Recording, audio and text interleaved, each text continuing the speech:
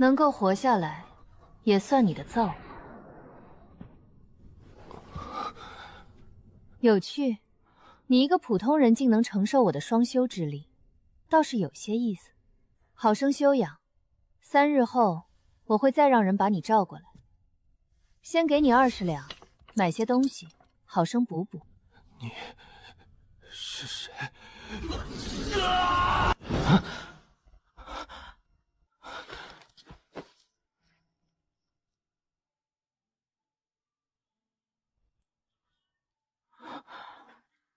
我穿越了。人事，我是一名特种兵，执行任务时中弹昏迷。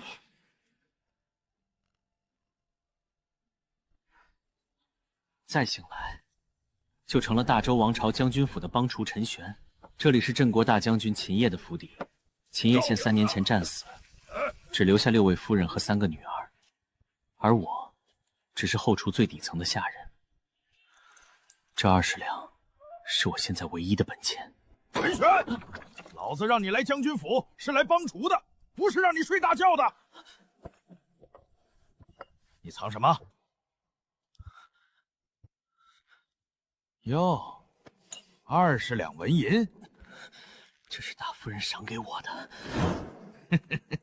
大夫人赏给你，你也配？你小子敢！把钱放下！有点本事，可惜你不是武者，给老子滚出去！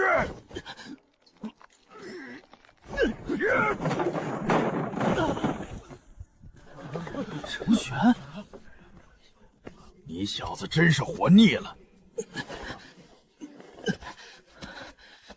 把银子还给我。好，好得很。你们几个把他拖出去，打死了喂野狗。赵总厨，好大的威风啊！见过二夫人。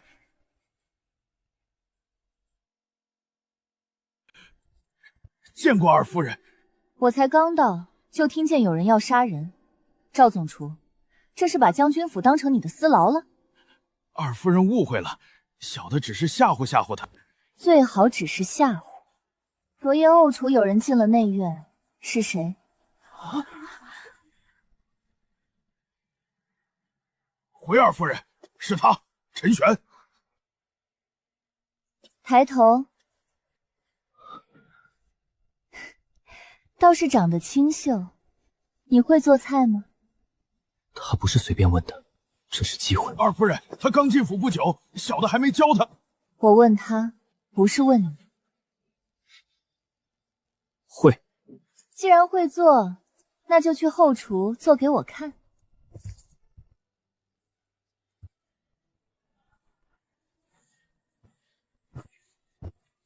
这个世界吃食粗糙，厨艺差，这是我的机会。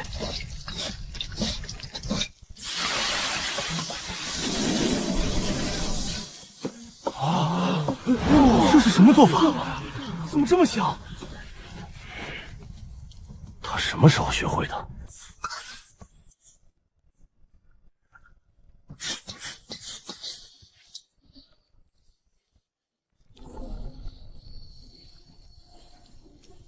这小子竟然藏得这么深。庄和，跟我走吧。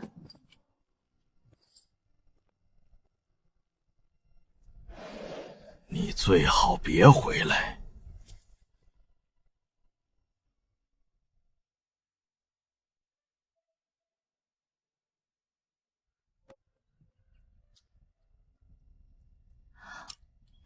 这菜竟然这般美味。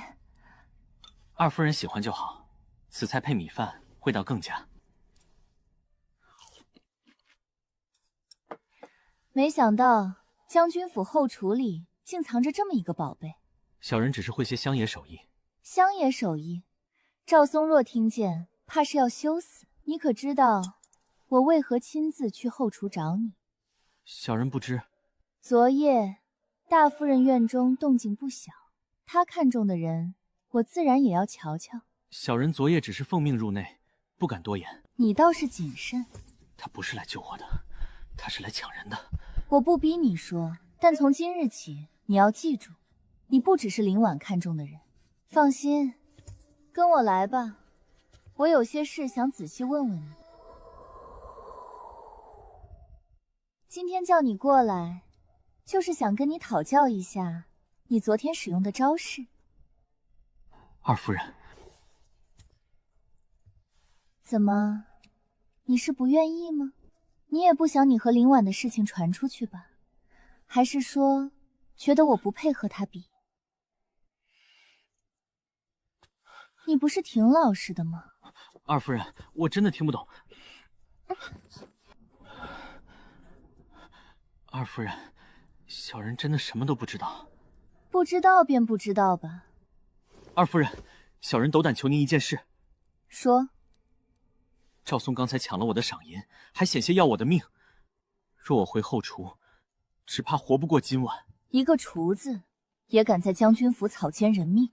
小红，夫人，你跟陈玄去后厨一趟，告诉赵松，自今日起，陈玄只负责我的饮食，其余杂事一概不管。赵松，银子该还了。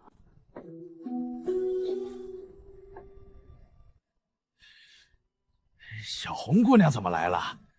夫人有令，自今日起，陈玄是二夫人的私人厨子，后厨杂业不许再使唤他。私人厨子，陈玄翻身了。早上抢走的赏金，该还了吧？什么赏金？赵总厨，夫人很欣赏陈玄，若你真抢了他的东西，最好现在还清。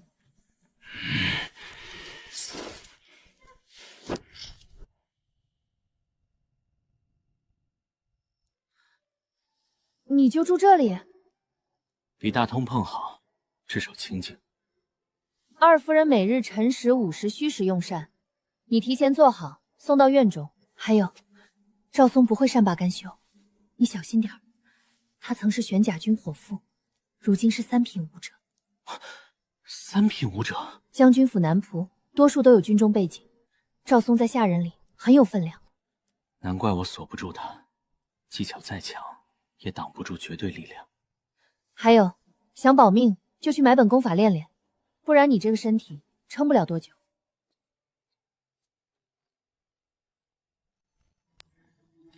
陈玄，昨天我们不是故意围你的，我们也是怕赵总厨过去了。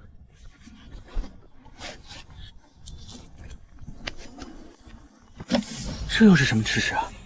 包子。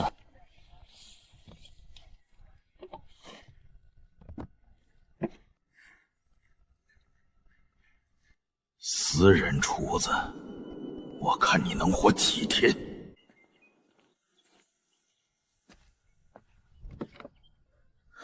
另一个是给我的。小红姐昨日帮我，自然少不了你。小红姐，功法在哪里买？大周上午，功法很多地方都有。你想走哪条路？哪条路？武道分体修、气修、极道。体修练体，气修引灵入体，极道则把某一类力量练到极致。你若怕身体撑不住，最好先走体修。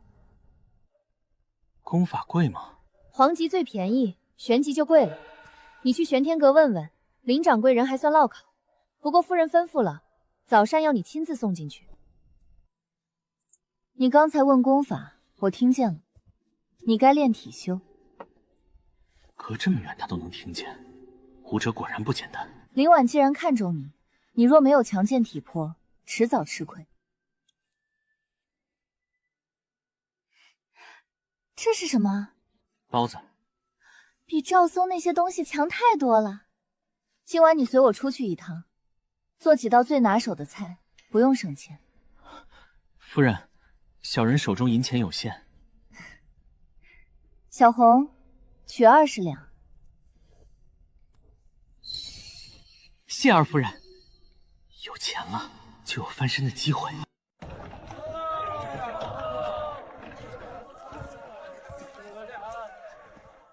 地摊货风险太大，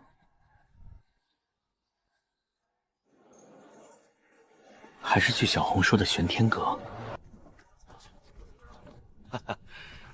小兄弟，要功法还是丹药？我要体修功法，最好见效快。想要见效快，只能配合用淬体液。那淬匪液多少钱？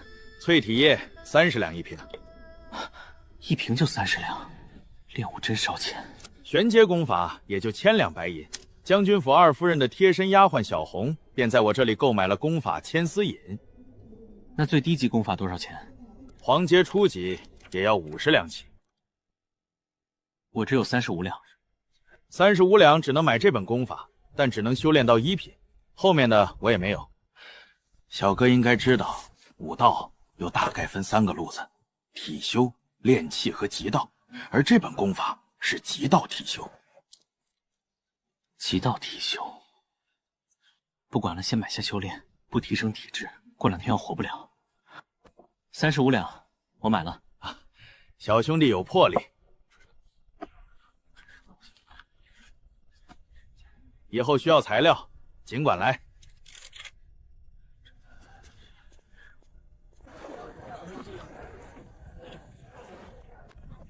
又卖出去1份。跟着他，查清楚他是谁，然后告诉五爷。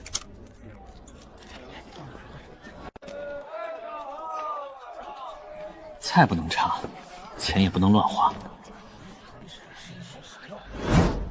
客官，都是新鲜菜。这些怎么卖？不准在他这里买！为什么？客官，您去别家吧。这里是青帮的地盘。别犯浑。哥。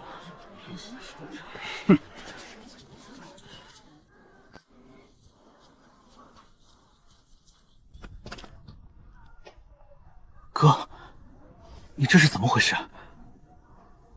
我在青帮做无面人，刚才那个是怎么回事？刚刚那个女的叫穆念，被青帮堂主王虎看上，她不愿嫁，青帮就逼她低头。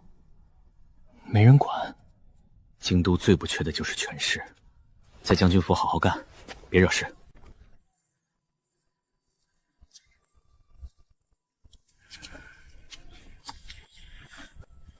现在不能乱来，先把路走稳。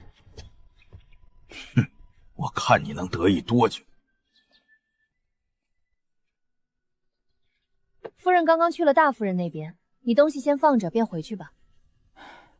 还好，真怕再他压榨我一次。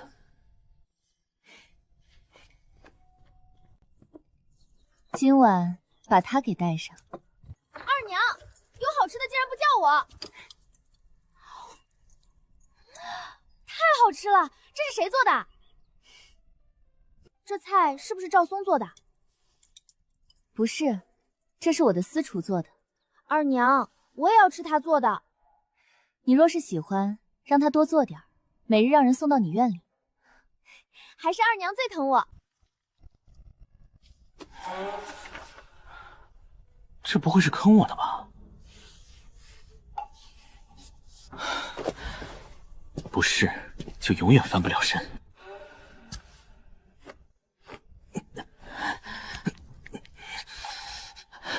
好痛！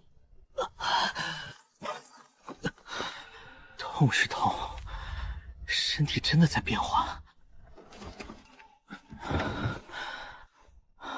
力量增加了。只要有资源，我就能变强。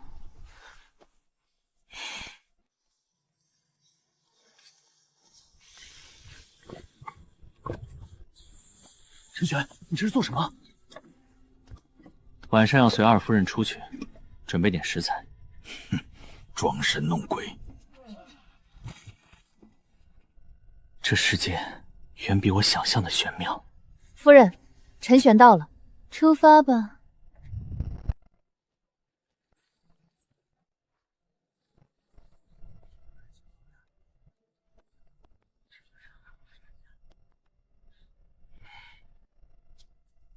你先在门外候着，待会儿有人来叫你。是。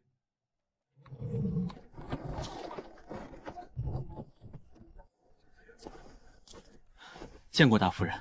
你为何在此？小人随二夫人而来，她会不会觉得我投靠了白浅浅？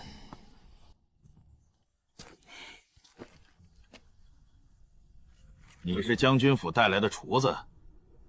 是。青州名厨，丞相府主厨钟显生。没听过。敢不敢赌一场？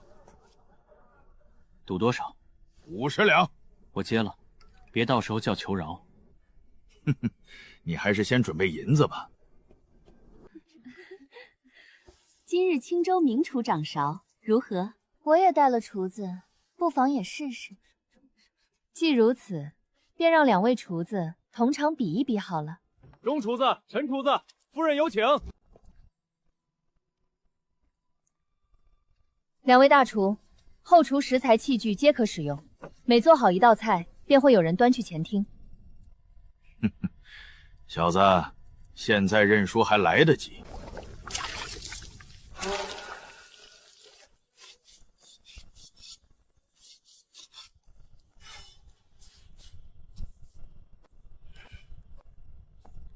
这是什么做法？我第一道菜好了。 陈厨子，您的呢？稍等一下，马上就好。你不会第一道菜还没开始吧？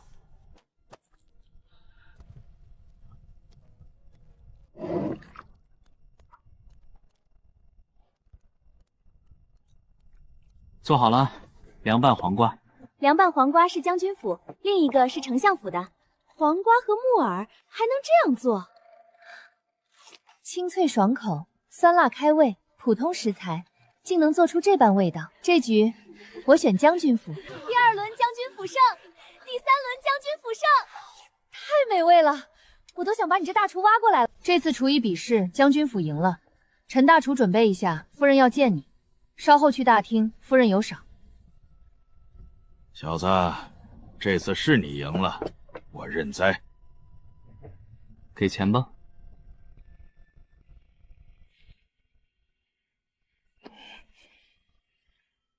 小兄弟，你这厨艺是跟谁学的？我自己研究的。你这菜谱有没有兴趣卖？价格你可以随便开。卖菜谱还不是时候，但倒可以听听价码。 不知道你打算开什么价格？1000两。1000两，一道菜的菜谱，自然不是你所有的。你想多了。哼，小子，这菜谱你是捏不住的。见过柳夫人，还有各位夫人们。抬起头来，好俊俏的小家伙。 今日的菜肴我十分满意，你想要什么奖励？陈玄，柳夫人的夫君乃本朝剑圣。想好了吗？我想要银子。真是个有趣的小家伙。虽然做的一手好菜，但是终究是个泥腿子出身，也就这点见识和格局了。 我刚才看婉君姐姐把泥腿子做的菜肴都吃完了呢，而您带来大厨做的菜放在那儿都凉喽。赏白银1000两，你可满意？满意，谢柳夫人。你很缺钱？是的，月前才1两银子，想让家人过好些，而我也想习武。给你10倍的月钱，可愿来刘府？启禀夫人，将军府对小人有知遇之恩，小人不想离开。 若夫人喜欢小人的菜，小人每日替夫人做上几道，夫人可派人来取。柳夫人若是喜欢，我让陈玄每日餐食备好。那可就这么说定了。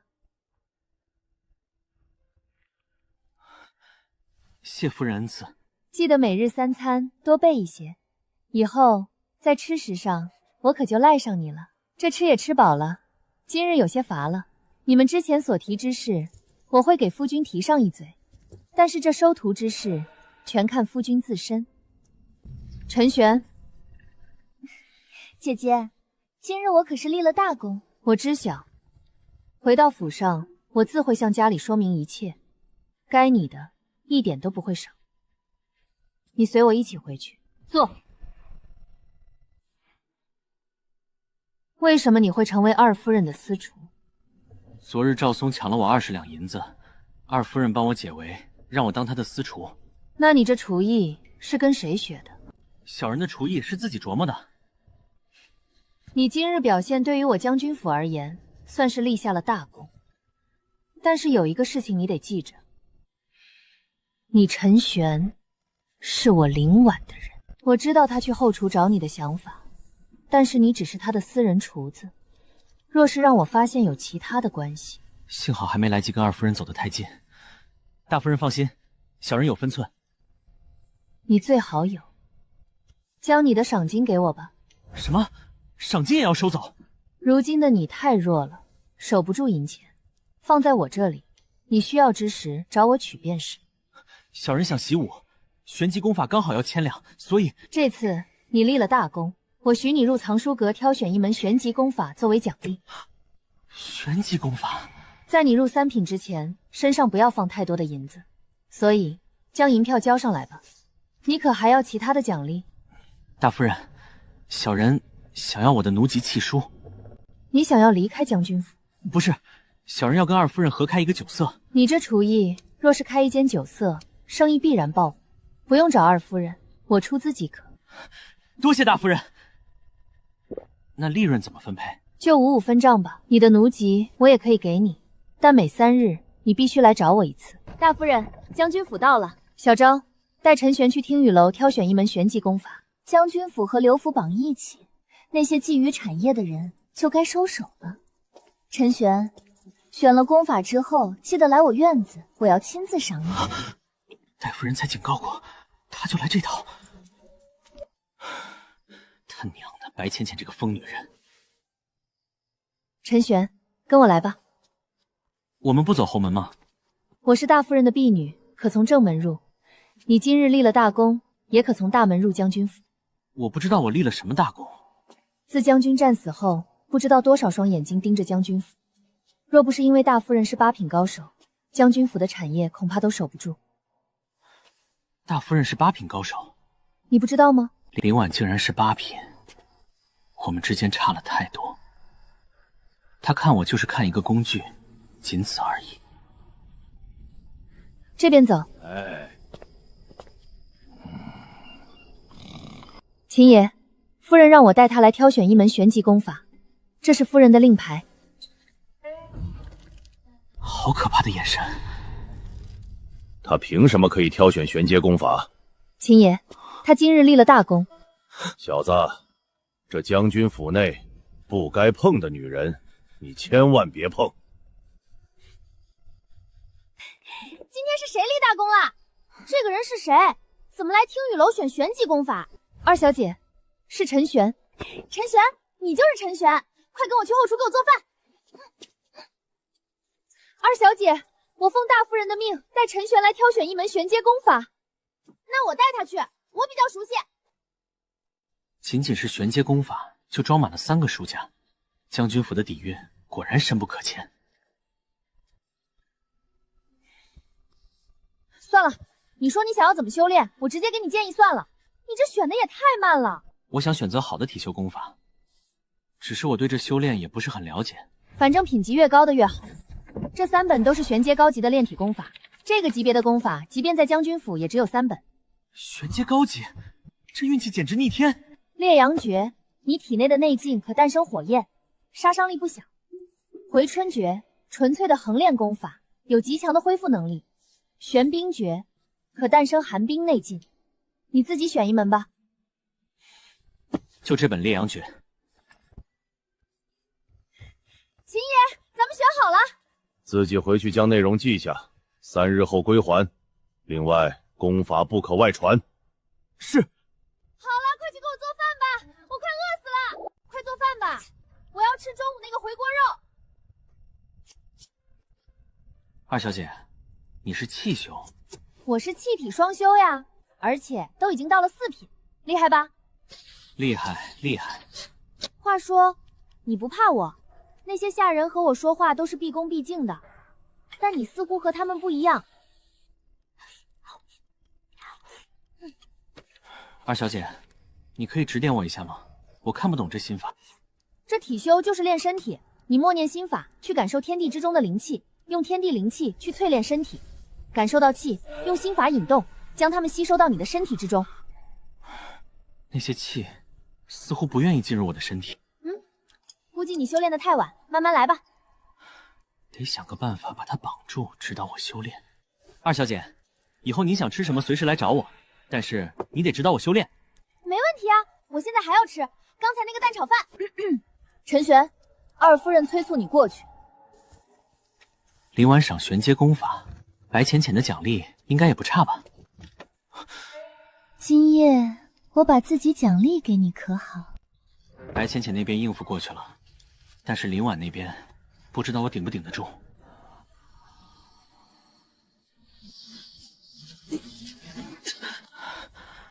还是不行。林掌柜说过，练了神龙九变就无法再练其他功法了，不会是这个原因吧？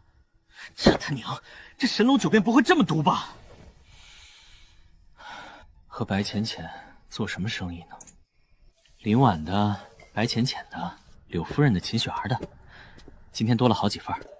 大夫人吩咐，今日议事你不用过去。去玄天阁问问这神龙九变什么情况。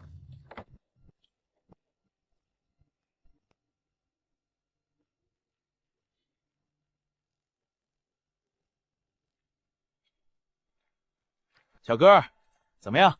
那神龙九变修炼提升如何？林掌柜，我修炼时发现灵气无法进入身体，是神龙九变的原因。你修炼过神龙九变吗？修炼了片刻，那就没办法了，已经无法修炼其他功法了。唉，这下好了，只能硬着头皮走神龙九变这条路了。罢了，神龙九变就神龙九变吧，多耗费一些时间和银钱就是了。酒楼哥哥来当主厨，先去无面人表演的地方找到他。是那天被青帮堂主盯上的那个穆念，他在哭。是你啊，小弟弟，那里没人敢买我的菜，你也少与我搭话吧，会给你招来麻烦的。等酒楼开了，或许能帮你。如果还能遇到的话。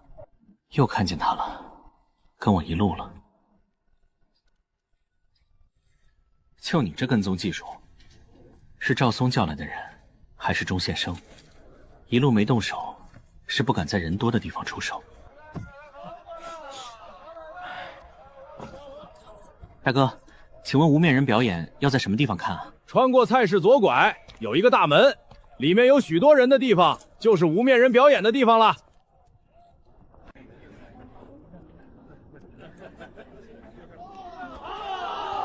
这无面人表演原来是这样，不知道哥哥在哪个位置。付了钱的尽管上来打，打痛快了有赏。那是陈岩。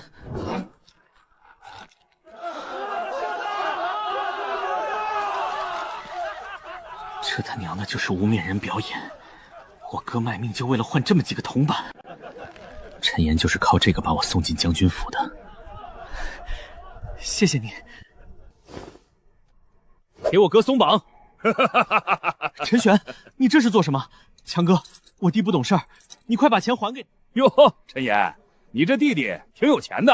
强哥，求你了，20两不是小数目，求你了，还给他。今日沙包被买断了，大家想要过瘾的，明日再来吧。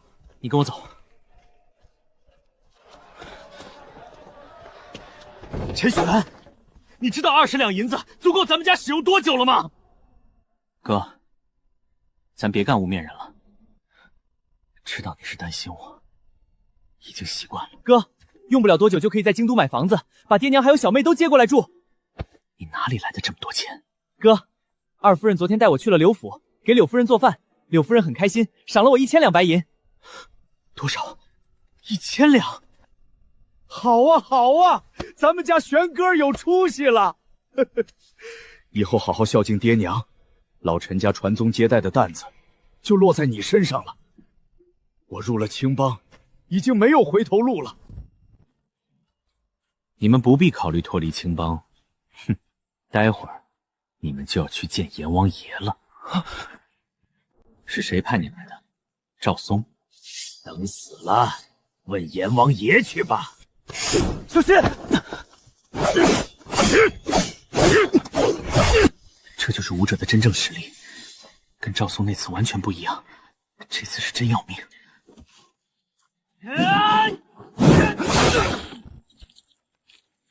这招以命换命，不是靠训练能练出来的，是杀人杀出来的本能。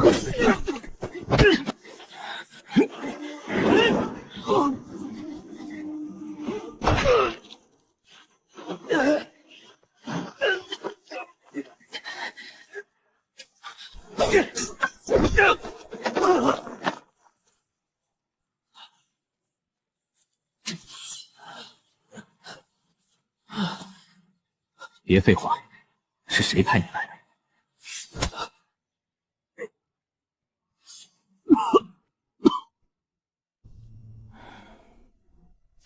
可惜，没能问出是谁对你动的手。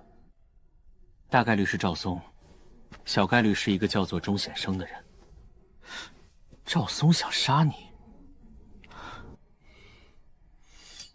哥，你放心吧，我现在是二夫人前的红人。又给将军府立了大功，赵松明面上是不敢动我的。倒是你，刚才说无法离开青帮，这是为何？曾经有个武状元借他哥哥出青帮，后来成了。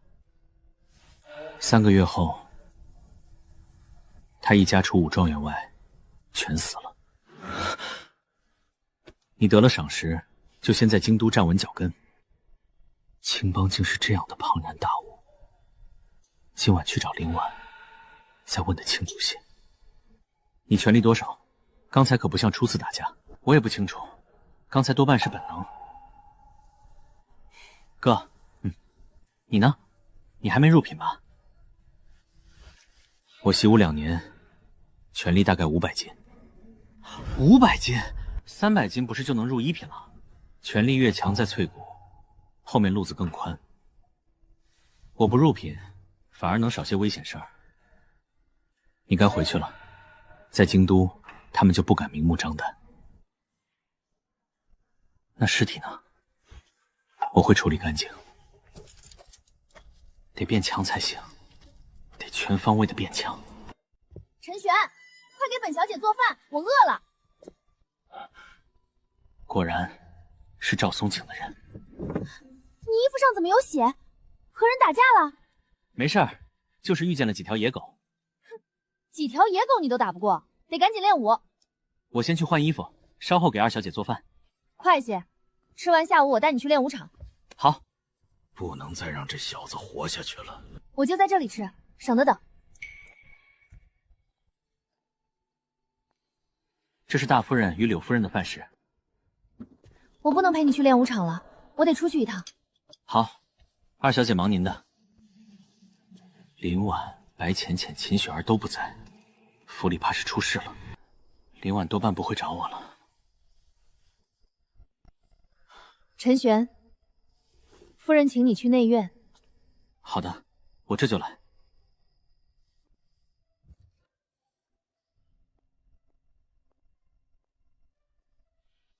大夫人在里面等你，你自己进去便好。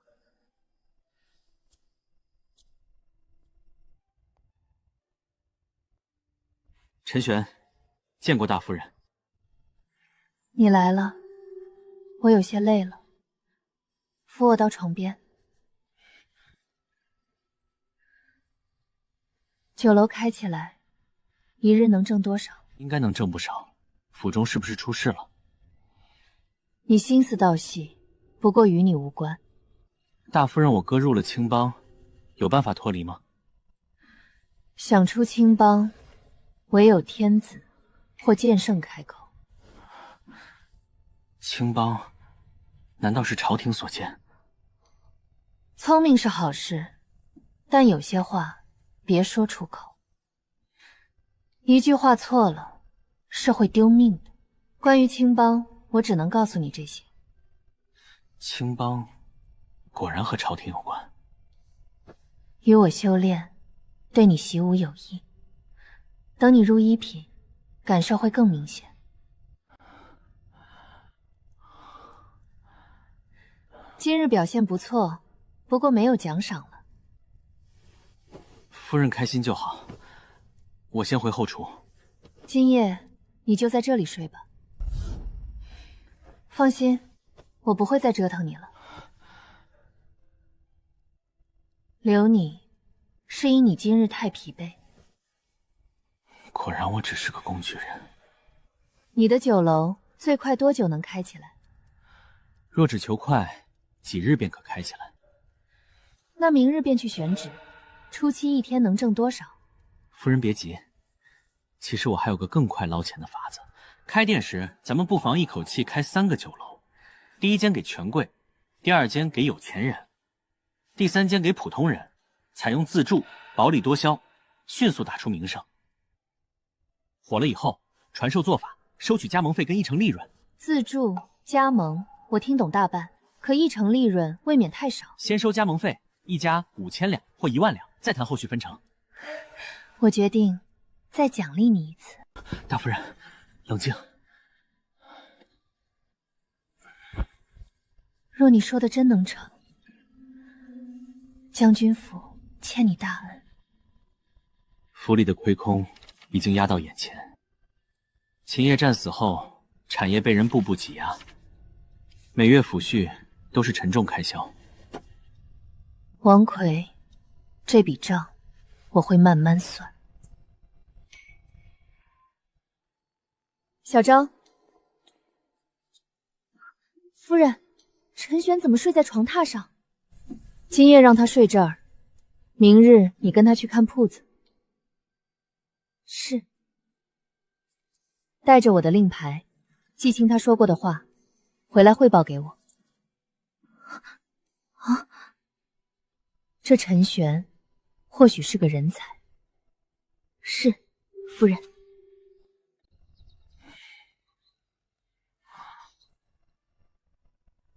若能日日睡这儿就好了。收心，先办正事。早些送早餐，回后厨等着。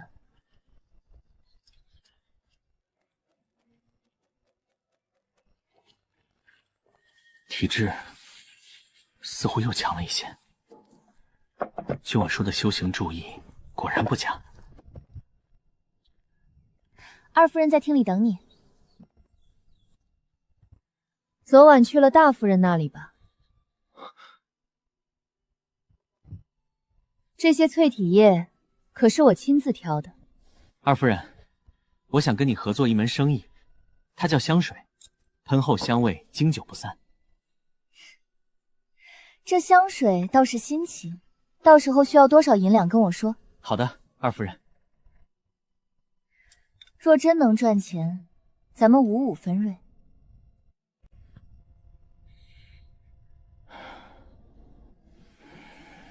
这次竟然这么顺，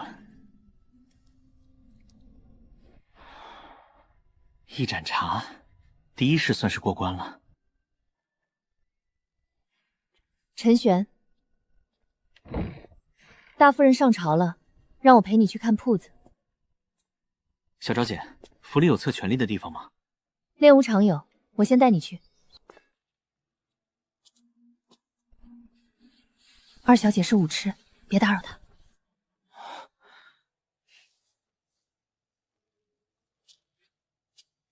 能举起多重，权力便是多少。倒是比我想的强些。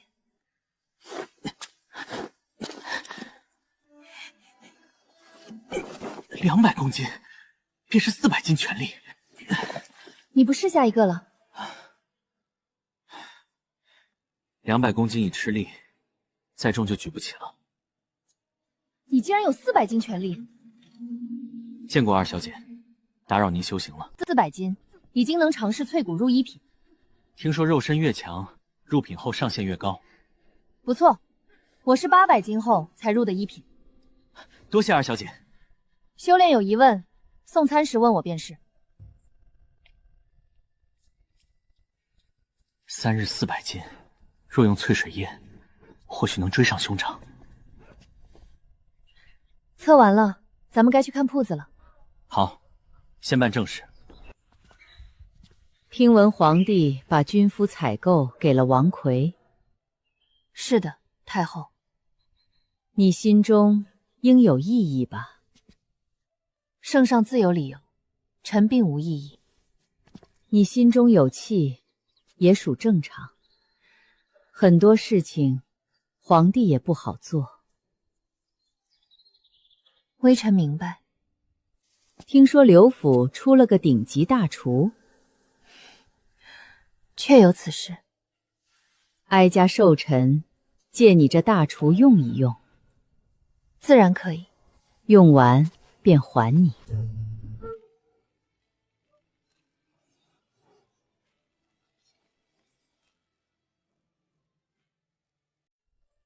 小昭，夫人，你去把陈玄叫来。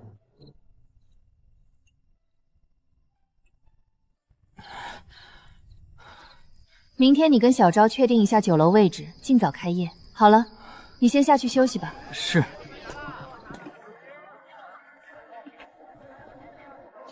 这栋楼的位置应该最好。这是腾阳楼，咱们谈不下来。楼主李腾是王奎的小舅子。这栋楼是什么情况？这里原本也是一个酒楼，几个月的时候撑不住倒闭了。那就暂定此地吧。这个恐怕得回去和大夫人商量一下。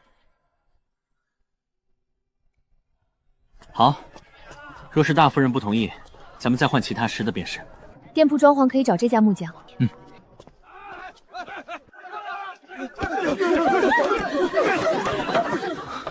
这到底是什么情况？穆老头的儿子去青帮赌钱，输光家底，青帮让他拿女儿来换。我没赌，昨夜被一个朋友邀请去喝酒，我喝了1口就昏迷了。等我醒过来的时候，就在青帮的赌场。住手！哟呵，小妞儿，你是想陪大爷？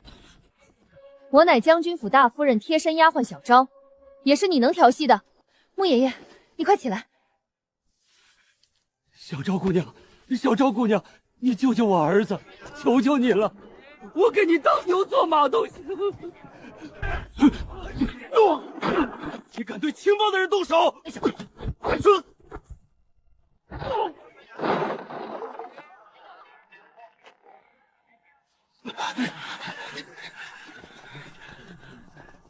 打得好！打得好！侠女，好样的！老爷子，你这是做什么？老爷子，我有个活儿，想要和你谈一谈。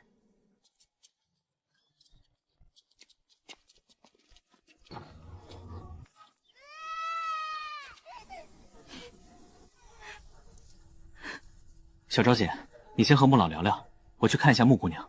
行。今日多谢小公子。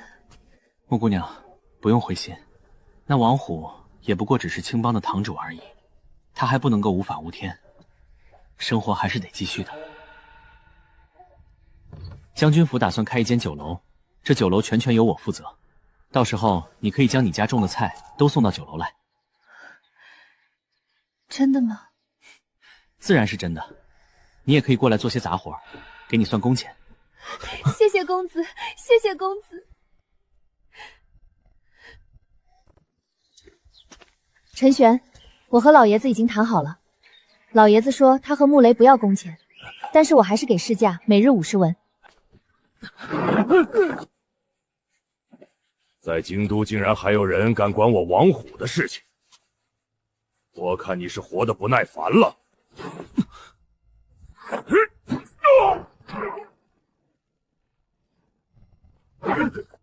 如果你再来这里，我会再去找你算账。赶紧给我滚！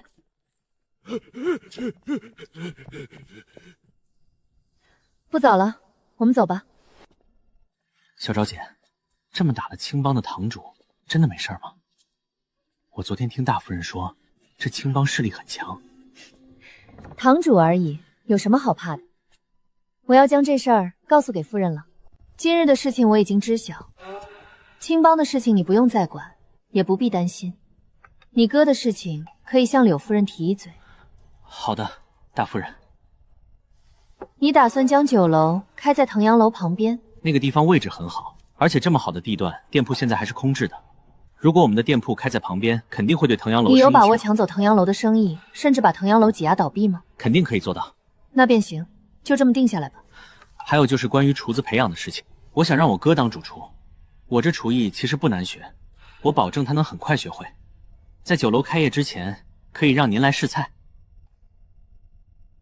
你这么说了，我信你。没问题。大厨，怎么是您亲自送过来？姐姐，可否通知柳夫人一声，我想要见她一面。大厨稍等片刻。陈大厨，夫人有请。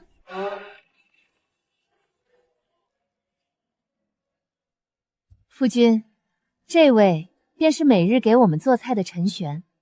小人陈玄，见过剑圣大人。不必如此拘谨，你专程寻我，可是有事情要求我？小人有一兄长，现在是青帮的一个无面人，所以小人斗胆前来，想要替兄长寻一个自由身。夫君，这个事情得问这个老家伙。你旁边坐着的这个老家伙，便是青帮的帮主木禅。不知道剑圣意下如何？你答应的话，我欠你一个人情。不过我也有一个要求。什么要求？以后你每日送来的菜肴分量得翻1倍。没问题，小人一定办到。剑圣说了，小老儿自然会执行。此乃青木令，可全权代表我。携带此令牌找到你的哥哥，然后去他所属的堂除名便可。多谢木帮主。对了，晚餐可得多加2个菜。没问题，晚辈先行告退。夫君，他不行吗？根骨不好，年纪这么大还没有入1品，我没办法收他为徒。根骨差，多教多变就好了吗？我柳木的弟子若是个废物，我丢不起这个人。把他收为记名弟子不就行了？记名弟子也不可。罢了，他怕是没有这个命了。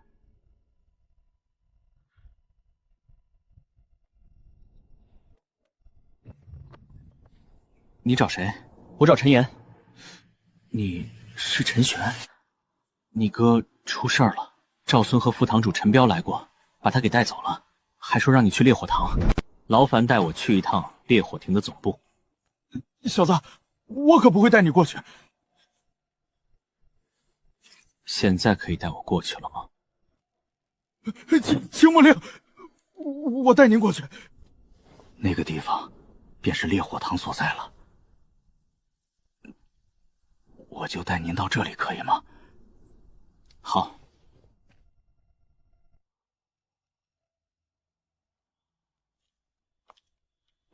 来人旨，见过上使。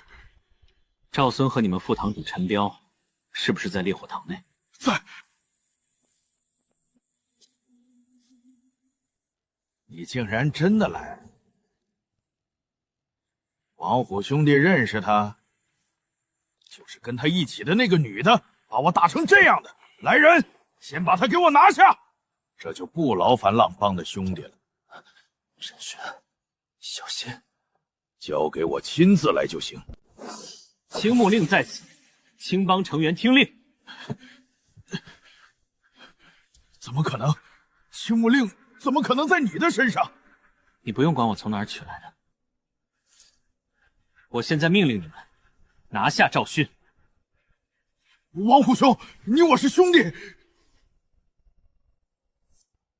拿下赵勋！小子，我要你的命！这青木令绝对是假的。只要是青帮之人，便可一眼分辨出青木令真假。陈玄，你想做什么？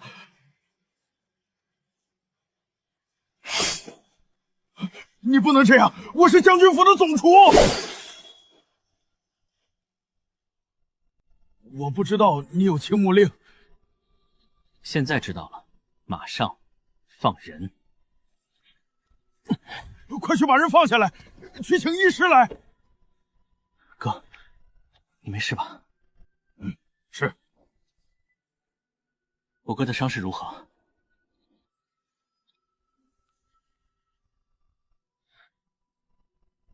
都是一些外伤，无妨。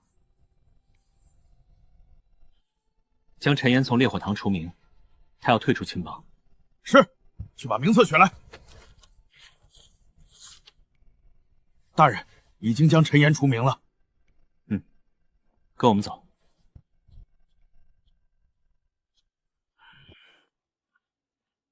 堂主，你没事吧？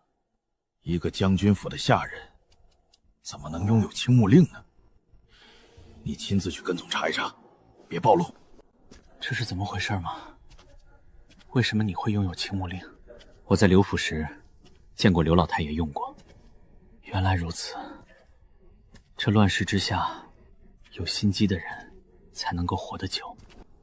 哥，你在这里稍等片刻，我去就回。好。家主说了，陈大厨若是回来，可直接进去。多谢大哥。陈大厨客气了。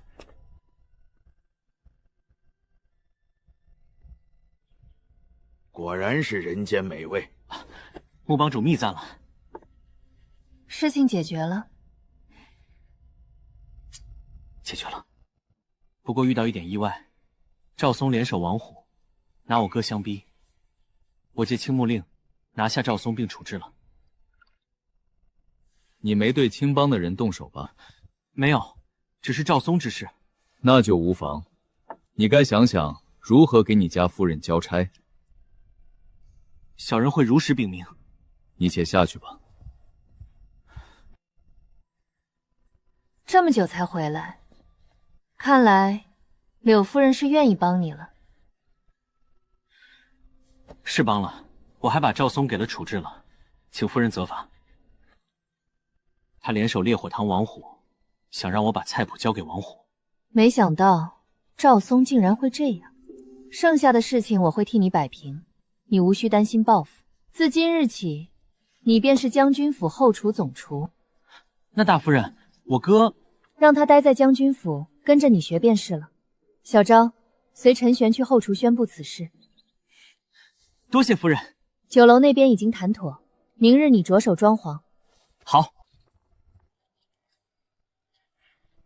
手下的活儿都停一停，过来集合。奉大夫人之令，陈玄为后厨总厨。啊，陈玄成总厨了？你倒说两句话呀。未来各位的工钱该是多少便是多少，我绝不多拿一文。对了，赵松有个小院子，如今便属于你了。好，哥，你在干嘛？将军府总厨啊，你出息了！咱们未来的日子会越来越好的。我这里有一门玄阶高级的，我教给你怎么样？这功法今天你得全部记住，明天我就得还回去了。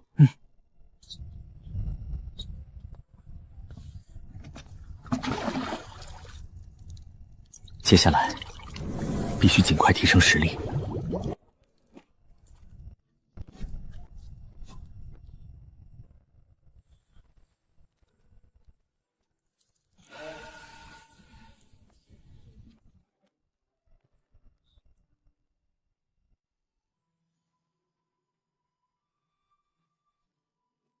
二小姐，这是给你的。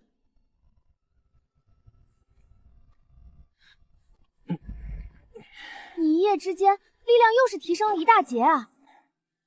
600斤，你还不尝试去淬骨吗？我还是想要把底子打厚一点。有志气。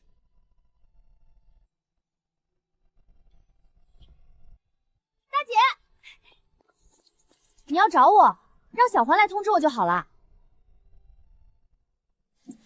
你一个未出阁的姑娘，怎么和男子如此亲近？我看谁敢乱说！今晚谢家公子要登门来访，让新总厨备些菜肴。陈玄，见过大小姐。你就是陈玄，新来的厨子。晚上做一些拿手好菜。那谢家公子是大姐的心上人。大伯，我错了。这什么都还没说，你就跪下来了。这氛围，我感觉不对劲儿。瞧瞧你干的什么事儿！我不知道啊，大伯。今日林婉在朝堂之上借机弹劾我，大做文章。大伯，我错了，我也是想替您分忧啊。将军府出了个厨艺高超的人，还要在腾阳楼边上开设新的酒楼。我也是想要把他们的菜谱抢过来。万不可让他们在腾阳楼边上开设酒楼。厨艺真有这么好？恐怕比你预想之中的还要好上几分。若是在腾阳楼边上开了酒楼，腾阳楼恐怕就会……我做哪些事，就是要拿到菜谱给您解忧。那强抢民女的事情呢？这我气的是你事情做得不干净，留人把柄。将军府的酒楼万不可开起来。我明白了。怎么了？我感觉会出问题。你是说，他们可能会偷偷耍手段？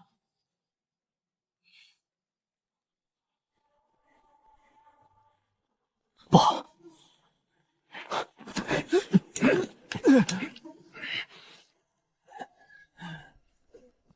差不多行了，也真打出事。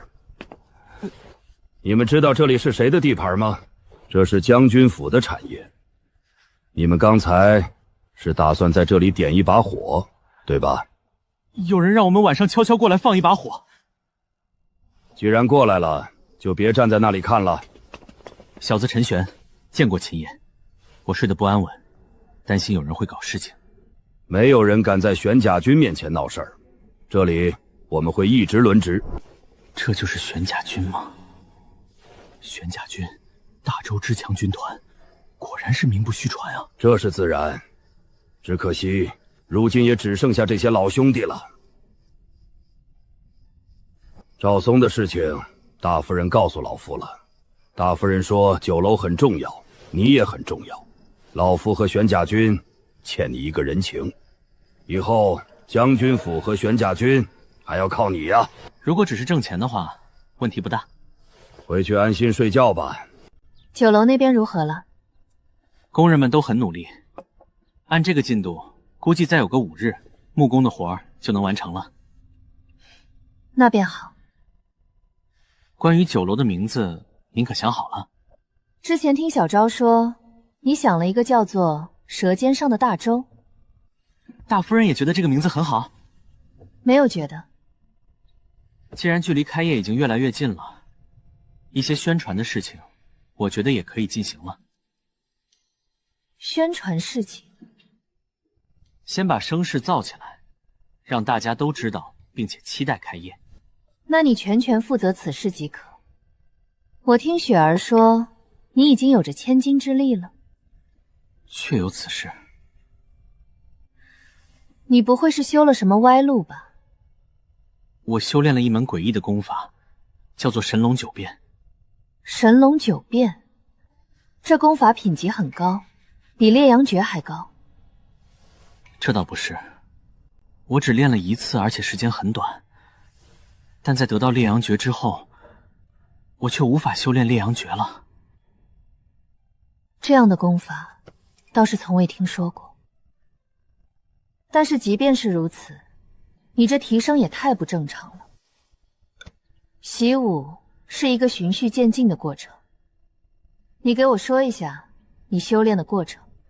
那天开始练的时候全身痛，但是后面一天吸收2瓶淬水液。怪不得你竟然能够一天吸收2瓶淬力液，这功法确实有些玄妙。这条路我们称之为五夫。五夫？是的，五夫。五夫又称之为完美武道。这条路初期需要洗涤自己的身体，这五夫之路非常难走。你用的是极品淬流液，价值50两1瓶，这也是没有人走五夫道路的原因。就没有好处吗？当然有好处。五夫之强，同阶无敌，你都有机会越级作战。但是这功法残缺，就只能修炼到1品。或许柳麦那里有这样的功法。好吧，到时候就只有去争取一下了。大夫人，我不是还有点钱在你那儿吗？淬体液我给你买回来便是，晚上给你。那就麻烦大夫人了。好了，你下去忙你的事情吧，我也该去上早朝了。酒肆的名字您最好尽快确认下来，我得去定做牌匾。我知道了。怎么就叫醉仙阁呢？远不如我起的舌尖上的大粥好听。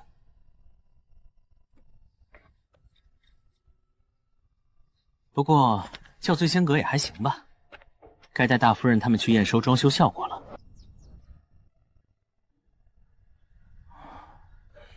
这几日过得真快，今天应该装修应该完成了，可以准备开业事宜。见过大夫人、大小姐、二小姐，还有……这是四夫人。见过四夫人。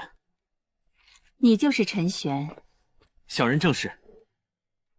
倒是长得清秀可餐，你做菜很不错，这段时间人家都吃胖了几分。先去酒楼吧。这四夫人有点不对劲。柳夫人，您今日怎么来了？我得提前过来预定一个位置。肯定给您预留了的，良先强局。柳夫人请。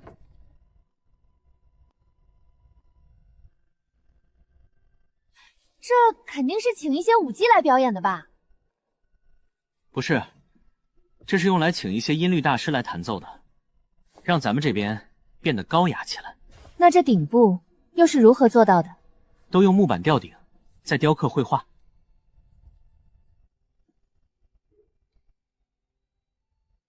这面墙壁又是什么？这个嘛，是许愿墙。这有用吗？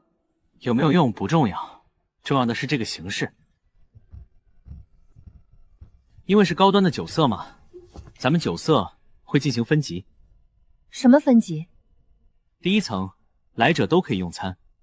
想要上第二层的话，便需要会员才可以了。会员？什么是会员？就是可以在本店先存入一定份额的银两，存入100两纹银，便是白银会员，可上2层楼，以此类推，到最高会员为止。那如果钱没花完怎么办？没花完都有单独的账本，每一笔消费都会一一记录。会员等级越高，折扣就会越高。大家会根据自己实力定位等级。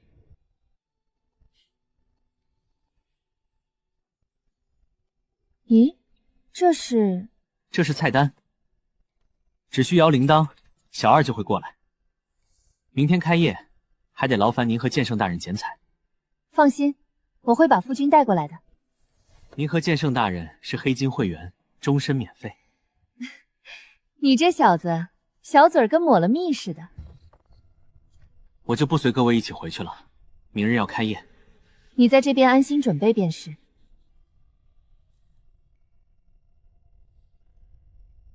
为什么将军府的酒楼还好好的待在那里？那酒楼有着玄甲军守着，我实在是……你就没脑子吗？解决不了玄甲军，就解决酒楼最关键的人。最关键的人是林婉吗？可他8品啊！蠢货！最关键的人是陈玄。可是那陈玄手里拿着青木令啊！是借的，青木令已经还回去了。他家里还有父母和一个妹妹。我马上去处理了他们。你脑子是猪脑子吗？是叫你绑了他父母和小妹，让醉仙阁停业。我明白了，我马上就去办。姐夫，要不我亲自找人去做吧。王虎这蠢货，我担心他办不好。有些事情，你我都不能走到明面上去。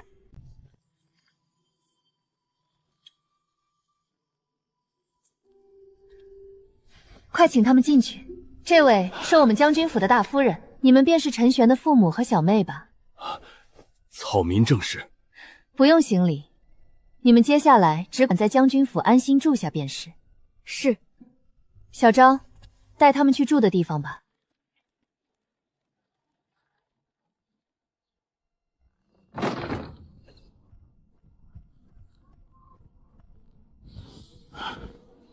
怎么会没人？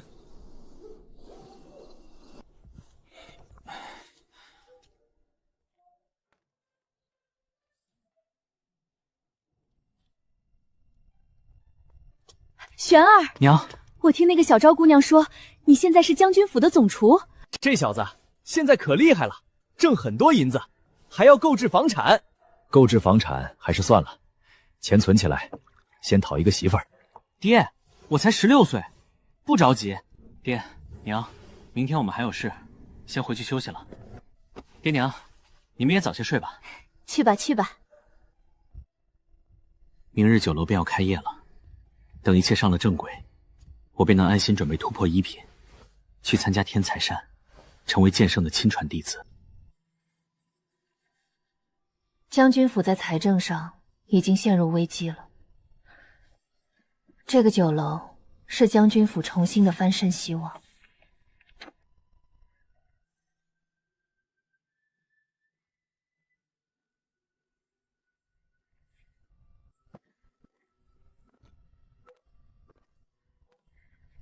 陈玄，你觉得咱们定价会不会太高了？大夫人，放心吧，咱们这醉仙阁是做高端的。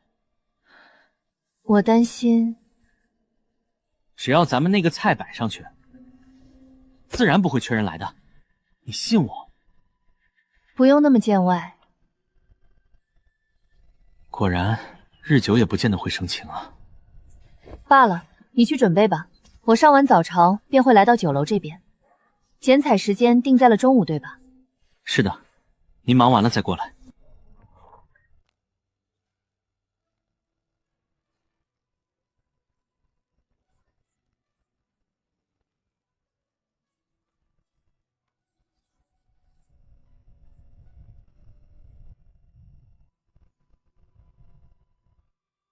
没想到你居然也来凑热闹，这大厨都是味道一绝，我自然是要来尝试尝试。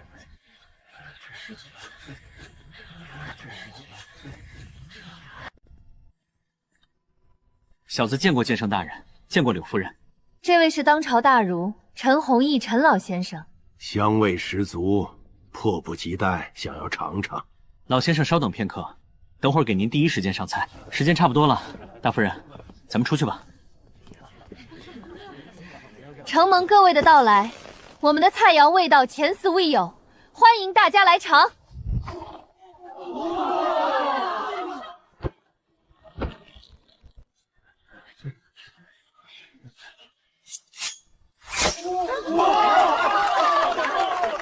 我宣布，醉仙阁正式开业。各位，咱们醉仙阁一共有6层，大家可以进入第1层用膳。第1层是大堂，而从第2层开始，则是包间。想要上第2层，需要成为本店的会员。若想成为会员，就需在本店储存银两，存100两成为白银会员，可入2层用膳；存500两成为黄金会员，可入3层，以此类推。疯了吧？吃个饭还得存几百两，才能进第2层和第3层。上面不是说了吗？成为会员之后可享受折扣。这些卤味是免费品尝的。我的乖乖，怎会如此美味？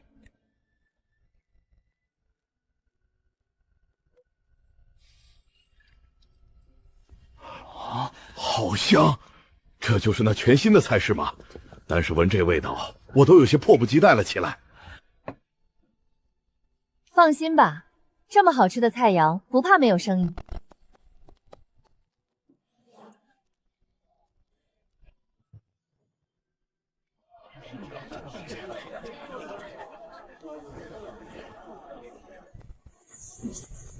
没人要继续点菜了吧？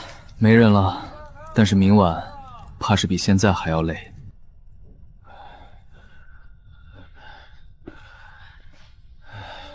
辛苦各位了，今日我做主，每人赏银5两。谢总厨。大家休息吧，我去一趟前园。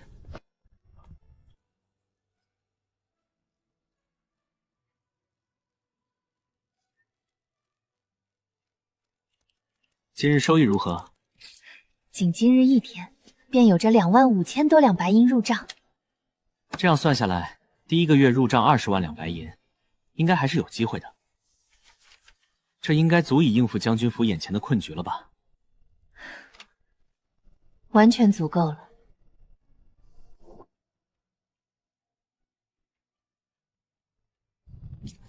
你随我一同坐车回去吧。是。姐夫，王虎呢？他跑了。跑了？你觉得他们今日收益如何？估计入账1万两以上，日进1万两白银。当下只能除掉陈玄，才能让将军府乱起来。姐夫，这个事情交给我来做吧，我保准让您满意。切记，不可留下任何把柄。将军府声望还在。是。你去吃了，觉得如何？甚是美味，醉仙狗可保将军府日进斗金。我谋划3年，就这样让林婉翻身了。想要以钱财逼迫林婉交出海泰令，怕是困难了。有话直说便是。那什么，大夫人，是关于我修炼的事情。如今我修那神龙9变已到了第9浮屠，但我肉身力量不知道来到了多少。问题是到了第9图之后，淬乳液也无法吸收了，而每日苦修提升的速度有限。我想要参加1个月之后剑圣招募亲传弟子的比试，但是前提是得入1品，所以你直说便是。就是每一次和您双修后，修炼的效果显著，所以我想，可不可以增加一下双修的次数？原来是此事，也是年轻。那在你突破之前，每晚都来吧。等你突破之后，再恢复3日一次。谢谢大夫人。你这段时间也尽量小心一些，我把小招留给你用。若是你有事情要单独外出，切记带上小招。您是担心有人对我不利？这京都盯着将军府的人很多，看起来明面上出手的人只有王奎，但是其他的人也恨不得将军府死。如今你算关键人物，大家都盯着你呢。你怎么了？我的身体似乎到了某个临界点，浑身发热。你去修炼一下你的功法。肉体极限，内劲自显。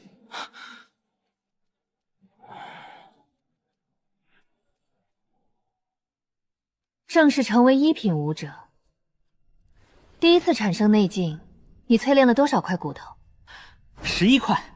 第一次就淬炼了11块吗？这武夫倒是有几分意思。一般而言，淬炼11块骨骼都可以尝试去训练刚劲，入3品武者了。你第一次竟然便淬炼了如此之多。大夫人，这内经怎么是藏于骨骼之间的？不应该是存于丹田之中？当你入了3品，内经转化为刚劲，便会回流入丹田。来吧，向我攻击。你刚入1品，我看看你的能力几何。这不太好吧？万一伤了你。伤了我？若是你能伤了我，我嫁给你都可。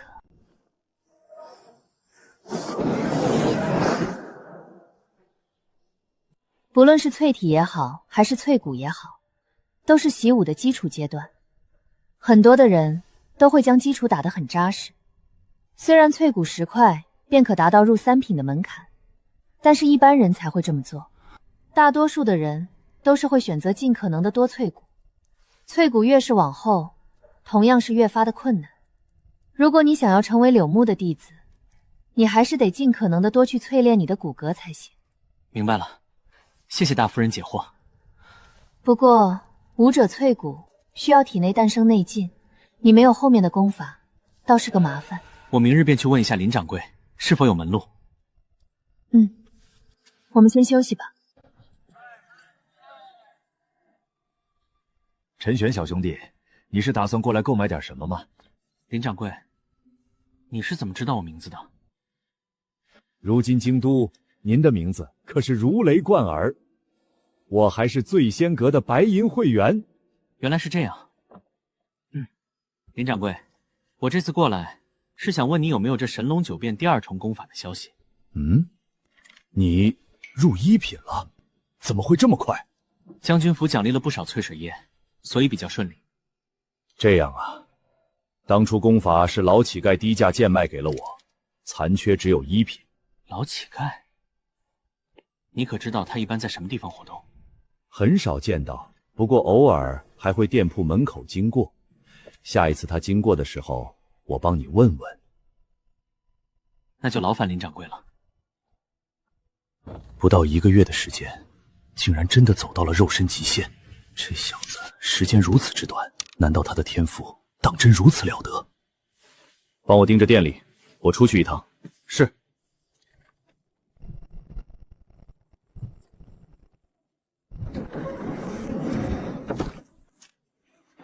主子，神龙九变，有人在1个月修炼入1品了。引他来与我一见，待我观其根骨，再做打算。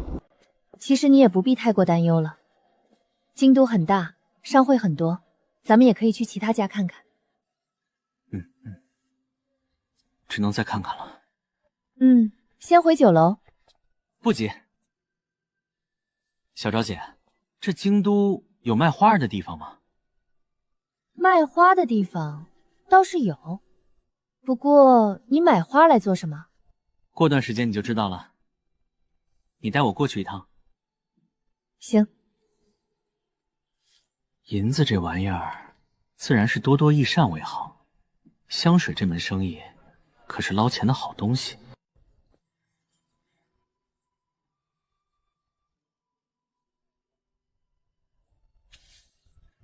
此花叫什么名字？此花名叫素奇花。什么价格？1文钱3朵。这样吧，这个花有多少要多少。有多少要多少？您确定？你要这么多花来做什么？到时候你就知道了。你先给我送50两银子的素青花过来。50两银子？无妨，你每日送1次便可。请问送到什么地方？将军府后厨厨。你打算把将军府都种满这个花？这个花也是一门生意。等我把东西做出来，你就知道了。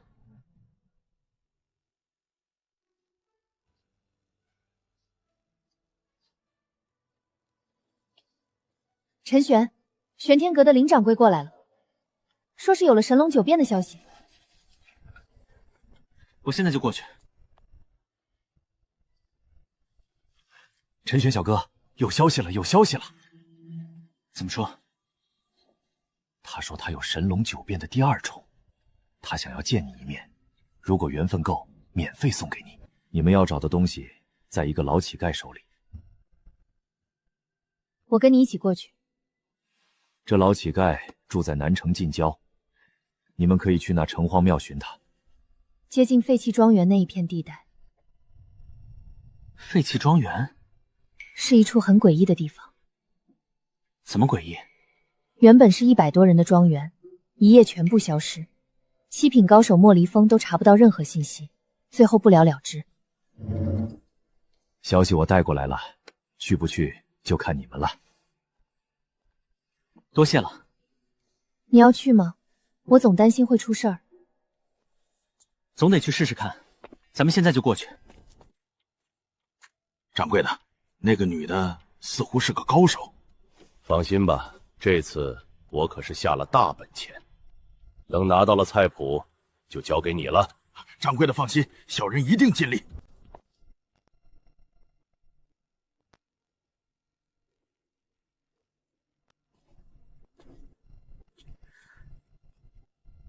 请问有人在吗？是还没回来，还是人已经？小心！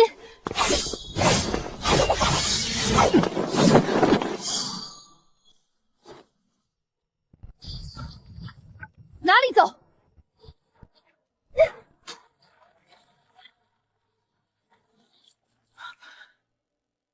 果然，调虎离山吗？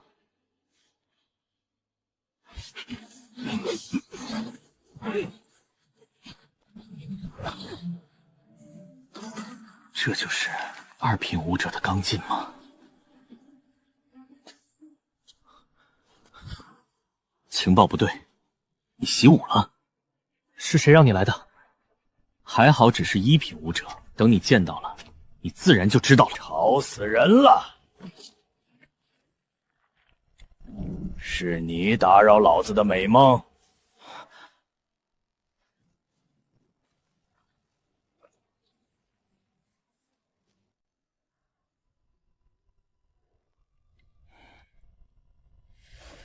是林中让你过来找我的。林中，林掌柜。是的，前辈，玄天阁的林掌柜让我们来寻你的。倒是有趣。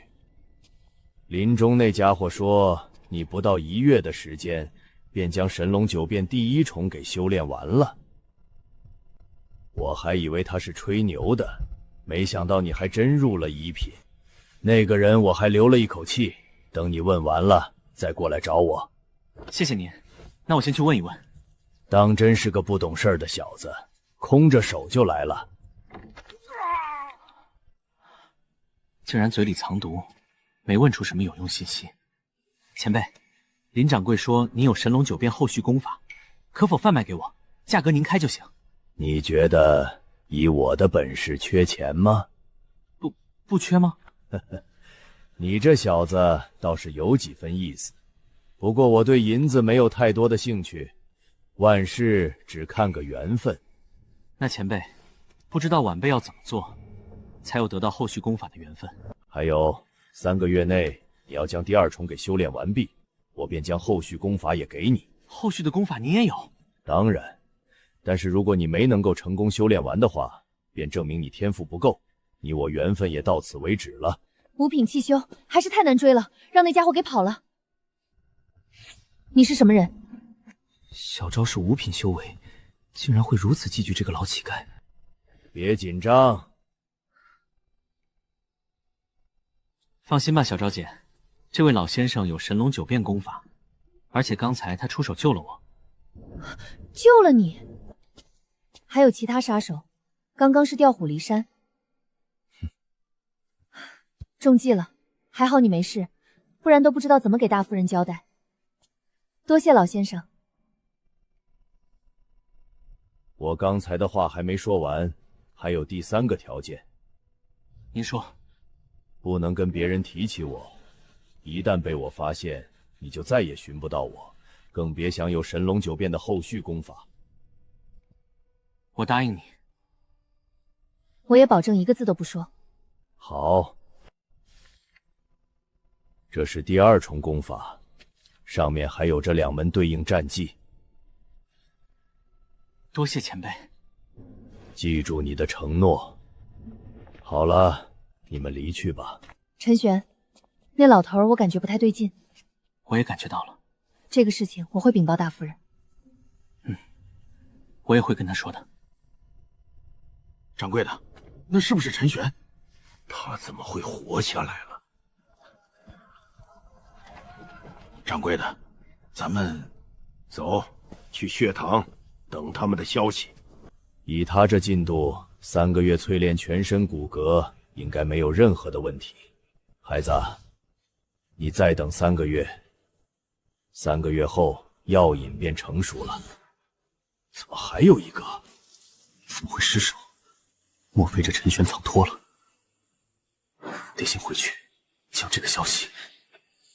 你呀，为什么动我的药引呢？陈玄，大夫人让你回府上去做几个菜。是有什么事情吗？谢家的人要来将军府上。谢家，大小姐那未婚夫。今晚之后可能就不是了。谢家想要退婚。退婚？之前不都还好好的？现在不行了。谢家已经登门谈了好几次了，但这一次出了意外，似乎和皇家有着一定的关系。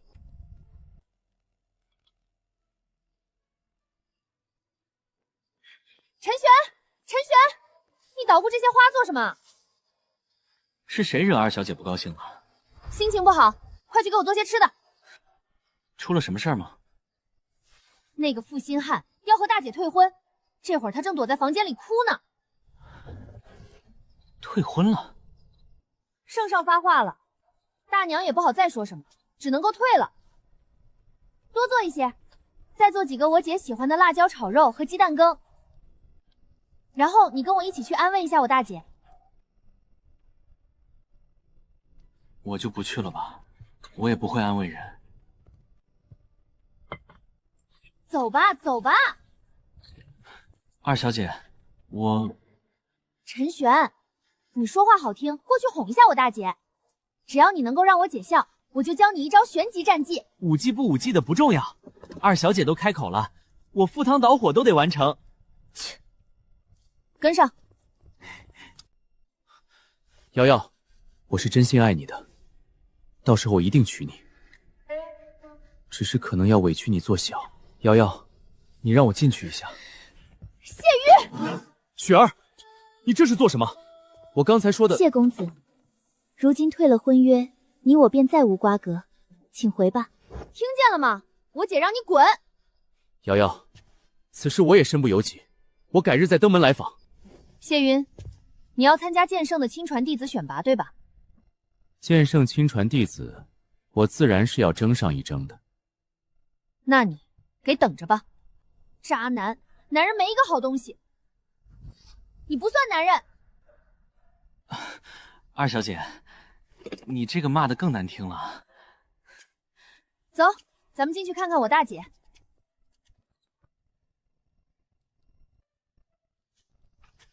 大小姐这院子，我姐姐体寒多病，她院子里常年都有着火炉，所以这里自然是要热上一些的。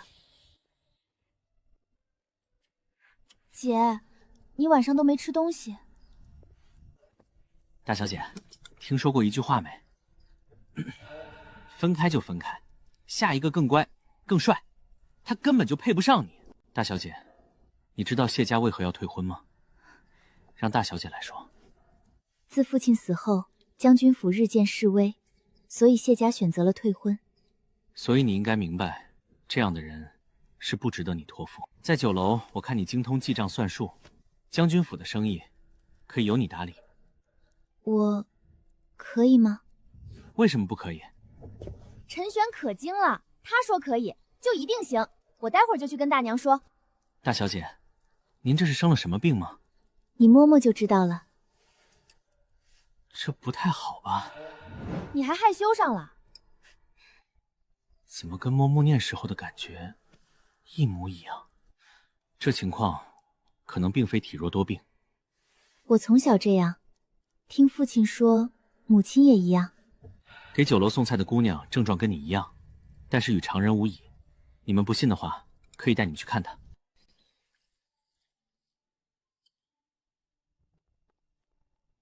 陈玄，大夫人请你过去。是大小姐的事情吗？是的，大夫人还让你洗漱一番了再过去。听雪儿说，给我们酒楼送菜的那名女子，身体情况和瑶儿的一样。是的，她的体质和大小姐体质一般无二。所以，你触摸过那名女子，也触摸过瑶瑶。大夫人，那名女子是我无意触碰到的。至于大小姐，问及病情，才让我触摸的。哦，这样啊。听小昭说，你找人订了50两银子的素青花，你说可以用这些素青花赚到几万两。大夫人明鉴，并非如此。这门生意我是要和二夫人合作的。这生意还是继续和我合作？可以是可以，只是二夫人那边我担心。她那边我去说，你过来。陈玄，你觉得雪儿和瑶瑶如何？二小姐冰雪聪明，大小姐温婉美丽。我让你娶她们一人为妻，如何？大夫人，小人绝无此意。我是正经在和你说此事儿。我与将军府荣辱与共，如果要娶，小人希望那个人是你。你想让我改嫁于你？我知道不可能，但是我希望是你。可知你我差距，地位实力悬殊。虽然地位悬殊，但架不住大夫人年轻貌美。若是你能登临8品武者，整个将军府都是你的。可我只希望和您长相厮往。男人的嘴骗人的鬼，那一切都太遥远了，先享受现在吧。对了，皇太后的生辰要到了，她要大宴群臣，由你去给她做生辰宴，到时候随我入宫。陈玄，你可考虑过走仕途？赃官吗？若你在官场上也有一定的建树，对我们将军府也有一定帮助，这一次皇太后的生辰宴便是你的机会。这几日你好生考虑一下，这官场比你想象之中要复杂得多。我今日会安排人去给你购买极品紫灵液。多谢夫人。你先下去做早餐吧。陈公子。穆念，清点完了之后，你跟着我去一趟将军府。好。你都不问我是什么事儿吗？我相信陈公子。我发现你的身体似乎要比常人更加冰凉一些。如果你不愿意提及的话，当我没问便可。陈公子，我信你，我可以告诉你。好。其实我并非大周的人。啊？我也不知道我是哪儿的人。我娘带着我来到了京都，投靠了爹爹。关于我10岁之前的记忆，我已经完全记不见了。原来如此，放心，我不会说出去的。只是我们将军府的大小姐和你一样，她自幼也是如此。和我的体征一样？对。不是说好在练武场碰面吗？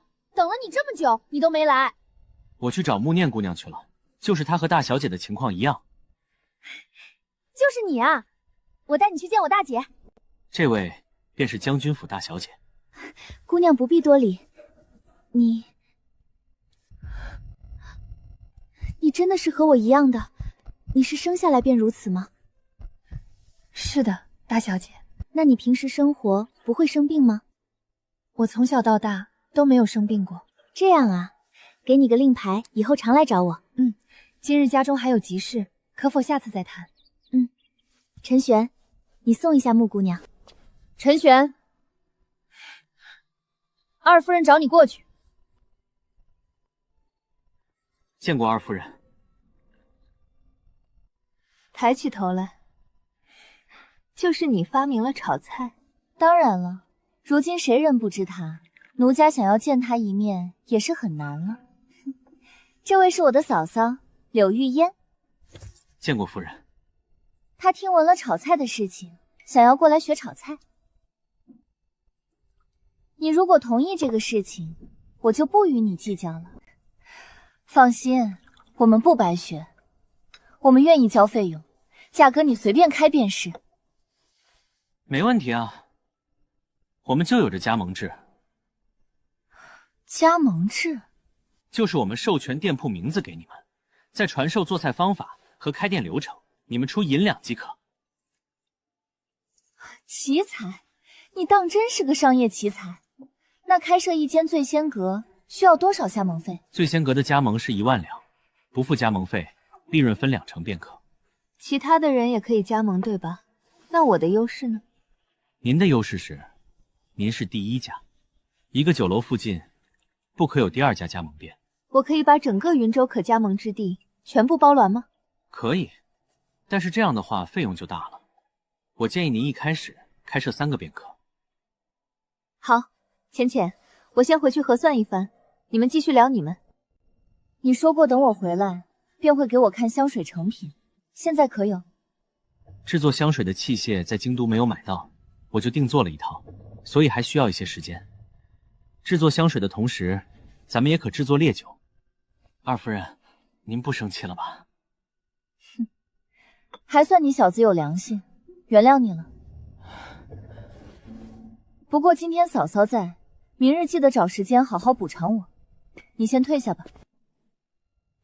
让白浅浅负责香水经营，是你给他的主意？是的，他比较适合。那除开香水之外，你还有其他的生意？有的，不过得一步一步的来，摊子铺太大了也不好。那你可知道，为何将军府如今的处境这么困难？兔死狗烹。不只是如此，你听说过海爱令吗？海爱令没有听过。玄甲军，你总归是听说过的吧？玄甲军是大周的底牌，而海牙令权限极重，能调度30万玄甲军，这海牙令便在我的手上。所以将军府的存在是一个巨大的威胁，他们明里暗里的打压，其实都是为了海牙令。当年将军战死，紧接着先帝驾崩，一切都来得突然。如今的朝堂，小皇帝不过傀儡，后宫掌权，左右丞相把持朝政，海牙令交出去，或许大周都将走向灭亡。大夫人，这海盐令您守得住吗？是啊，这3年，朝堂上下都在逼迫我交出来。大夫人，您还是别和我说这些了。我没办法与旁人说，这段时间你的出现改变了我将军府的困局，想要杀你的绝不止王奎一家。如果能够成为剑圣亲传，或许能保你一命。当我乱说吧，休息吧。唉，本来想着好好捞钱，然后习武便可，现在想活下去，都得他喵的在夹缝之中求生存啊！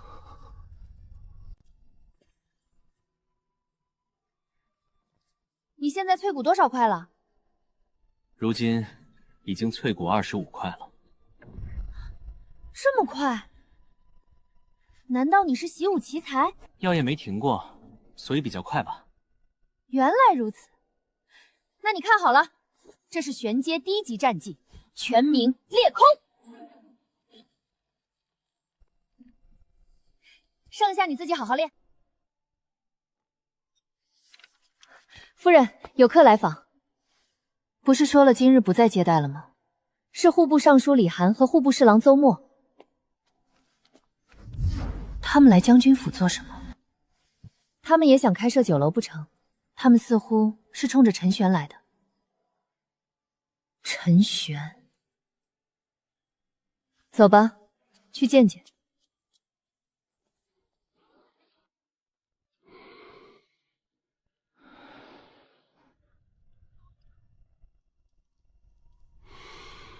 林婉当真是好手段啊！这短短1月，他怕是敛财20万两白银往上。如今他将军府再不缺钱财，这手段怕不是这林婉想出来的。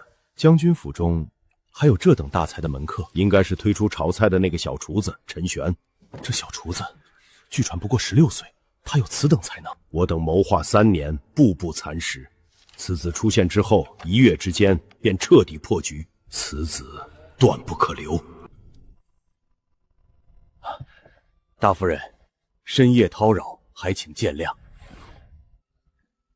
李大人和邹大人深夜来访，也想要加盟我将军府的酒楼。大夫人说笑了，户部之人皆不可从商，这是规矩，也是法度。实不相瞒，我与邹大人此行，是想要向夫人讨要一个人。讨笑人？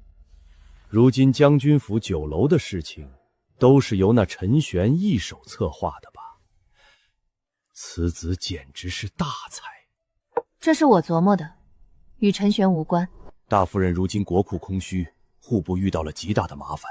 国库空虚是你户部的事情，我无法僭越。希望您看在大周社稷之上。你们请回吧。小昭，送两位大人，请吧。李大人，我们就这么走了？我也不想啊，盯着陈玄的人可不少。那我们怎么办？明日早朝，估计有不少人会参他临晚敛财，我们也见机行事。好。你现在也很富裕了，有想过未来做什么吗？未来强大了，一人一剑，仗剑天涯。你之前不是说要娶我吗？怎么没我？肯定是有你的，咱们到时候一起。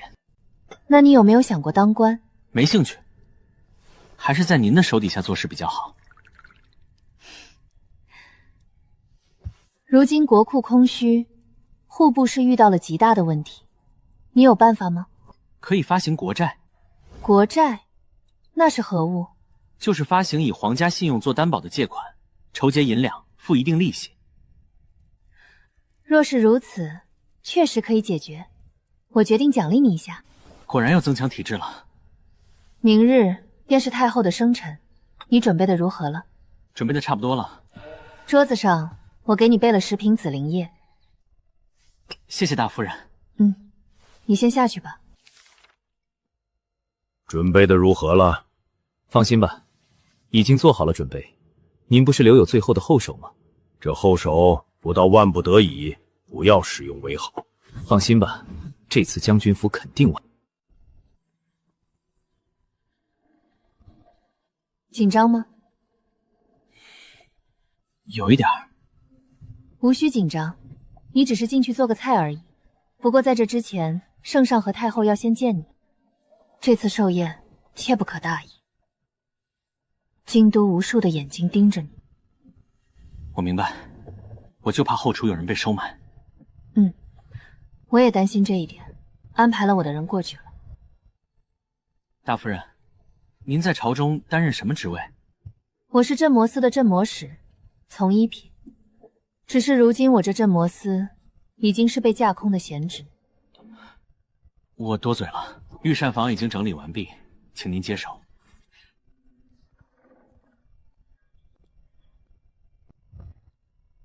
没有问题。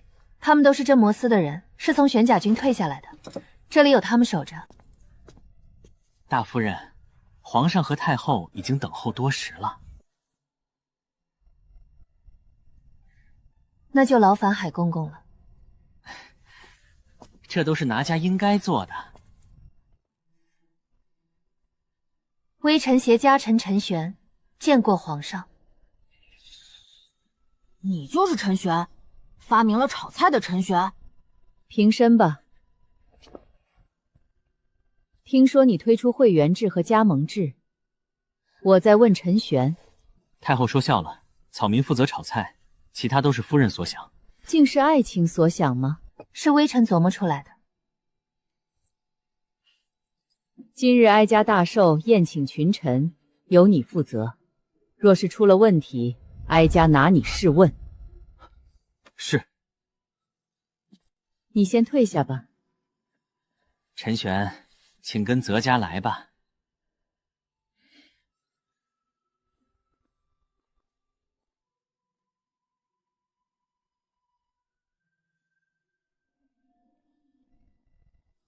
站住！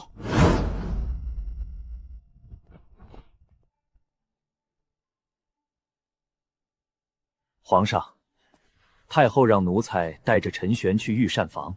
朕知道。你去前面等着，朕有话要单独同陈玄说。你想抗旨不成？奴才不敢。你就是陈玄对吧？在下正室，刚才就见过了。你做的菜不错，我很喜欢。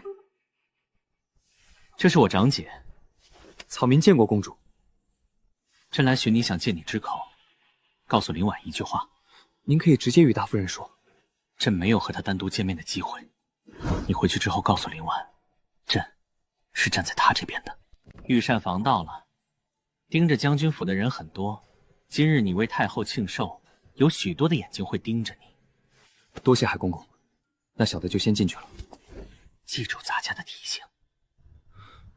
是。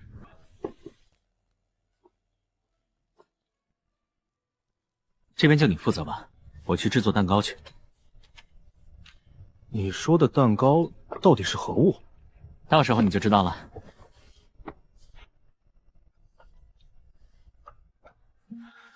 这沿途上菜的路上，有动手脚的机会没有？这沿途过去的路上都有镇魔司的人，如果有人胆敢动手脚，我们定然会察觉。该做的都做了，白浅浅让你准备的事情准备的如何了？已经做好了准备。剑圣柳木，剑圣夫人李楠已到。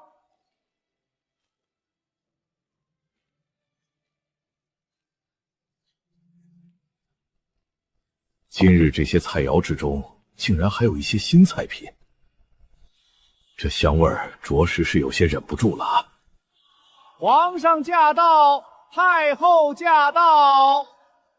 参见皇上，参见太后。众卿平身。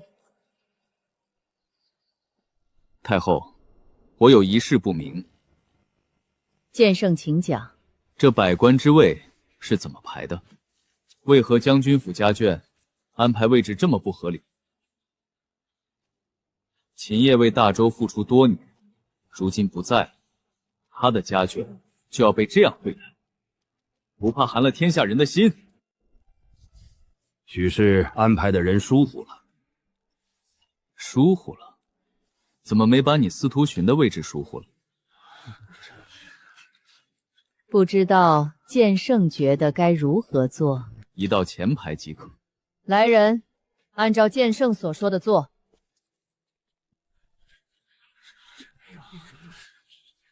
今日有人跟将军府过不去，就是跟我过不去。陈玄接旨。皇上口谕，请陈玄前往太和殿前替百官解惑菜肴名字。陈玄领旨。这是何物？这是生辰蛋糕，是草民专程替太后所做。那便推着一起前往吧。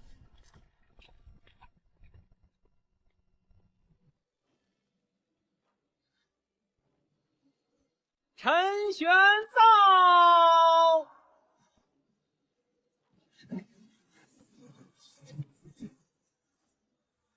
那时候似乎是吃食。这小家伙脑袋里到底装了什么？有趣。你看他的步伐，这小子突破1品武者了。陈玄，参见陛下，参见太后。陈玄，你快说说，你身后那是何物？此乃蛋糕，是为太后寿辰所做。母后这蛋糕应当好吃。那大家都分一分吧。陈玄，你这次立大功了，来我旁边好好说说这蛋糕。今日这寿辰，母后可还满意？哀家甚为满意，该赏。陈玄，你可有入朝为官的想法？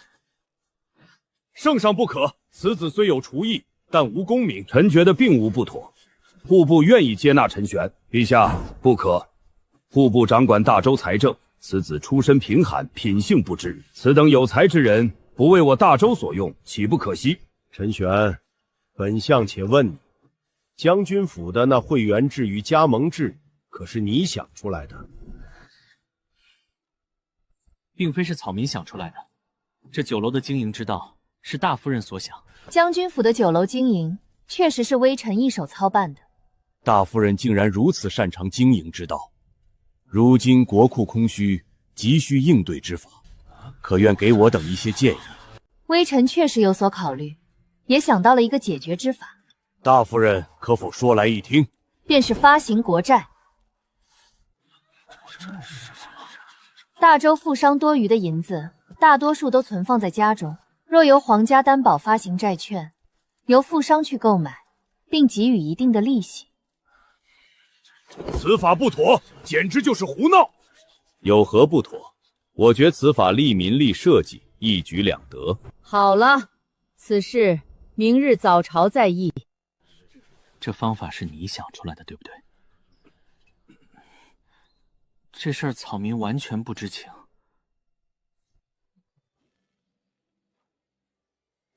陈玄，草民在。你想要什么奖励？可要个一官半职。草民没有资格入朝为官，只想好好做菜，好好习武。只想好好做菜，好好立武吗？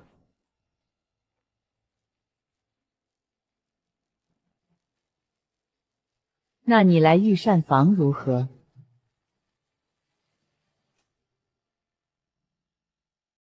小家伙，把你原本的想法说出来便是。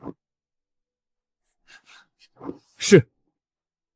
太后，草民本一介布衣，生于村落，自在惯了，不习惯宫中诸多规矩。草民只想好好做菜习武，快意江湖，所以草民斗胆拒绝太后好意。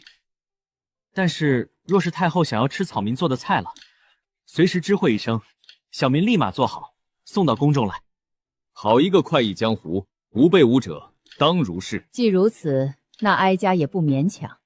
今日立下大功，哀家便赏你极品炼体药10瓶，极品紫灵液10瓶。多谢太后赏赐，保你入2品武者。海公公，带陈玄去领赏。诺。慢着，母后，这菜着实是有些美味，儿臣也想吃。陛下可派遣一人，儿臣想给陈玄一枚金牌，允许他出入皇宫。想吃的时候，让他带食物进来，请母后恩准。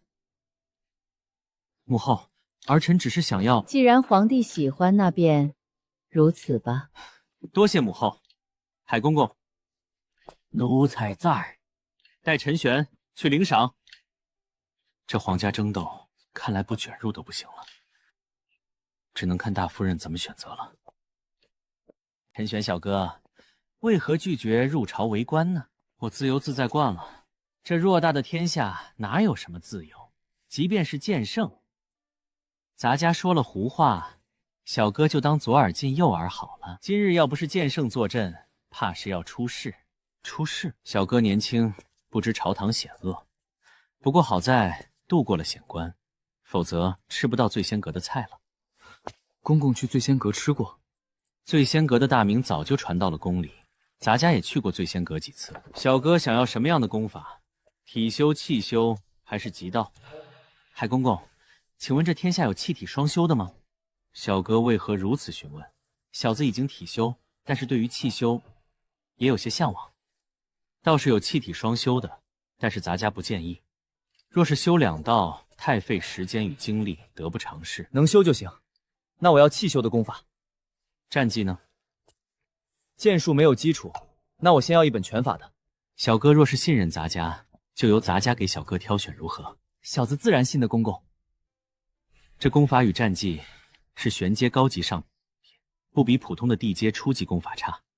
多谢海公公。走吧，咱家带你回御膳房。小哥可是打算参与剑圣的弟子选拔？公公为何忽然问此事？但是咱家却不建议小哥去参剑圣弟子选拔，去了是给那些人机会。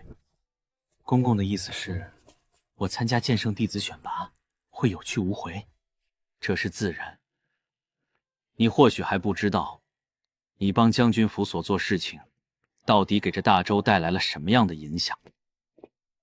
剑圣弟子选拔是1对1比拼吗？自然不是，剑圣考核是多方面的。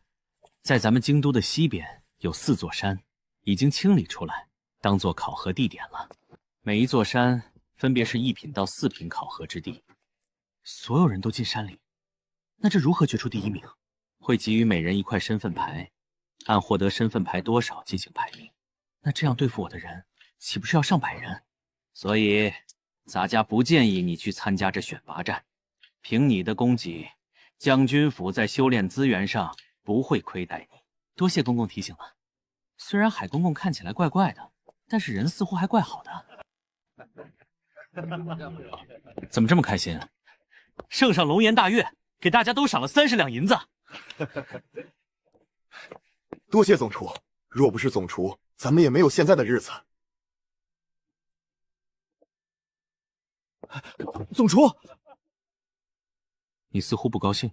没有，我很开心啊！30两赏银，换做以前，已经是我1年多的月钱了。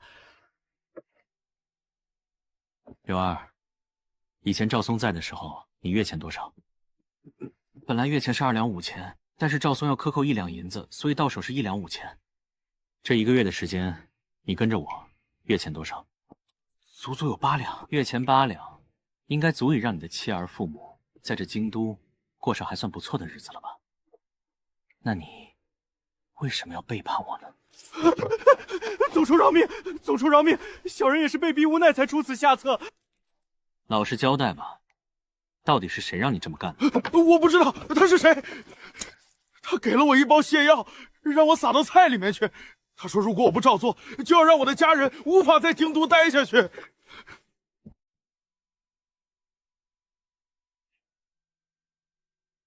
总厨，我知错了，我也没敢下药，请您饶命。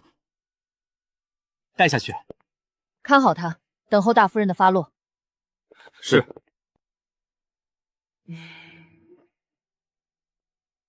你是一早就发现了他有问题？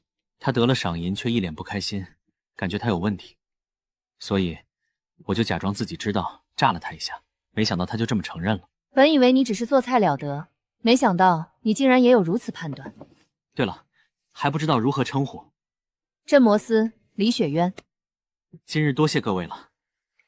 都是将军府的人，不说这些。今日多谢剑圣了，以后要有用到将军府的地方，必定全力相助。不必如此，秦将军才走3年，他们就如此乱来，大周的未来堪忧啊！今日那蛋糕，至今都觉得回味无穷。我还想向陈玄讨个蛋糕来吃，待会儿我给陈玄说便是。陈玄这边。见过大夫人。陈玄，那个蛋糕你明日有空就给我做一个呗。没问题，我明日做好便给您送过来。你入了1品武者，是想要参加我的弟子考核？是的。好，到时若是你活着出来，我也收你为记名弟子。其实……怎么，你不愿意？我想要正一名。有志气是好，但是活着才是最重要的。如果真能成为第1，我额外给一个奖励。什么奖励？拿到了再说吧。走吧。你觉得陈玄过于自大了？毕竟还是年轻人，有一些共忌了，就觉得自以为是。我倒是觉得不像。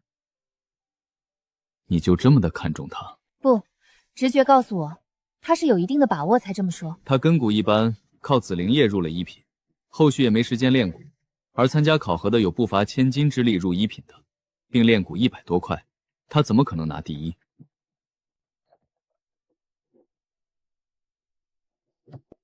你们抓了个内鬼。对。你可知道今日有多危险？知道，还好剑圣帮忙震慑，又欠一个天大的人情。距离剑圣考核还有7日的时间，这7日你也继续来我那儿吧，尽可能给你多练骨几颗。好，明日你便与雪儿一起去报名吧。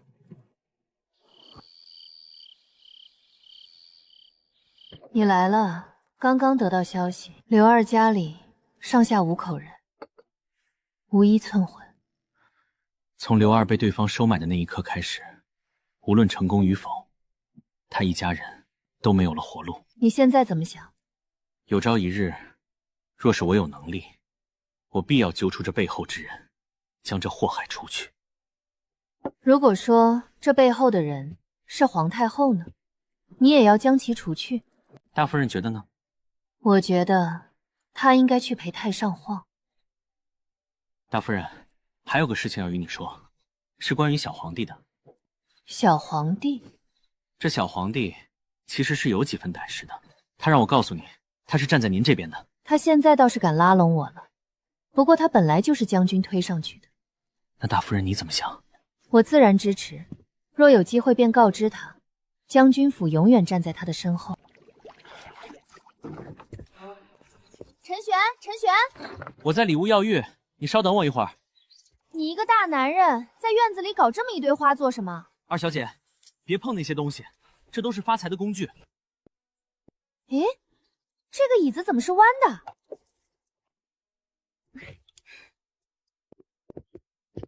二小姐，这椅子不错，你哪儿弄的？我设计好让木工做的。待会儿我让人搬到我的院里去。二小姐，我就只有这一把。你再找木工给你做一把呗。土匪啊！就土匪，怎么了？对了，大娘让我带你去报名。好。陈玄，跟我来吧。对了，你的对手有了解吗？不了解啊。我就知道，一品武者的考核限制的年纪在18岁以下。根据我的了解，有几个人，你遇到了直接逃跑就行。哪几个？第一个，贤王的儿子李南星，13岁，千金之力入一品，炼骨137块，是京都出了名的天才。第二个，便是王奎的女儿王岩，和你一样16岁，900金入一品，炼骨150块。第三个，帝师的孩子司徒照。也就是说，我的对手都是一些小屁孩。别大意，你自己都才只有16岁而已。怎么停下来了？前面路口变窄了，无法通过。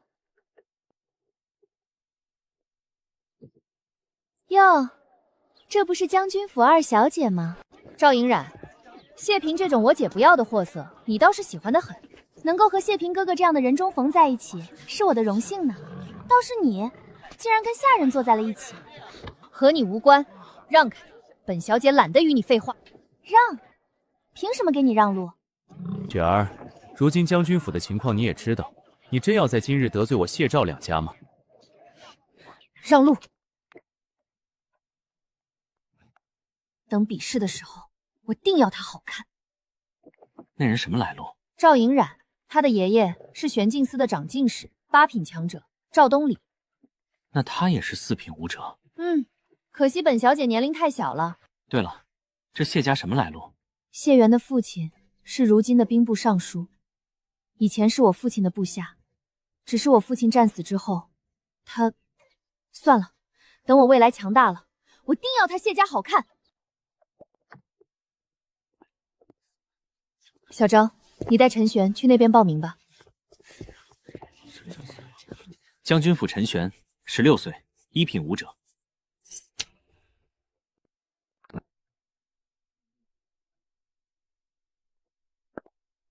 你叫陈玄？有事儿？大胆！见了小王爷，为何不行礼？小王爷？见过小王爷。我会亲手杀你。为啥？小王爷要杀你，还需要理由？你只需好好配合即可。这是你养的狗吗？你说什么？我叫钟顺，家父乃礼部侍郎钟品如。原来侍郎的儿子，那我现在后悔了，不去参加这考核了。不行，你必须参加。我都知道你们要杀我了，我还参加干啥？反正你必须参加，本世子命令你必须参加。想让我参加也行，你让你养的这条狗学狗叫，我就参加。你做梦！我父亲乃礼部侍郎。可以，但若是欺骗本世子，本世子饶不了你。只要他学狗叫，我一定参加。如果没去，随你处置。小王爷，我叫吧。真是一条忠诚的狗啊！你可是答应了本世子要参加的。当然，我肯定会参加。不过我也提醒一句，人若犯我，我必犯人。那么你们也要做好被杀的准备。我现在开始宣读考核规则。考核的规矩很简单，在邙山之中停留3日，期间可以互相争夺身份牌，按身份牌数量进入最终考核。这个过程之中风险自担。规则如此简单吗？那我等岂不是毫无机会？这便是规则。你如果有异议，可以选择不参加。不到者视为弃权。这李南星要杀我，必有人受益，大概率是贤王。难道他也对调度30万玄甲师的海拔令感兴趣？闲散王爷若为他人做事也就罢了，若他自己想，这就有趣了。他的眼神有点吓人。放心，他就是狐假虎威。这种靠药物堆出来的一品武者，不足为惧。好，到时候你先出手。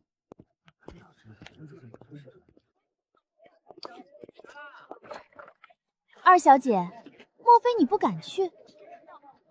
你们家这小厨子也要参加考核？那明日你带上他一起呗，他做的食物倒是不错。明日去哪儿？兰香馆。兰香馆，这是什么地方？声色场所，你也可以理解为类似青楼。没想到第一次去逛青楼，竟然是秦雪儿带着去的。你个小屁孩，感觉懂得挺多啊。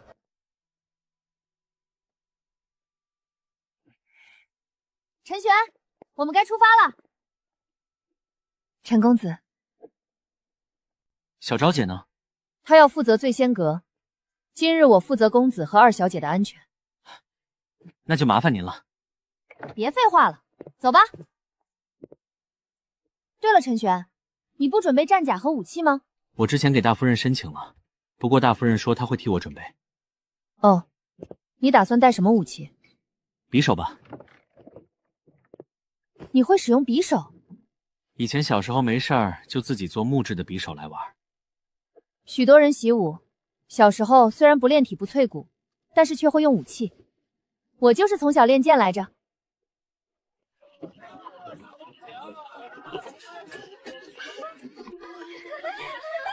好俊俏的小哥，来姐姐这儿给你个大红包。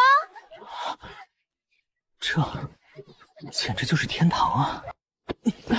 二小姐，痛！车里有2个了还不够你看？哼，我后悔带你来了。我就是好奇，要是让我知道你来这个地方玩，我就把你给央了。还有你遇到那小王爷，记得离他远点。他是这一次夺榜的大热门，虽然只是1品武者，但是据说剑意已经到了第2重，剑心通明。啊，昨天的时候我遇到小王爷了，那小王爷直接表明他要杀我。这事可告知给大夫人了。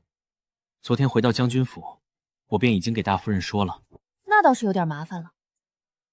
倒也不是在担心他，我在想，如果我把他给杀了，会不会有麻烦？陈玄，我劝你还是别这么做，他毕竟是贤王之子，会有很多麻烦。即便我成为剑圣亲传也没用。即便你是剑圣亲传，他肯定也会想办法报仇。也就是说，如果不被知道，就没事了，对吧？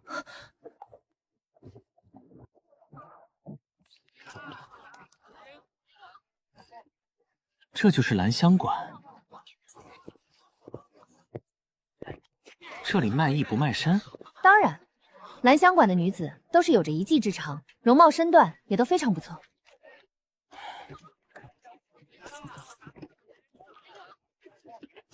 贵客请随我来。你怎么给了30两纹银？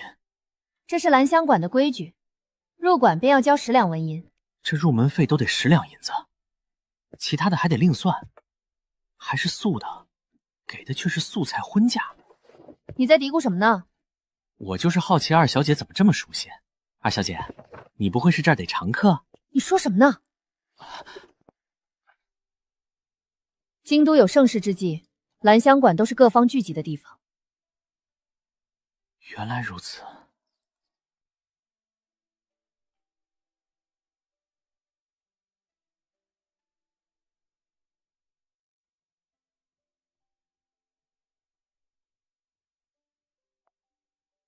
咱们就这么干坐着？二小姐是将军府的，自然是其他的人主动来结交。原来如此。哟，二小姐还真来了。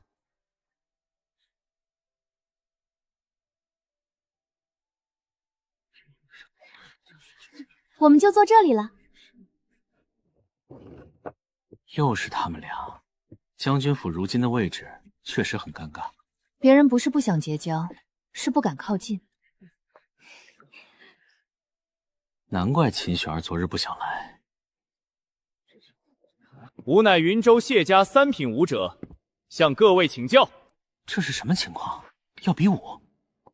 这是切磋的环节，主动上台是为了展现自己的武力，避免考核时的一些不必要的麻烦。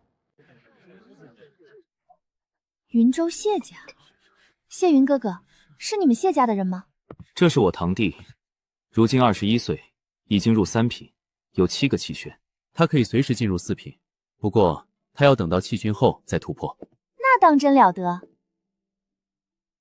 咦，二小姐，你怎么不继续坐着？想走出来透透气？还是说没人来拜会你？您可是将军府二小姐，应该有很多人想来结交才是呀。猛兽总是独行，牛羊才会成群结队。一个将军府的下人竟然自称猛兽，说我等是牛羊，该打！你动手试试看。一个将军府的人打了又如何？秦雪儿，你管不好你们家的下人，就让我来教教规矩。陈玄不是将军府的下人，你若是要动手，咱们不如去下面比划比划。比划就比划，我怕了你不成？二小姐，没必要和他们一般见识。猛兽总是独行，牛羊才会成群结队。说得好。他是谁？不认识，看起来应该不是京都的人。弟弟，今日咱们来这里为成名而来，你先解决下面的3品武者。不去，没意思，他太弱了。有胆下来一战！没兴趣，你太弱了。兄台只会口舌之快，不敢动手。既然你这么想比，那我就来陪你一场吧。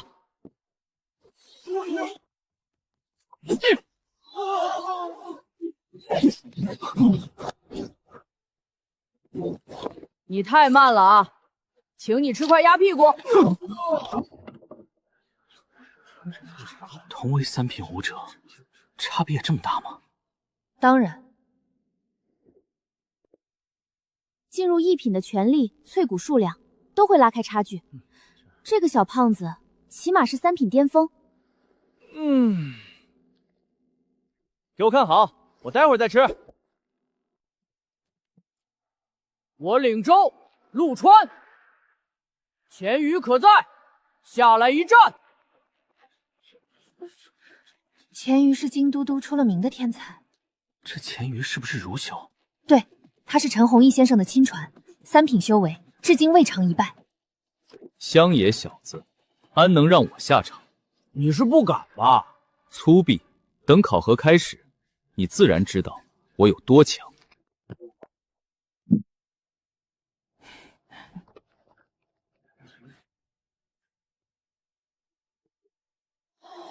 他怎么上去了？他是谁？帝师之子司徒照。我记得帝师年纪不小吧？怎么还有这么小的儿子？这是他最小的儿子，才14岁。他千金之力入1品，据说练骨180多块。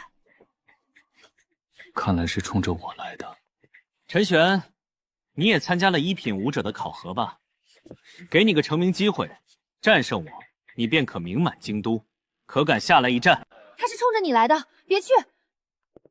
将军府和帝师之间也有恩怨。我父亲生前便和那司徒寻不对付。原来是这样。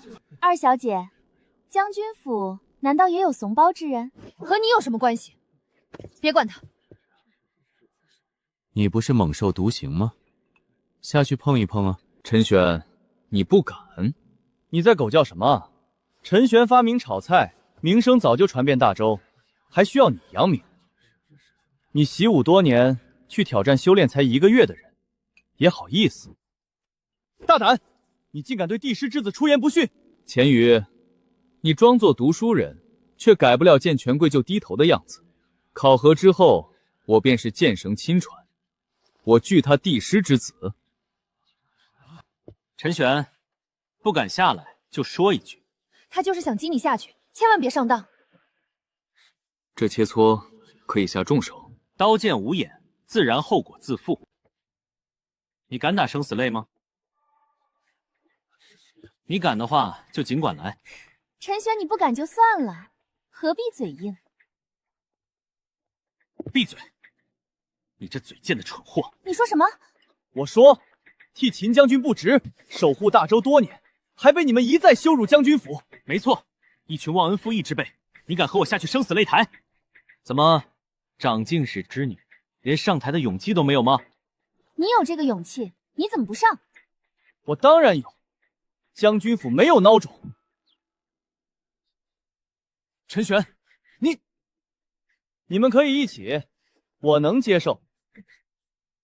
你们两个记住了，以后见到二小姐，低着头走。陈玄，二小姐，放心吧，这种小家伙，我一拳一个。咱们先签生死状吧。签就签。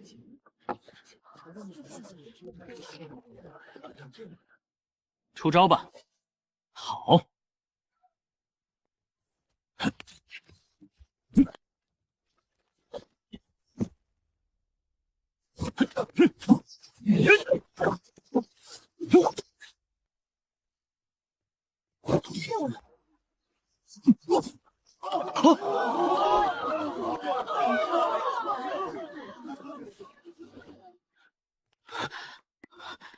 这怎么可能？你这一拳怎么会这么重？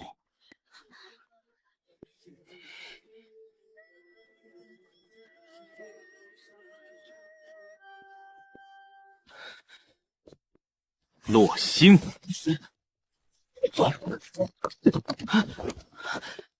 小心！星爆，避不开了。裂空，他难道真的是天才吗？他才习武1个月啊！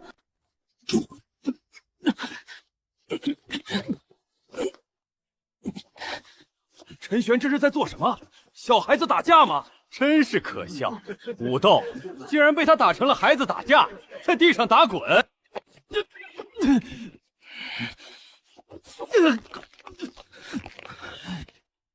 司徒昭的力量在减弱，好像失去意识了。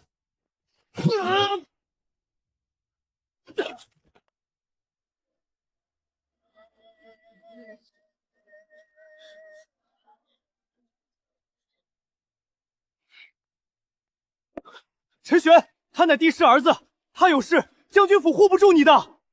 差不多行了。参见贤王，参见小王爷。起身吧。贤王，草民有疑问。若今日躺在这里的是草民，可会让他停手？听本王一言，到此为止，对谁都好。既然王爷开口，草民自然不敢不从。但这是签了生死状，总要付出代价的。那你想要多少银子？银子太俗气，拿身法战绩来换。你做梦！那就没办法了，反正草民命薄。住手！我答应你，身法战绩明日送到将军府。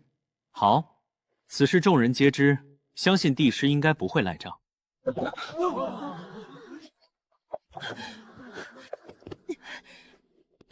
你坚持住，我带你去找医师。二小姐留步！我现在要带陈玄去疗伤，没工夫搭理你。陈玄受了很重的内伤，我师父可妙手回春。你没骗我？自然，陈玄兄弟这性情，我甚是喜欢。你带我去。陈玄，别睡，坚持住。我没事儿，就是二小姐身上还挺香的。都什么时候了，还胡说！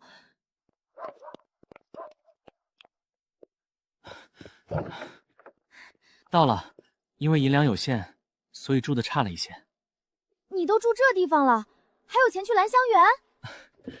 总得去看看京都那些天才。先给陈玄治疗吧。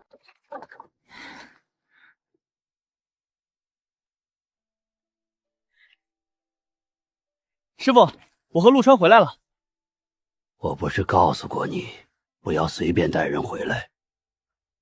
师傅，别紧张，这是我朋友，这是将军府的二小姐秦雪儿，背上这个是陈玄。发明炒菜的那个小家伙。我这师傅是瞎子，别紧张。你这小娃娃走的还是武夫之道。老婆子，干活了。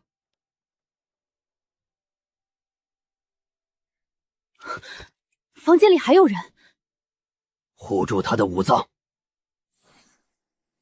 奶奶，陈玄就劳烦你们了，一定要治好他呀！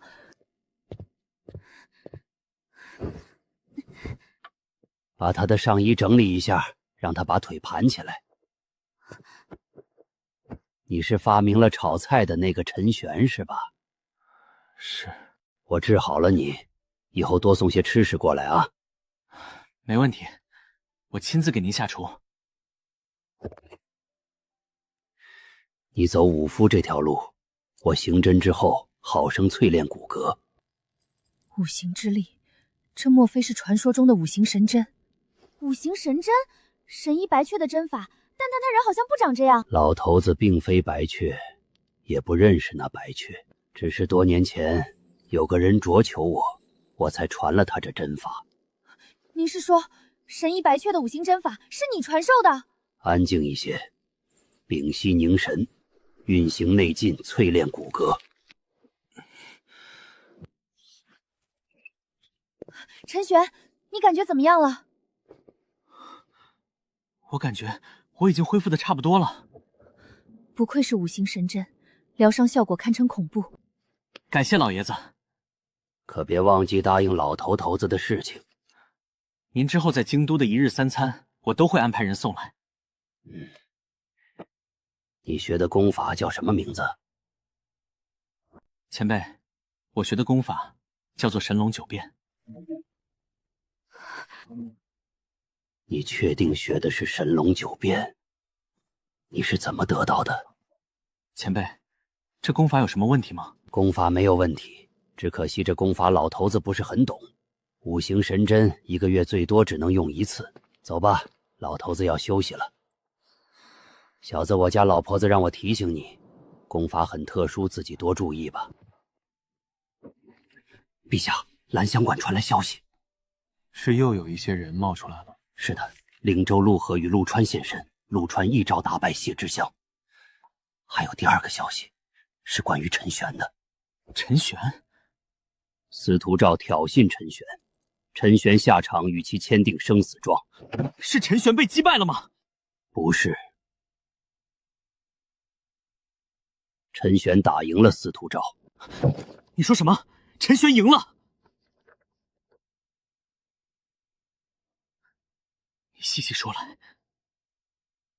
老奴这便细说给陛下听。陈玄实力上有差距，却靠着他特殊技巧拼赢了。最后若非贤王发话，司徒昭估计会更难看。陈玄，朕果然没有看错你。老爷，夫人，兰香馆有消息传出，又有新人冒头。有，岭州陆河与陆川当着京都世家公子小姐放话，说一定成为您的亲传。本来我也并不想多收世家子弟为徒。那夫君你还制定这样的考核方式，很不公平啊。这世道本就不公平。老爷，还有第2个消息，是关于陈玄的。陈玄？他怎么了？司徒昭点名陈玄，陈玄下场应战，并且赢了。陈玄赢了司徒寻的那个小儿子？对的，若非贤王开口，司徒家拿出的身法战绩还真不好收场。哦，这小子现在倒是有趣。看来那功法问题很大呀。估计这功法存在某种特殊用途。算了，走一步算一步吧。雪儿、陈玄，你们没事吧？没事儿，姐，你都不知道今天陈玄有多厉害。你们后来去哪儿了？后来我们遇到陆河与陆川，去他们师傅那儿治好了陈玄。大夫人，我今日没有丢将军府的脸。没事就好，先下去休息一下，晚点来找我。到底是什么情况？二娘，那司徒赵不要脸。我先回去洗漱，你们先聊。陈玄，大夫人应该不是生气，而是担心你才会这样的。我知道了，多谢小昭姐。大夫人，进来。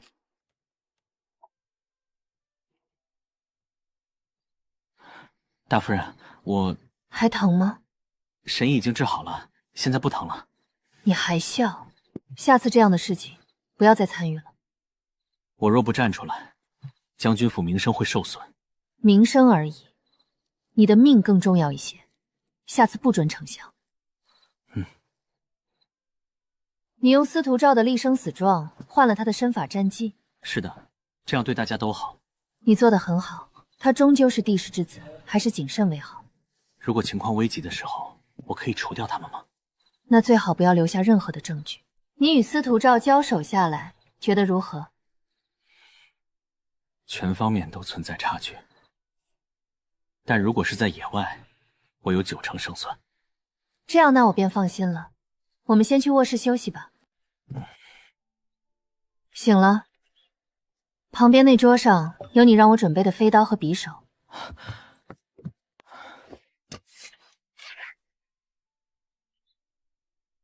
你有练过飞刀？小时候我石子丢得很准，所以用飞刀也很厉害。咦，缥缈游才玄阶高级吗？你是对战绩有误解，地阶的即便我将军府也才3本，至于天阶，别说大周，整个世界都没几本。身法战绩更是稀有。这缥缈游是司徒寻亲自送来的，他这么做肯定有问题。不过你无需在意，这缥缈游能够入门，保命能力会提升。知道了。父王放心，我会把陈玄这家伙给杀掉的。你可知道为何我要杀掉陈玄？儿臣不知。因为海牙令在林婉手中，除掉陈玄后，海牙令迟早是本王的。我若得了海牙令，敢叫日月换新天。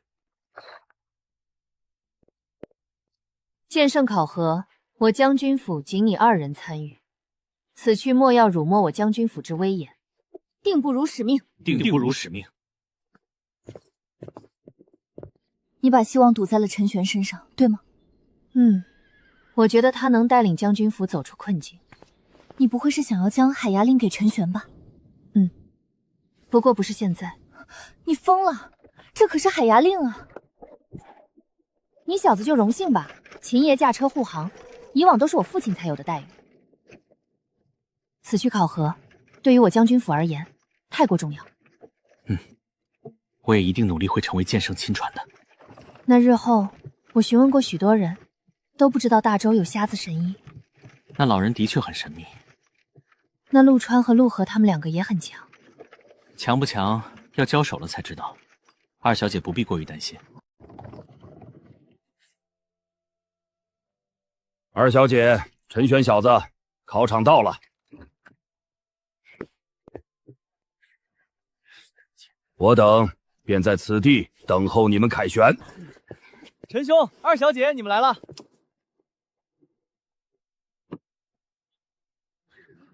陈兄，你都不带点吃的？只带了一些的调味料。这些都是啥？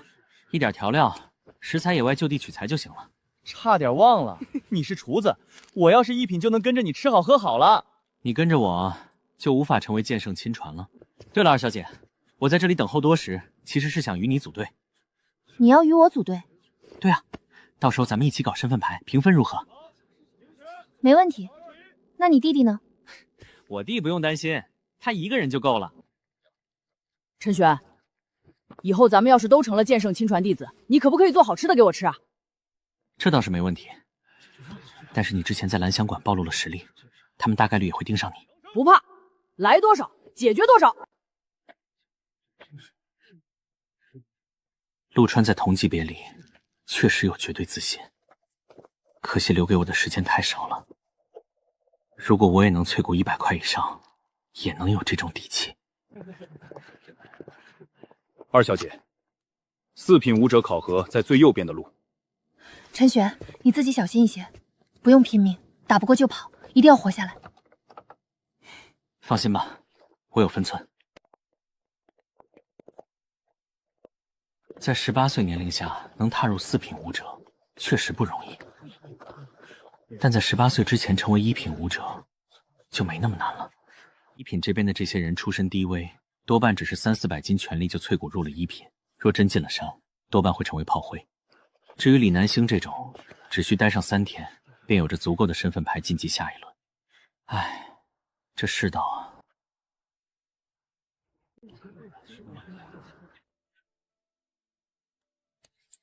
这女子竟然给我一种白月光的感觉。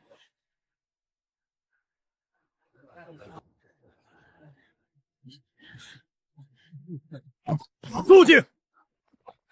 今日乃剑圣选拔亲传弟子出世，1品武者考核之中，一共会挑选出32人，已有10块特殊晋级身份牌藏于山中，另外22个根据身份牌数量决定。特殊身份牌的存在，倒是给了底层考核者一线机会。考核持续3日，3日后的午时结束。现在考核开始。想对我动手的人太多了，必须趁乱进去。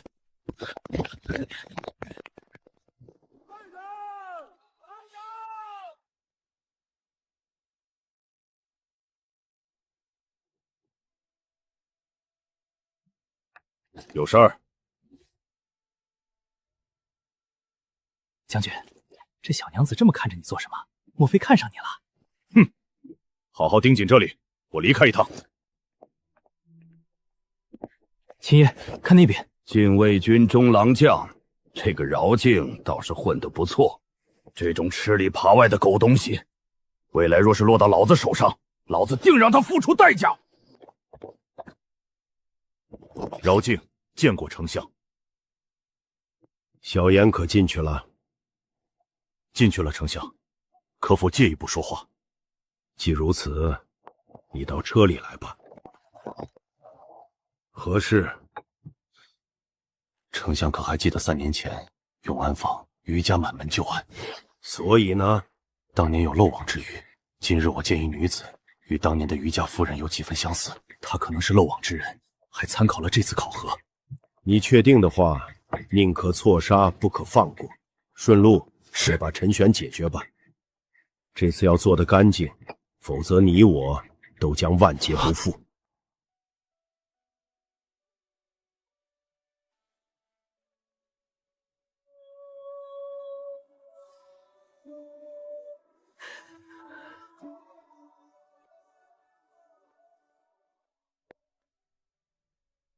来者止步！请大夫人替老奴做主，替余家做主。永安坊玄甲郡余家家眷，求见将军府大夫人。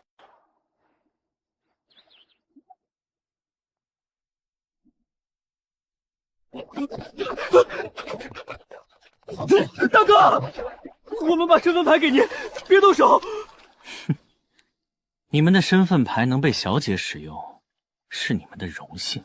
这些人应该是替某个权贵收集身份牌的。考核才刚开始，就已经有人要下手了。看来这场考核比我想的还要残酷。王家的人交出身份牌，留你们活路。哼，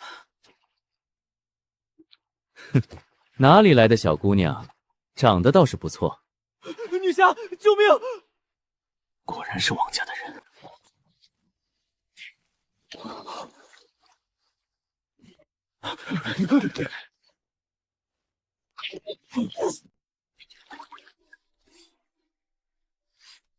多谢女侠出手相救。身份牌交出来，然后走。看了这么久，还不出来吗？我知道你就在树上，下来吧，陈玄。他不只知道树上有人，还知道是我。你认识我？你与司徒茂一战的时候，我在1楼。那你是怎么知道我藏在树上？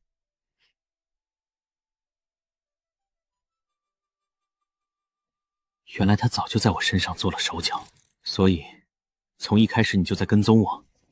放心，我没有恶意。那你想做什么？我若想杀你，就不会告诉你这一切。陈玄，我知道你是将军府的人。巧的是，我与你有共同的敌人，比如王家的王岩。不如你我联手，将王岩除掉。你和王奎有仇？有。他的话不能全信，但这个帮手确实有用，合作也行。不过我要知道你的名字。我叫雨朵。好名字。可以合作，但要解决王岩，我们要怎么找到他？我知道他在哪儿。行，那事不宜迟，现在就出发。我们不等他多收集一些身份牌再过去。考核开始，他身边的人大概率已经散出去开始收集了。聪明，我果然没看错你。他就在这个方向。好，走吧。你和王家有什么仇？我一家人都被王家所害。这王家做事果然心狠手辣。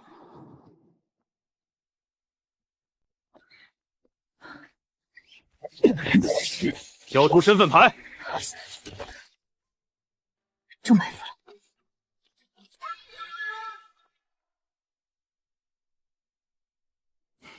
陈玄，倒是冤家路窄。我若是押着你去见小王爷，他应该会非常开心吧？开心之后赏你一口狗粮。死到临头了，还敢逞口舌之力！好美的小姑娘，给我当通房丫头如何？这些人应该是王爷府养的私兵，人数有点多。那能打得过吗？很难，还是突围吧。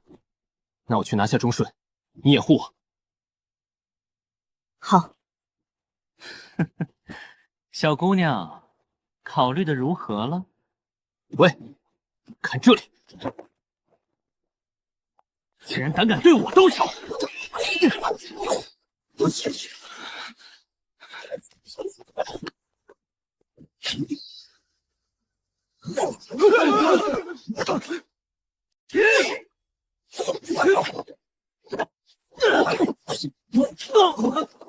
陈玄，你冷静一些。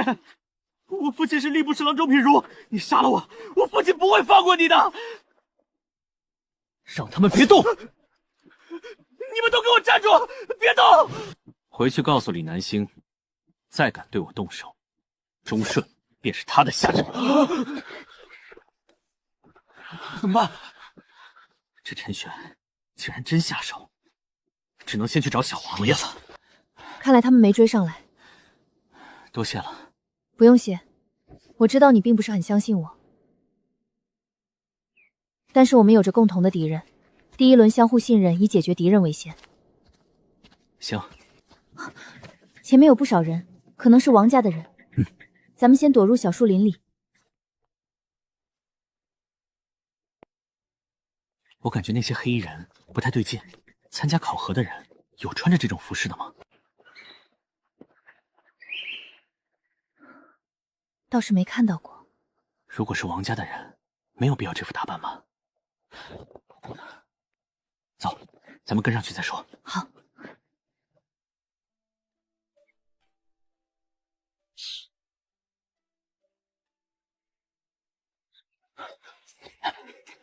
你去左边。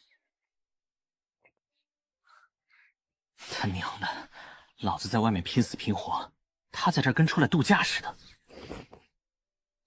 你能听到那些黑衣人在说什么吗？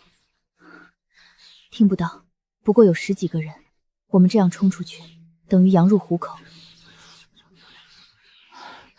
咱们想办法靠近一些。是爹爹让你们来的？是的，小姐。可我的人要替我收集令牌，都去找那个女人，我怎么晋级？丞相说了，这个女人比您成为剑圣亲传还要重要几分。我爹真这么说了？如果不是如此，丞相也不会派遣我等冒死进来。等事了，身份牌我等会替您解决的。既然如此，我的人便给你们吧。对了，小姐，如果可以一并解决掉陈玄，这个自然。好了，你们自己行动吧。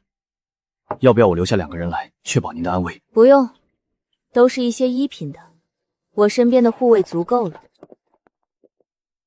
刚才那些黑衣人离开，我们是有机会的。他有好几个贴身护卫，你能短时间内解决掉他吗？应该很难，他自己本身也有一点实力。那这个事情还是得从长计议才行。那些黑衣人应该不是参加考核的人，他们应该是禁军之人。禁军之人？你怎么知道？应该是叛出玄甲军的饶敬派来的，如今投靠王奎，在禁军担任统领。玄甲军的叛徒，该杀！你是有什么计划吗？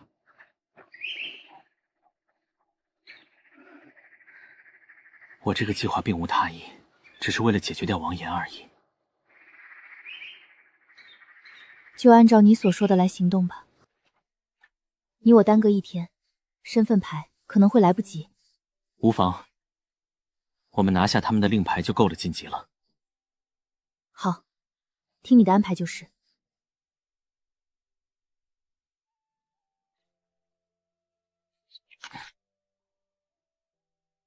找个地方先休息一下吧，你我轮流守夜，你先休息，我守上半夜。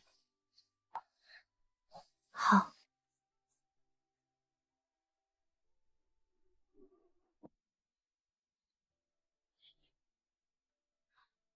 不睡了？不睡了，我们得潜伏过去，你在这边做一下伪装。好。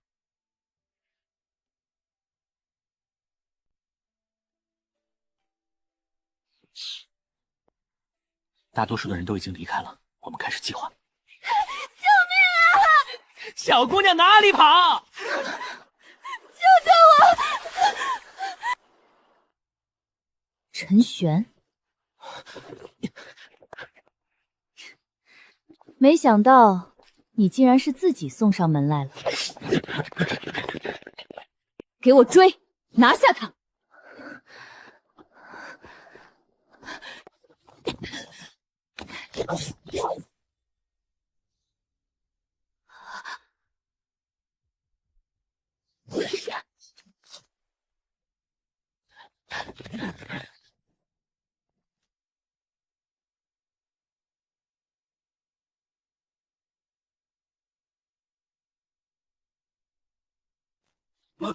不好中计了！保护小姐！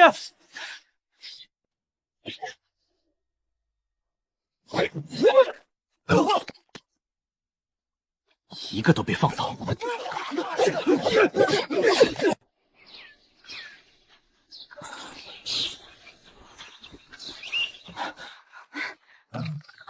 至少200枚以上。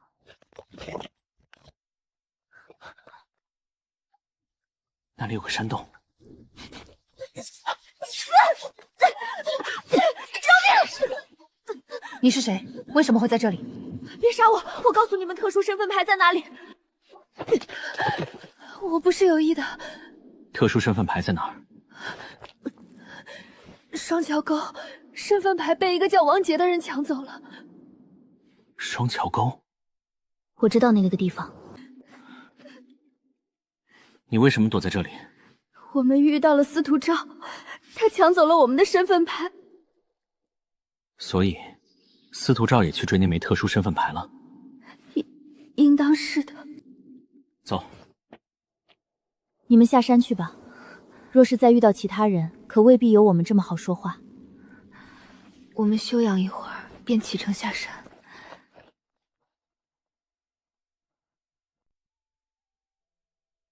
你怎么想？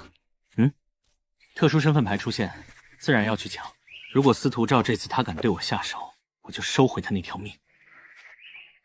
你不怕帝师？你不也不怕丞相？不一样，帝师终究是皇帝的师傅。你可知王奎与帝师做的是米粮生意？这大周米粮，他们至少掌握70%。你应当没怎么出过京都，有些地方已经饿殍千里。饿殍千里？有机会的话，出去走走就知道了。在这种情况下，他们还趁机涨价敛财。扯远了。哎，当下还是成为剑圣亲传先。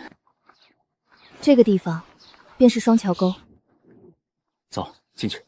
如果拿到特殊身份牌，再抢下司徒昭手中的身份牌，你我的身份牌就已经足够了。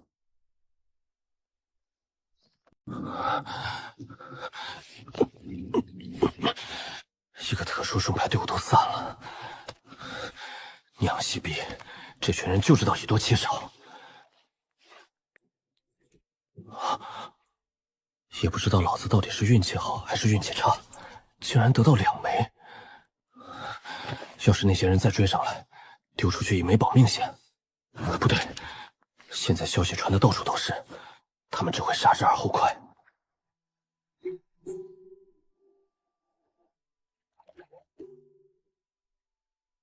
你发现了吗？淘汰的大多都是普通人。那些有权有势的，即便互相争夺，也会彼此留守。可普通人，在他们眼里不过蝼蚁。我们太弱了，改变不了什么。现在能做的，就是先在这个残酷的世界活下去。有打斗声，上去看看。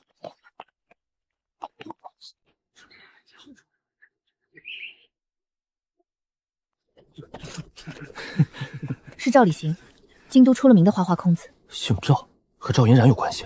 赵隐染的堂弟，赵家2房的人，只练了10几块骨头。练骨这么少吗？据说是承受不了练骨的疼痛。那他争这身份牌做什么？给他的妹夫，赵家上门女婿，天生神骨。天生神骨？他是天生的武者，如今练骨170多几块，是热门的人选之一。赵礼行，你来抢这身份牌做什么？我来参加这考核，纯粹是来过瘾的，顺手给我妹夫弄点身份牌。那个，可以让我说句话吗？我只有1枚特殊身份卡，我可以把这特殊身牌给你们。你死了，身份牌照样还在这里。万一让你走运进入第2轮，我们岂不是又多了一个对手？不如我们一边出一个人，王杰死在谁手上，谁就拿这枚特殊身份牌。此法倒是不错，看来今天是躲不过去了。司徒公子，我将特殊身份牌给你，你护我周全，如何？司徒昭，你想反悔不成？没有，按照刚才约定的来。既然2位都不给我路走，那便来战吧。妹夫，杀了他！这壮汉的力量确实恐怖。这王杰竟然这么厉害！他的内劲强度并不比那2人差多少。我们怎么办？待会儿王杰落败，我用飞刀掩护你去试试能不能夺到牌子。王杰，要不要救一救？你想救他？他死了太可惜。王杰很强，日后应该有所助力。如果要救，那就得趁早。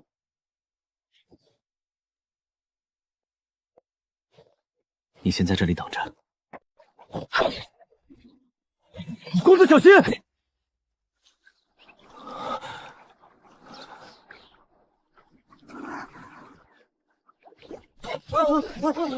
少爷，是对面的人打来的飞刀。谁干的？他们冲过来了，赶紧反击！咱们怕了他们不成？杀！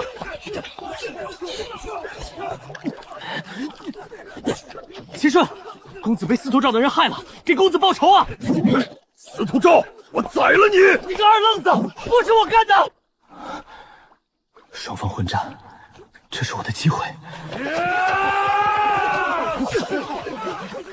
娘西皮！走！你们赶紧走，我用飞刀掩护。宝杰，别打了，王杰被人带走了！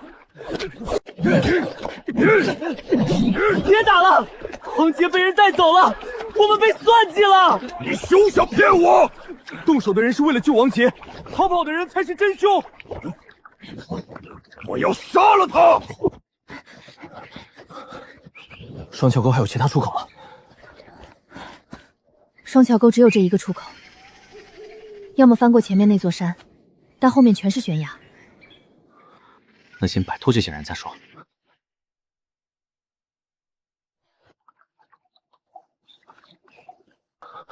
你们过去，先躲到里面。你呢？我很快过来。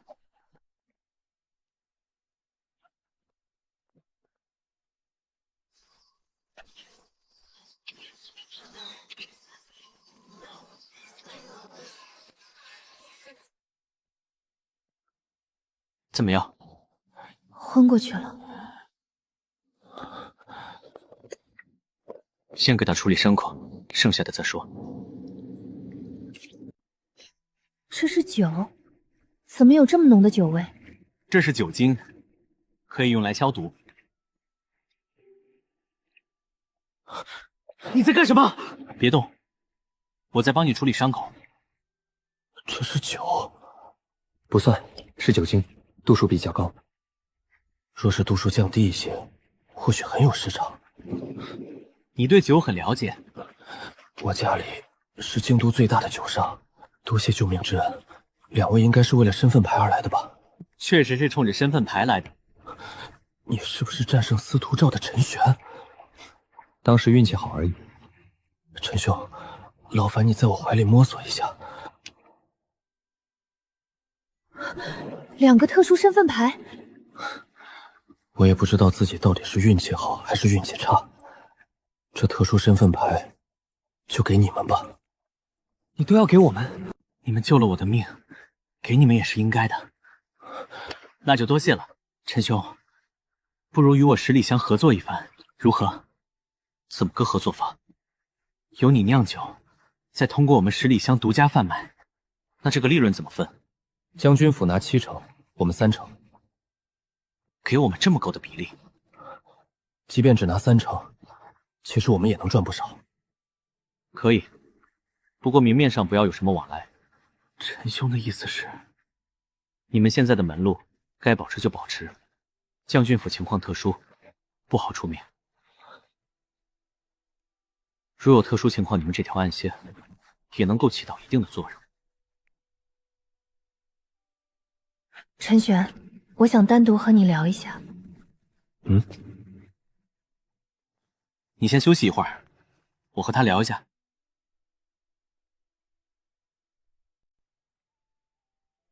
怎么了？你脑子好使，我有一个事情想请你给我一些建议。和王家有关系？对，我的父亲叫余亮，你可曾听过？没，京都的事情我知道的不多。他曾经是兵部侍郎。3年前，秦将军兵败，我父亲查到了一些问题所在，以王奎为主的主和派将布防图泄露给了大前，这才导致庸关惨败。我父亲便联合了当时秦将军手下的一些将领，在府中议事，打算第2日参其一本。当天晚上，禁军就到我们家，我府上一共137口人，只有我一人逃脱。走漏消息的人正是饶进，所以我想成为剑圣亲传，然后杀了他。剑圣亲传，恐怕还做不到。对了，你还记得那些黑衣人吗？你的身份应该已经被他们识破了。不过，这倒是一个机会。什么机会？我们可以利用黑衣人弄一个导火线，告知剑圣考核有王奎的人插手。通过这事，让剑圣跟王奎的对立。正是如此。但事情最终能发展到哪一步，就不是我们能左右的了。如今我们都拿到了特殊身份牌，不过想要对付那些的黑衣人，风险很大。我能打过普通2品高手。1品可以战胜2品？当然可以，不过我们不知道那些黑衣人的真正实力。我们可以探探虚实线。事情我自己来就行，你不需要参与。我们既然结盟了，我自然会帮你。那你打算怎么做？不急，我们先躲在这里，等王杰稍微恢复一些，办法离开这个地方。那些黑衣人入夜之后，大概率会去寻找王岩。好，都听你的。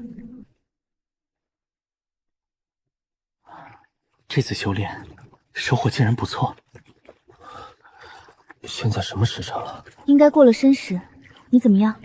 倒还好，估计得回去调养一阵。我们先一起离开这里。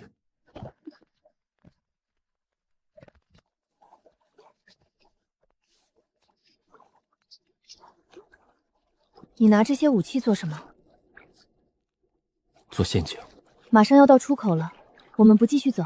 如果我是司徒赵，肯定会堵在出口，等我们送上门。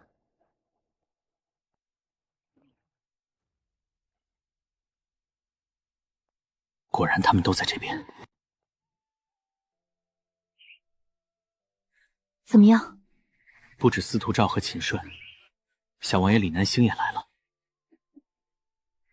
所以，我把他们引走，你跟王杰先离开。不行，风险太大了，还是我去引走。你去，他们为什么要追你？但我不同，这几个人都想除掉我。不过放心，在野外，他们追不上我。那之后我们怎么会合？在我们昨天晚上过夜的地方。你们昨天一起过夜了？闭嘴！我甩开他们之后，就过来与你们会合。如果我太久没回来，你就先在地上布置陷阱。那你千万小心。放心吧。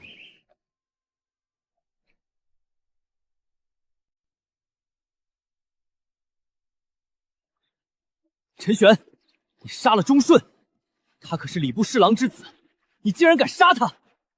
他要杀我，我杀他不得。怎么，你也要杀我？你一个将军府下人，竟敢杀礼部侍郎之子，如今又敢挑衅小王爷，我看你是无法无天了。怎么，你还出来抛头露面，也不怕丢你帝师府的脸？是不是你杀了赵礼行，然后救走了王杰？赵礼行是谁？别和他废话，先拿下他再说。陈玄，你只敢跑吗？怎么，你还想跟我单挑？不过，你们家的缥缈油可真是好用啊！站住！我和你单挑！单挑？等晚上我去找你 M 单挑。追！今日必须杀了他！陈兄，好胆色，敢如此挑衅小王爷跟帝师儿子。怎么，害怕了？说实话，还真有点怕，但我也是讲义气的。放心，不会对外说你们的关系。我们赶紧出去吧。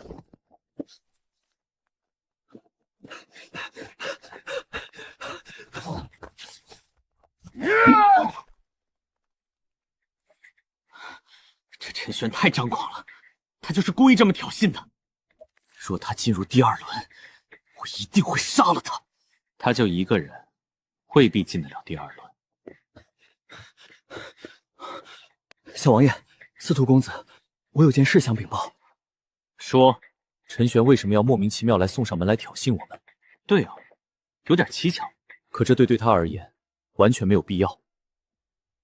如果他想引开我们的话，让王杰逃离，我们中计了。王兄也在，我现在这个情况，自己下山风险也挺大，我真不建议你参与这个事情。这件事代价很大，可能牵连你王家。其实我也想过，他们猜出是我救你，也只会以为我是为了身份牌。但这次埋伏，未必能把黑衣人全部留下。如果我和雨朵没能走出去，你将事情告诉将军府。既如此，那我便离开。之后若在京都，我们于何处见面？你去醉仙阁吃饭，向掌柜小昭说一句暗语。什么暗语？天王盖地虎。天王盖地虎，何意？就是一个暗语而已。这些身份牌你拿去，应该有机会拿到一个名额。若我拿到名额，第二轮定会替二位扫清障碍。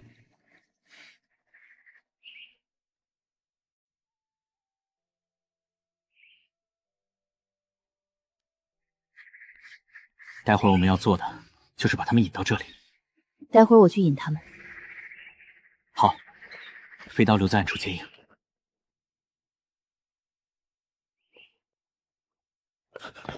小姐，怎么办？我们怎么向丞相交代？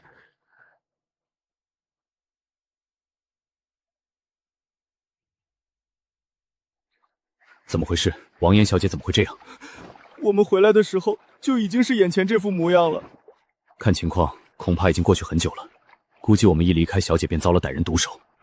你们把小姐带下山去，将事情如实禀报给丞相。头儿，这件事难办了，小姐没了。以丞相狠辣的性格，我们怎么办？我们本就是他派进来的，他应该不会把我们怎么样吧？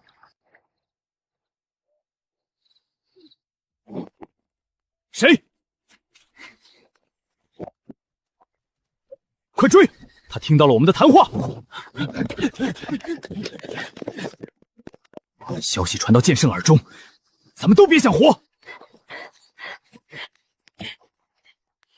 对方是1品以上武者，具体境界还不清楚。只要出一点差错，我和雨朵都可能交代在这里。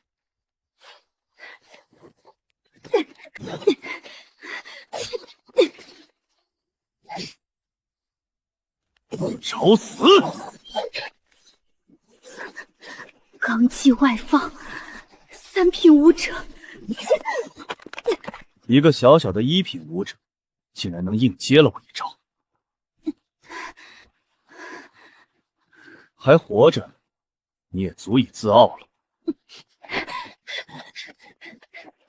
给我追！3米、2米、1米。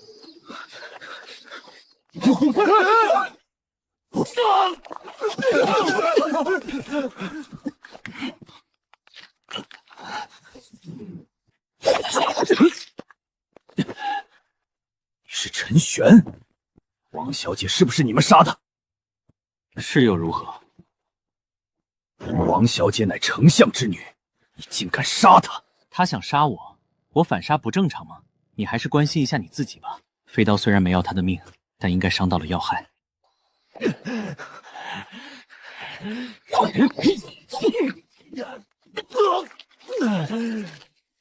应该没气了，但是还是离远点好。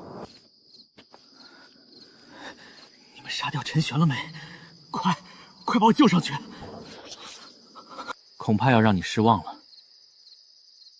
你那兄弟已经躺地板上了，是王奎派你们来的，对吧？小子，别想从我嘴里知道任何东西，有种你就把我杀了！想得美！反正我一个字都不会告诉你。还是先找一下雨朵。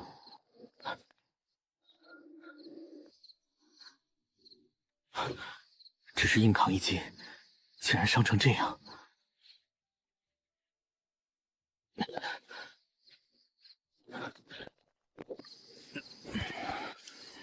小子，你有种杀了我！别装了，你身边那么多武器，动一动就能死了，非要装。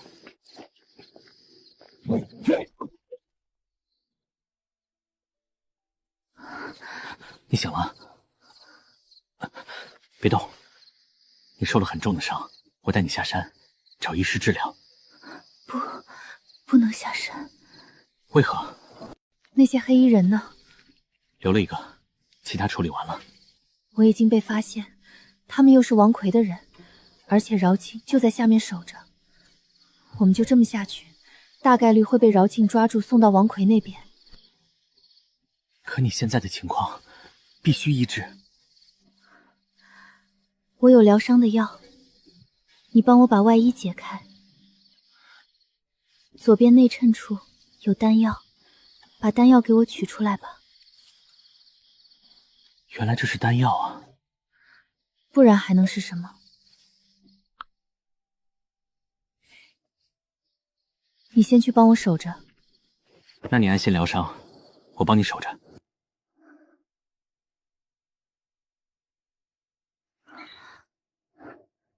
你醒了，恢复的怎么样？我用的是3品疗伤丹药，一枚3品丹药差不多需要2000两。价格很贵，所以恢复的也很快。这样的治疗效果，2000两也算合理。关于下山，你有什么想法吗？事情确实麻烦，不过也不是没有办法。第一个办法就是等结束再下山，但这样有可能赶不上第2轮。这样不行，代价太大了。第二个办法，去2品武者所在的山下山。这倒也是个办法，只是不知道行不行得通。我们带着这些去那边太冒险了。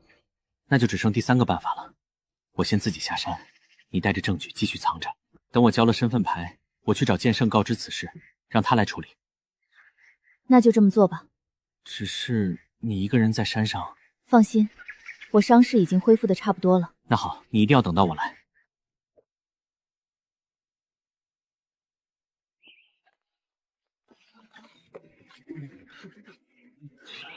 这什么事啊？怪不得这么嚣张，原来是皇室子弟。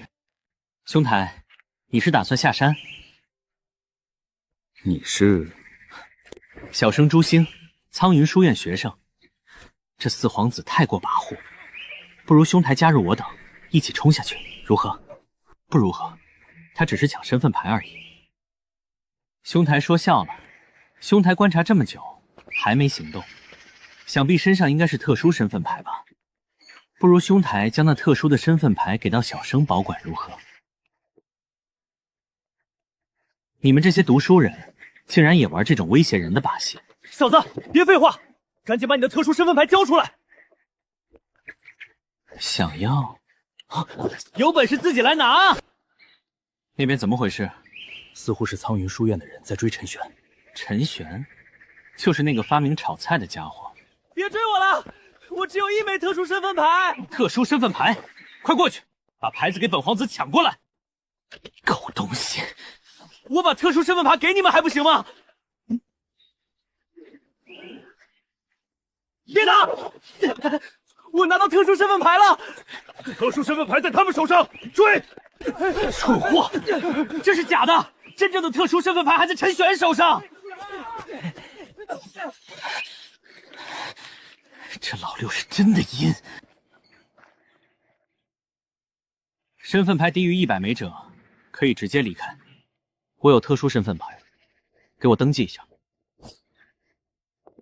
好小子，竟然还能留住，侥幸罢了。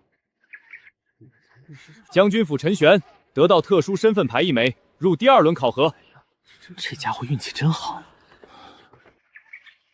这个家伙竟然敢算计本皇子，最好别让我第2轮遇到你。让一帮人追我也就罢了，竟然还违规让禁军入山。王奎，接下来这一壶，你可得好好喝下去。那不是将军府的陈玄吗？这小子居然还活着！饶静是干什么吃的？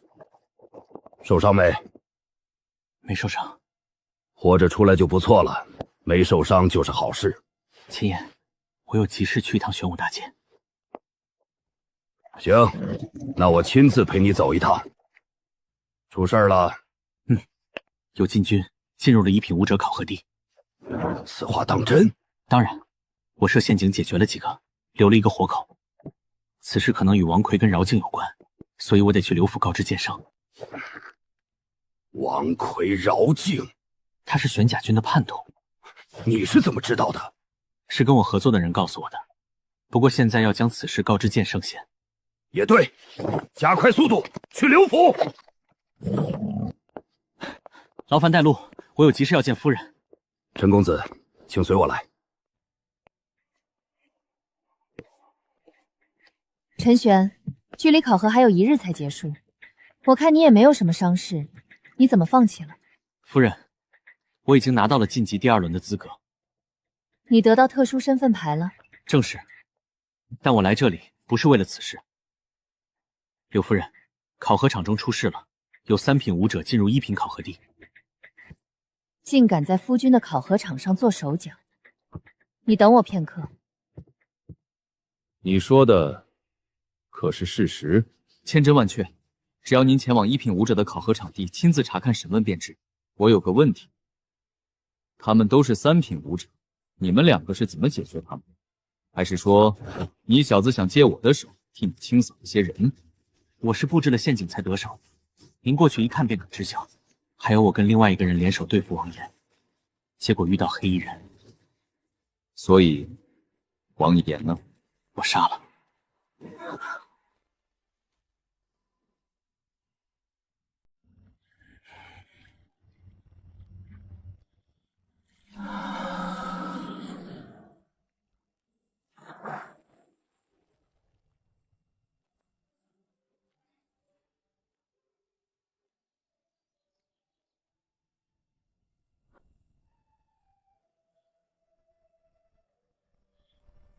杀了？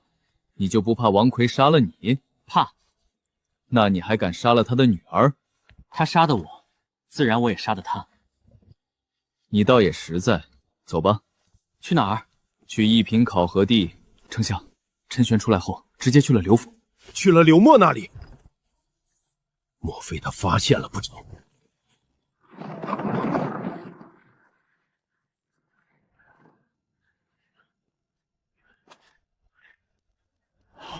参见剑圣大人。不好，快去通知饶静，让他把山里的人撤出来。是。饶静见过剑圣，考核明日才结束。剑圣您怎么？你叫饶静？剑圣大人知道微臣的名字，微臣惶恐。我看出来了，你确实挺惶恐的。这家伙在那里做什么？直接收令牌，倒是正大光明。你说那人在什么地方？我带您去。你只管告诉我方向便可。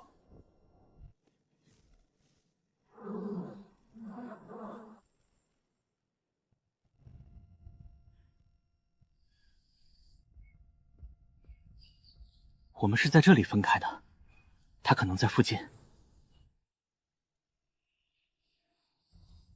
可能在这边吧。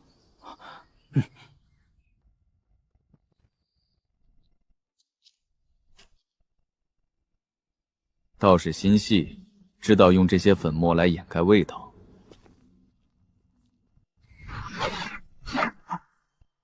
别紧张，这是剑圣。雨朵见过剑圣大人。起身便是。你小子确实挺不错的，竟然真的还有活口。你是禁军？剑圣大人。我问，你答。名字，职位。小人名叫孙佐，是禁军百夫长。百夫长？你有4品？我才3品巅峰。3品巅峰，怎么做的百夫长？罢了，我也懒得在意这些了。是谁让你来的？是护卫队副统领饶静，饶大人。好，抱紧陈玄。抱住了。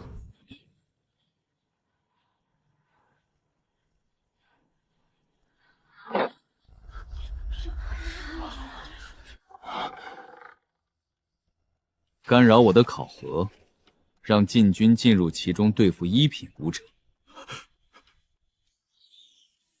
告诉我是谁让你做的？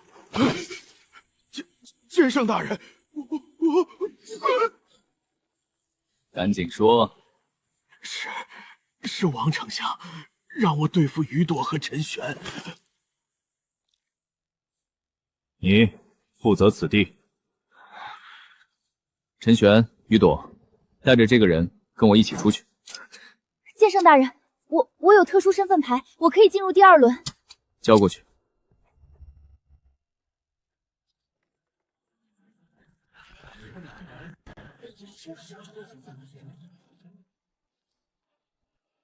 剑圣大人，给我一个说法。我想要杀了陈玄，所以才冒险让他们进入。干预我的弟子考核，你是觉得我不敢杀你？剑圣大人自然敢，整个大周无人出您左右。不过我这把骨头，对于大周还是有些用的。陈玄上去教训一下他。不敢，求之不得。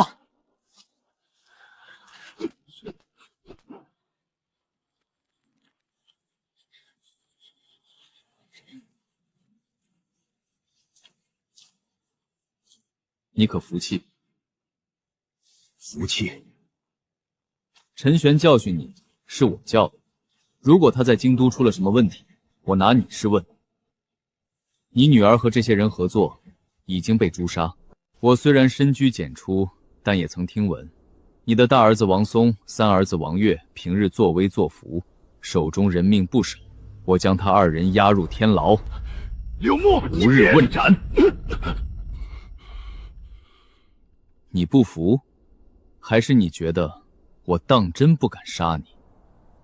你那些手段只是麻烦些而已。你真以为我有多忌惮于你不成？你二人随我上车。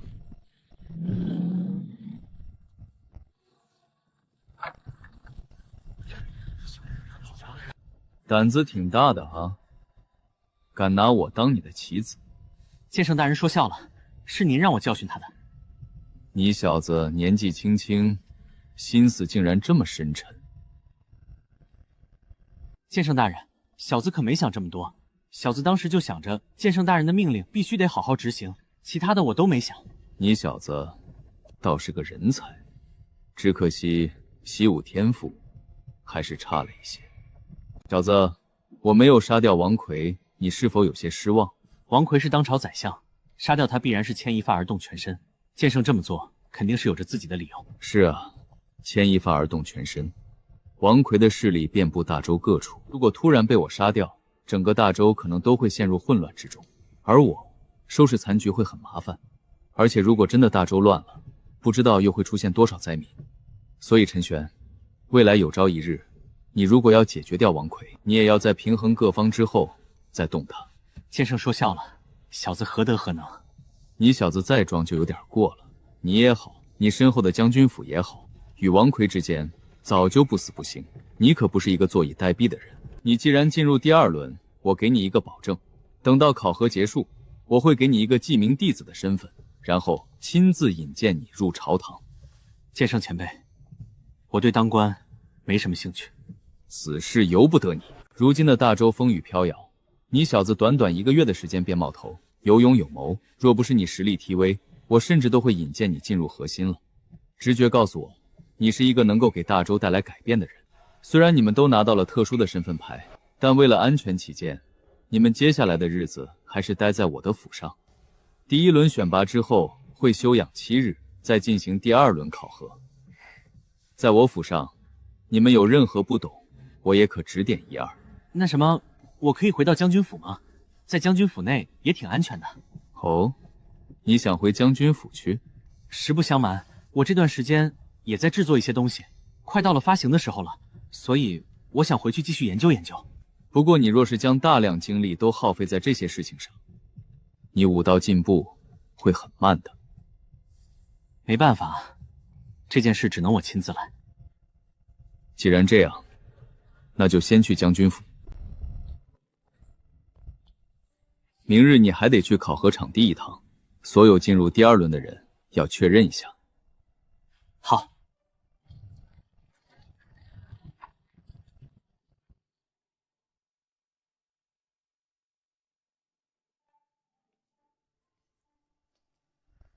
陈玄，你怎么提前回来了？考核不是还有1天吗？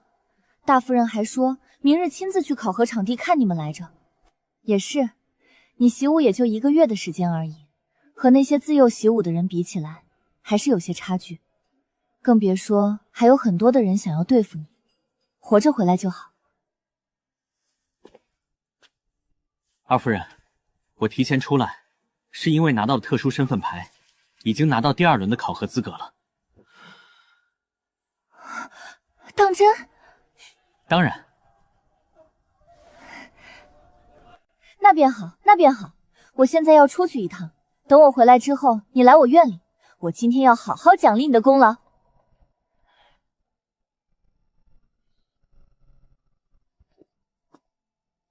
对了，陈玄，那香水我这段时间使用了，也出席了一些场合，恐怕效果比我们预想之中都要好上许多。关于香水的价格问题，我们怎么去制定？还有什么时候开始贩卖啊？我这次回来就是商讨这个事情的。不过您先去忙您的，等您回来了，咱们再细说。那先这样。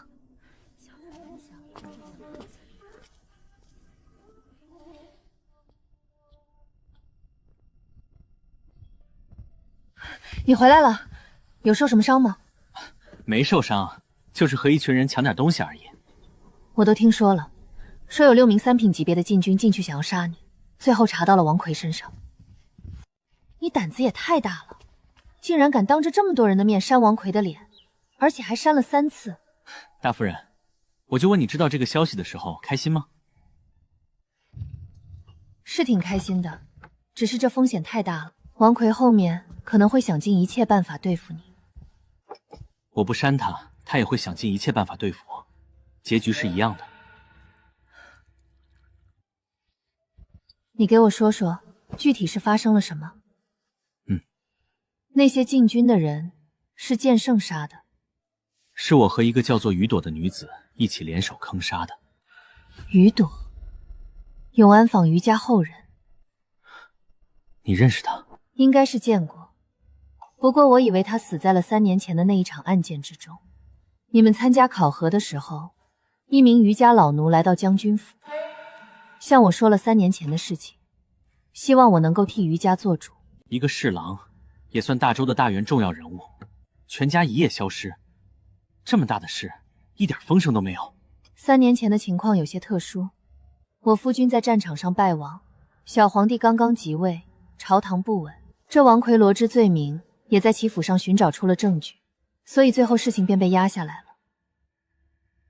是什么罪名这么严重？通敌叛国。通敌叛国，这是大罪吧？当然，泼天的大罪，甚至将我夫君那一战的原因都归咎在了他的身上。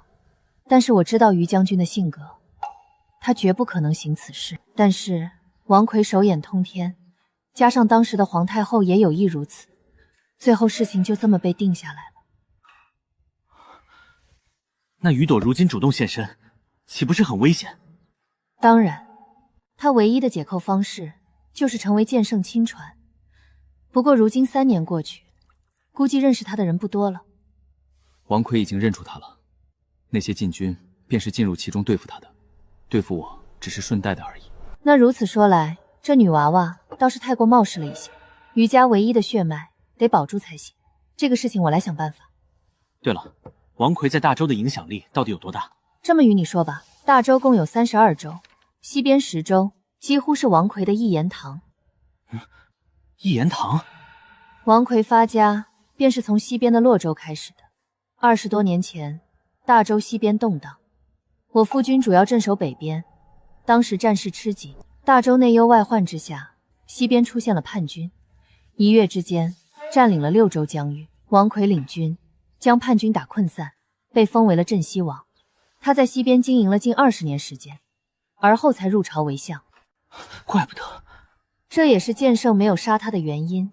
他一死，大周必乱。而入朝为相这些年，他也在朝中培养出了许多自己的势力。而且直觉告诉我，他的目的不止于此。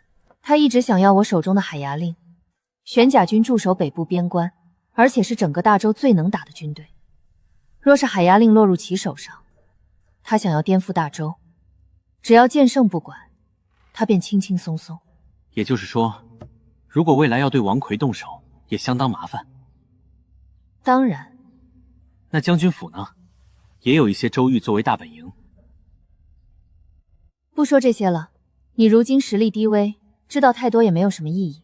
你既然进入了第2轮，距离第2轮比试还有7日的时间，你快去洗漱一番，我在净室等你。接下来的这7日，你好生修炼，争取炼蛊过100。陈玄，记住了，剑圣亲传这个身份，对于你，对于将军府都非常非常重要。这一次不论如何，对于王奎来说，应该都是一个打击吧。虽然剑圣没有杀掉他，但是在外人看来，他似乎和剑圣走上了对立面。以前他在朝中的那些庸政，应该会有所考量吧。剑圣在大周是一个特殊的存在，他不干涉朝中事务，但是他能凭借自身强大实力，对于皇上都有着任免权。你这方面分析，应该是有一定道理的。不论如何，这次的事情你办得很好很好。你要是有6品就好了，能够执掌玄甲军，将军府这边也能够彻底的稳定下来。夫人，你执掌海牙令，为何你不直接披挂上阵？我在武力上是没问题的，大周也不乏女将军，但是战场瞬息万变，指挥作战不是我所擅长的。而且我如果真去了前线，将军府这边的后方，我担心。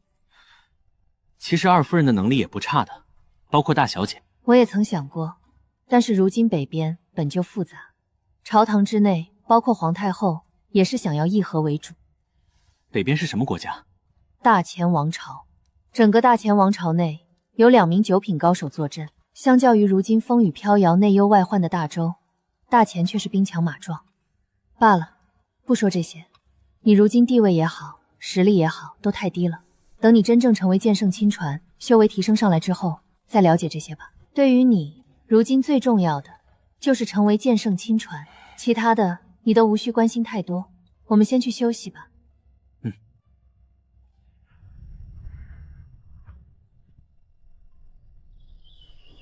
修炼了一晚，真的累人，好在提升了不少。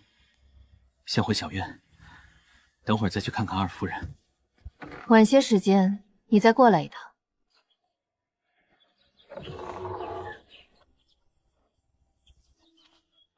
二夫人，说好了等我回来与你商议事情的，结果转头进了林婉那女人的院子里，便再也没有出来。我和大夫人在商议一些事情。哼，商议事情需要1个晚上。今日你要去考核场地吧？对。算了，说正事儿吧。我按照你之前说过的计划，这段时间出席一些聚会。香水的反响很好，许多夫人小姐都想要得到这香水。在定价和位置上，咱们怎么去选？香水主要还是针对富裕的人做的，所以在价格上可以相对贵上一些，这是别家都没有的。这一批先5两银子1瓶吧。这价格会不会太便宜了？这是我们的低端货，而且利润已经相当之大了。之后我们再推出一些好的，一些限定的，这个才是暴利。好主意啊，限定的香水。好，都听你的。店铺我还是想开在玄武大街上。没问题。对了，店铺不用太大，但是必须修缮的非常精致才行。你先挑好店铺，剩下的修缮问题交给我来。好。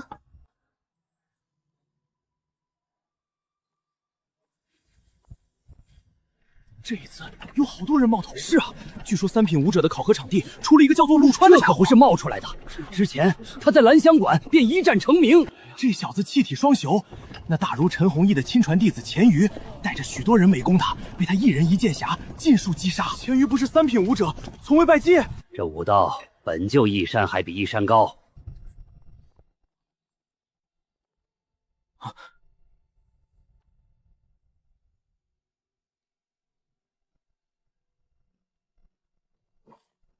怎么了？没什么，总感觉怪怪的。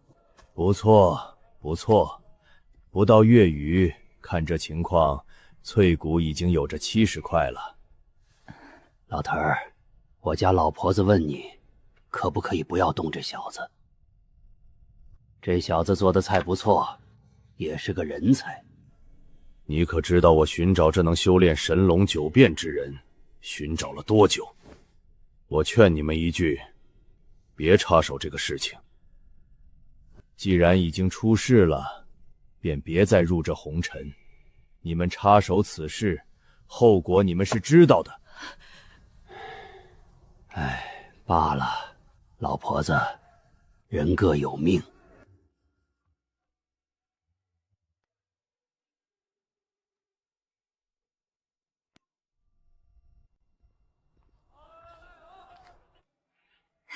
陈玄，刘府待着如何？柳夫人挺好的，知道我的身份之后，她对我很热情。你的身份我都知道了，你父亲被诬陷这种重罪，此时他们不敢对你动手，可能碍于剑圣的身份。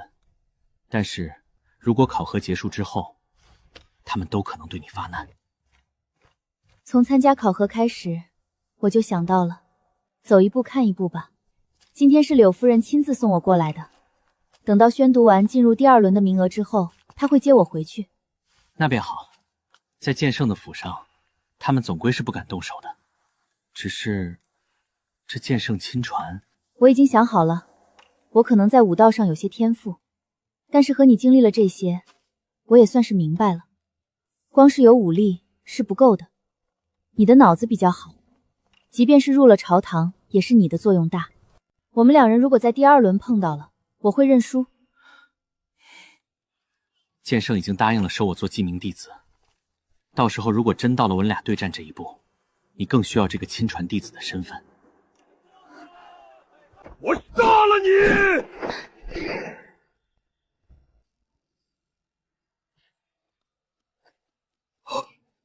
谁？给我住手！你想失去第2轮的资格不成？他把我哥给杀了，我是赵家人。那又如何？你别在这里胡闹，这是剑圣的考核场地，你要有本事，在第2轮遇到他，再对他动手便是了。你给老子等着，老子一定要让你付出代价。既然你这么想他，不如等第2轮，我送你去见他。你很好，你得到了特殊身份牌，进入第2轮，那兰香馆的仇，我定然要亲手报了。你家里还有比那缥缈油更好的战绩吗？如果运气好碰上了，那你可要用更好的战绩换了。如果没有的话，我可不会放过你了。你这个手下败将，那次是我大意了而已。你以为下次再遇到的时候，你以为你还有这种运气？当时我习武1个月都能够打赢你，现在我多了半个月，打你跟杀鸡也没啥区别。安静！现在我来宣读晋级第2轮的成员：陈玄、于朵、周星阳，特殊身份牌；李星灿，539枚身份牌。你小子是个人才，听说你杀掉了忠顺和赵家的赵礼行。你小子胆子倒是挺大的，之前还利用我逃脱了朱兴的追杀，不如来我麾下效力如何？赵礼行的爷爷乃玄镜司的掌镜使，忠顺的父亲也是礼部侍郎，这可都是朝中重臣。来我麾下，我保你活下去。四皇子本事这么大，你是在质疑本皇子的实力？那王奎也要杀我，你能保我吗？我之前差点杀了司徒赵，司徒寻也对我怀恨在心，四皇子保得住我？你小子居然就招惹了这么多的人！许绍阳，397块。这又是哪儿冒出来的？你不认识？能够拿到这么多的身份牌，一般来说应该也是身边有人的吧？没听说过。大多数我都是知道的。他可能是自己一个人进去的。如果是一个人，他的实力估计很强。接下来进行第2轮的对决抽签，陈玄对决秦顺。陈玄，你完了！接下来抽取第2组，司徒赵。陈玄，你最好能够赢下秦顺，让我亲自解决掉你。他看不起你，说你必输。等我收拾了陈玄，就来收拾你。7日之后，在皇家演武场进行第2轮考核，决出最后的胜利者。现在你们可以离开了。这陈玄竟然是第1轮就要对上秦顺这秦顺是赵家的上门女婿，天生神力，陈玄对上他必输无疑啊！你们看，四品这边，将军府2小姐第1轮就要对上谢瑜了。据说谢家长将军府退了婚，转而和掌镜使的孙闺女赵颖冉重新订婚了。比舞台内是一场好戏，比舞台外也是一场好戏。大夫人，2小姐和陈玄都已经晋级了第2轮，不过他们抽签似乎都不太胜利。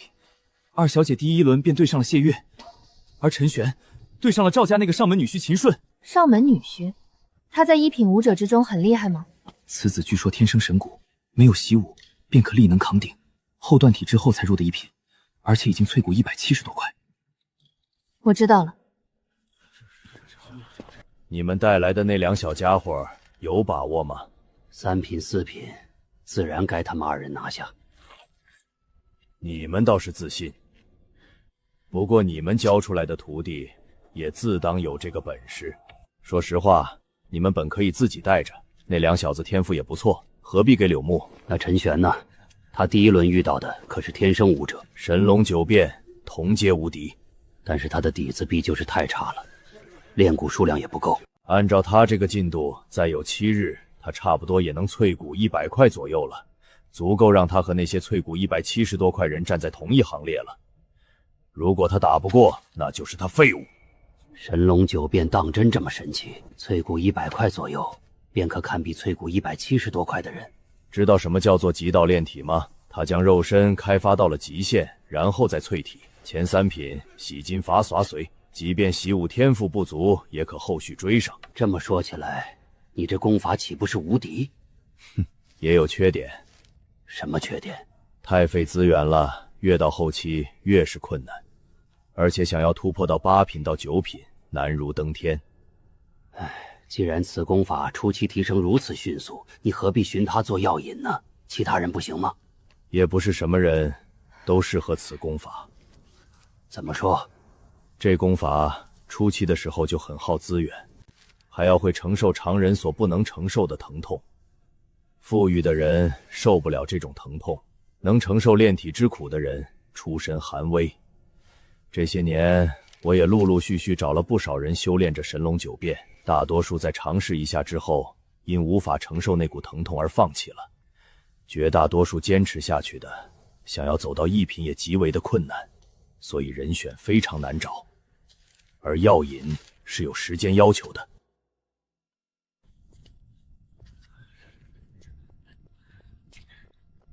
陈玄，怎么样？晋级了没有？晋级了，你呢，二小姐？我也晋级了。我们是不是见过？这个是雨朵，我在考核场地认识的朋友，在考核的时候帮了我很多忙。见过二小姐，我们小时候有一起玩耍过。奇怪了，礼部侍郎钟品如，他在这里做什么？还拿着剑，莫非他儿子也被杀了？钟顺想要除掉我，被我反杀了。你杀了赵礼行，还杀了钟顺，那你可要小心点了。陈玄，你杀我儿，我后半生与你不死不休。他要杀我，我被迫反杀，这些都在规则之内的。现在杀了小的，来了老了，怎么？你儿子能杀我，我就杀他不得。我不管你这么多，余生与你不死不休。你岂敢当着我的面威胁将军府之人？你坏了剑圣考核的规矩，想找打，今日我便好好会会你。我乃礼部侍郎3品大员，今晚你敢动我试试？大夫人，既然钟品如要找不痛快，你便成全他吧，一切后果由我来承担。柳夫人、将军夫人，此事是钟品君做的不对，但是他终归是朝廷命官，可否给本王一个面子，饶他一命？贤王倒是来得巧啊！我那不争气的孩儿也想要成为剑圣亲传。既然贤王开口，那么我便给这个面子，饶他一次。不过我夫君说了，陈玄没能够拿第一，也会收他为记名弟子。我知道陈玄动了你们的某些利益，如果有人在暗地里下手的话，我刘府必然追查到底。大理寺办案，贤者避让。你想做什么？大理寺办案，你给我让开！林燕，老子不让开，你敢如何？老秦，你别让我难做，老子就让你难做了，如何？你这混账东西，当年是老子一手把你提拔起来的，现在你却投靠王奎当狗，老子恨不得一刀剁了你！刘夫人、将军夫人，大理寺办案，劳烦给个方便。王丞相，你儿子入了天牢，你不去多陪陪你儿子，还这么忙于公务。刘夫人，还请行个方便。陈玄身边那个女子名叫于朵，乃3年前通敌叛国的永安坊于家后人，我也是奉命行事而已。陈玄与其牵扯极深，也得跟我前往大理寺候诊。陈玄，你说的对，我不该暴露自己的。不过你放心，我是不会把你牵扯进来的。王丞相说的可是这个女娃娃？正是，她便是于家于孽。永安坊于家不是被你尽数处决了吗？至于这个女娃娃，是我新收的义女，虽然也姓于，但是却与你所说的于家没有任何的关系。刘夫人，你可知道你在做什么？你虽然贵为建圣夫人，但是包庇叛国贼之女，你可知道其中这意味着什么？你是在审问我妻子吗？3年前的事情我也有所耳闻。既然你觉得她是于家的孩子，正好，于家那个事情我也有些疑惑，那就重启3年前于家的案子吧。我待会儿便亲自去跟皇上要一道圣旨，然后好好的查一查。如果真查出来了，于朵也是于家的人，我柳木在这里答应，绝不包庇。但是如果查出一些其他的东西，还有这是你第2次在我的弟子考核上闹事儿，第1次我饶了你，不是我不敢杀你，只是我觉得有些麻烦而已。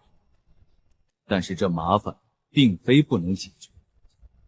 带着你的人从这里滚出去。是，剑圣。夫君，见过剑圣。都撤了吧。老秦，咱们没有必要。我从来都没有背叛玄甲军，我只是……别逼老子在这里就动手，给老子滚！老秦，不论你怎么看我，我只能说，我没有背叛玄甲军。将军府如果有难，我林岩必然守在将军府外，与将军府共存亡。只是海压令不该在大夫人手上，该在你手上。别以为老子不知道王奎给你许诺了什么东西，到时候什么都捞不着，自己丢了命，给老子滚远一些！改天我找你喝，给老子滚！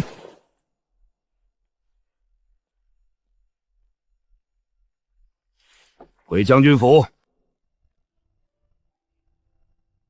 陈玄，陈玄，你怎么跟个女人似的？院子里这么香。你们怎么来了？是我师父叫我来的，说他有事找你。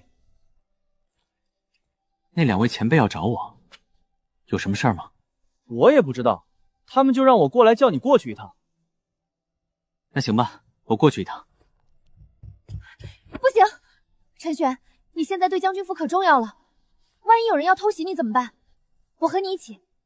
但是师傅说只让陈玄一个人过去啊。放心吧，有师傅和师娘，陈玄不会有事的。可是，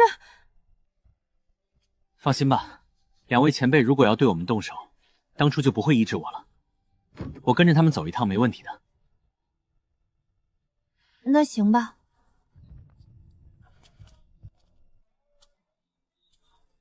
听说你第1轮要打那个叫做什么秦顺的，很难打。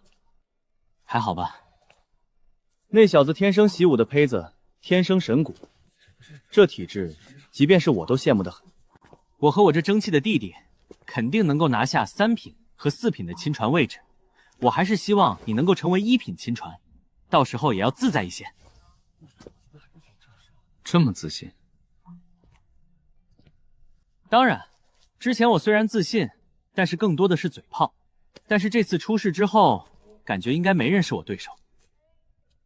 至于我这弟弟，别说3品了，一般4品的武者都不见得是他的对手。你弟弟这么强的吗？我弟弟强的离谱，以后你就知道了。你才离谱！听说你把钱宇给杀了？他找30几个人围攻我，被我全部灭了。师傅，陈玄给你带过来了。老子听到了，别瞎喊。见过前辈。你们俩去后边练武去。好嘞，跟我走。去哪儿？别问。去一个对你有好处的地方。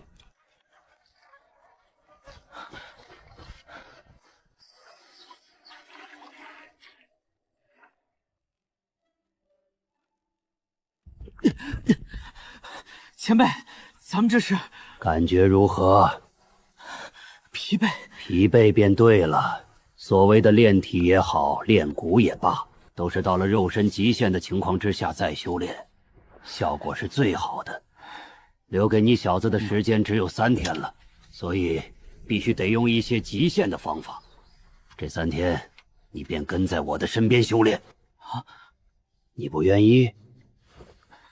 这倒也不是，我就是怕将军府那边的人担心。你放心，林婉晚上大概率会去寻你，等他见了老婆子，他便不会担心了。只要你按照我的方法来修炼，我保证，你每日催骨的数量绝对在5块以上。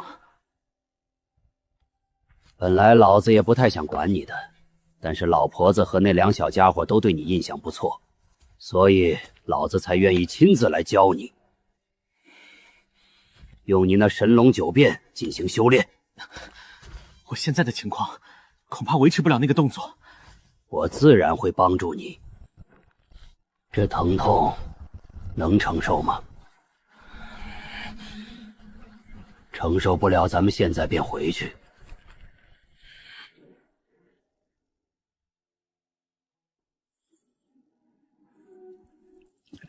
那2位到底是什么人？你派出去的人怎么样了？死了。至于那个瞎子和陈玄去了什么方向，我们也不知道。果然如此吗？钱余的事你别管了。如果我没猜错的话，那瞎子和陆川兄弟应该是来自剑城，陆川背后背的便是那传说之中的无双剑侠。他们来自剑城？怎么可能？如今的剑城不是已经没落了吗？剑手更是多年未曾出现。36剑奴死的死，走的走，只剩下了少数几个人维持着剑城。如果是无双剑侠的话，事情就大了。陆川、陆河，莫非他们是那位的后人？而那瞎子和老太婆，莫非是剑奴之二？剑城虽然没落，但也并非是我的手能够伸到的地方。他们自称来自岭州，大概率是，但我不敢轻易试探。如果真是剑奴，不知道他们会做出什么样的事情来。你确定那陆川背的是无双剑侠吗？猜测而已。无双剑侠从陆长生消失之后60年来，无人能够打开，应该不会吧？总之，别招惹这对兄弟。虽然剑城没落，但是那余下的剑奴依然不是好惹的。你小子倒是有大毅力之人，此等疼痛你竟然能够承受，倒是让老头子我觉得越发可惜了。前辈可惜什么？没什么。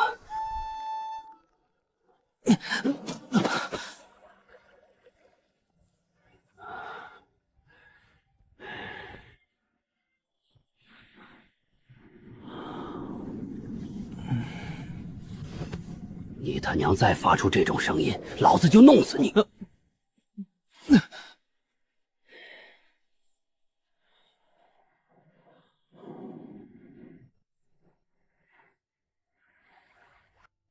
听说你是用飞刀把那个赵礼行给杀掉的，你会使用飞刀？你应该不是气修吧？不是。那倒是有些意思了。飞刀、飞剑之类的，一般来说都是气修专属。气修专属？我看看你是怎么使用的。有飞刀吗？差不多的效果。原来是如此。你能够用树叶当做武器来使用吗？这倒是不行。那距离如何？如今的话，200米左右，应该都能够准确无误地击中目标。这倒是和气修不同，你这个不算飞刀，属于暗器，曾经在大周存在一个暗器门派，叫做暗阁。他们和你一样，以炼体为主，然后凭借着暗器为武器。他们的暗器可以藏在身体各个地方，各种暗器手法更是层出不穷。不过后来被灭掉了。我看你这准度确实不错，如果能够学习一些手法，这可能会成为你的一个杀招。气修是怎么使用这飞刀飞剑的？气修是以炼气为主，他们从一开始就不会炼体，而是炼气，和炼体完全是两条路子。他们将体内的灵气遍布在飞刀飞剑之上，以气御剑，在数百米乃至数里之外取敌人首级，而且万物都可成为武器。比如说这树叶，气修体内的灵气遍布其上之后，这树叶的锋锐程度便堪比匕首，而且心所欲动，御剑之术更是千变万化，比你这要灵活许多。那气修、体修加炼气能一起？你想炼气？想试试。御剑啊，多帅啊！话说气修可以以气御剑飞行吗？御剑飞行，传说之中9品气修应该是能够做到的吧？不过如今这世界只有1名9品气修，至于他是否御剑飞行过，我也不清楚。不过小子，你的根骨天赋一般，虽然这神龙9变前3重能够洗金伐髓，将你的根骨改造一番，但是相较于那些天生神骨之人，你的差距是明显的。贪多嚼不烂，你走体修，再加上琢磨战技，参悟武器之意，已经需要耗费大量的时间。再花时间去练气，对于你目前而言，并不是好打算。好吧，你先将你的一些战技使用出来看看，我看你掌握的如何。好，打给您看。别废话，赶紧的。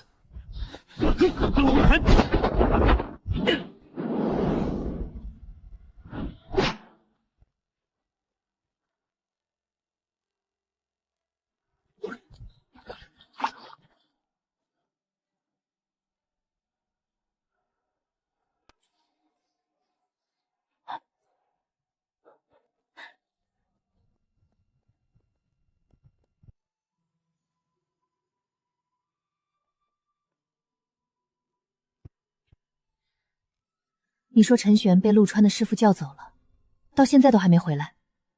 是的，二小姐是这么说的。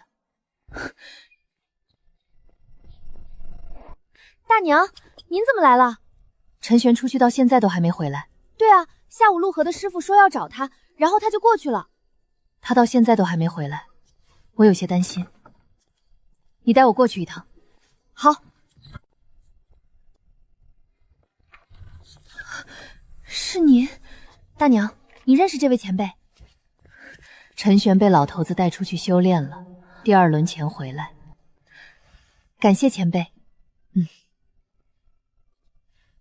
需要我前往将军府吗？前辈说笑了，您是剑城的高人，去了将军府，我也奈何前辈不得。而且陈玄能够得到那位老前辈的指点，是他的福气。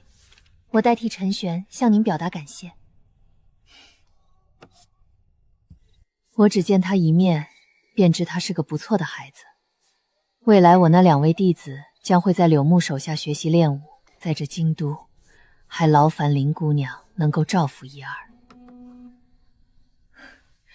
前辈说笑了，他们是剑圣亲传，这京都之中，无人敢欺辱他们。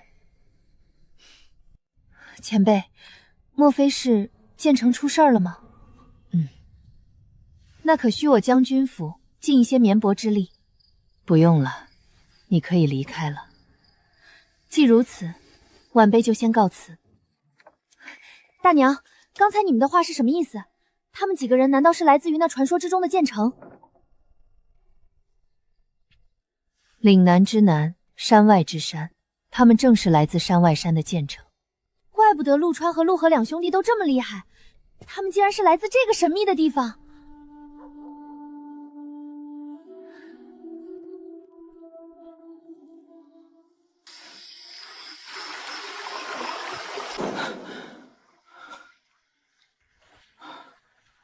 神龙九变之中还有着一门剑技，只不过我没带剑出来。你施展那门剑技看看。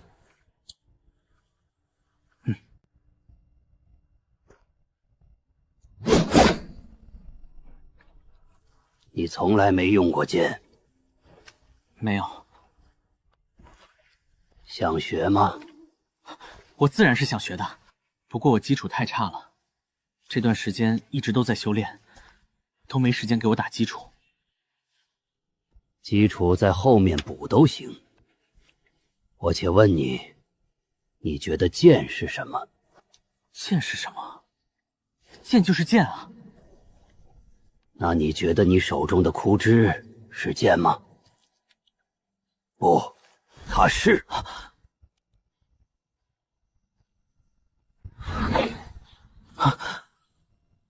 剑道者心中有剑，万物皆可为剑，这便是剑意入门。你若是能够在接下来的这几天译出剑意，我便教你一招绝学。这是我2个徒儿都没有学到过的杀招，但我倒是觉得挺适合你的。先把体力用到极限了，再回来思考修炼方向。这前辈说话有些太过抽象了点儿。心中有剑，万物皆可为剑，这是要催眠自己？这太抽象了，肯定是方向错了。内心之中觉得它是一柄剑，似乎最为关键的是心中有剑，万物皆可为剑这句话，但是心中该如何有剑？在上一世的时候，作为狙击手，狙击枪在，人在。很多时候，他手中的那把狙击枪，都被他当成了自己的伙伴、兄弟。难道是把剑当作伙伴就能领悟剑意？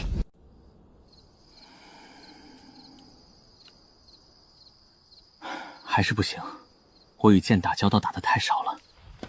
不过跑着跑着，感觉手中树枝倒是有剑的感觉。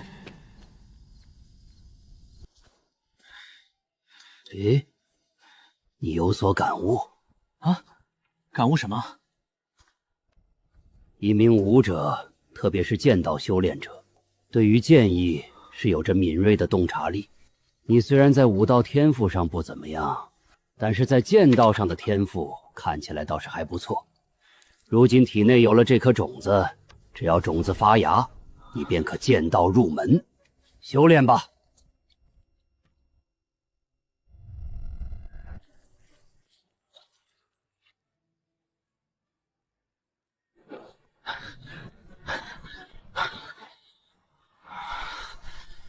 腰马合一，步伐如流水。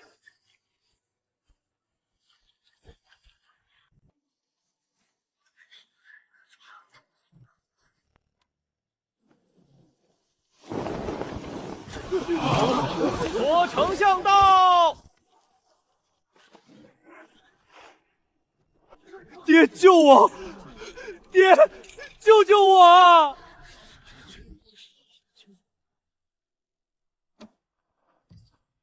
午时已到，斩！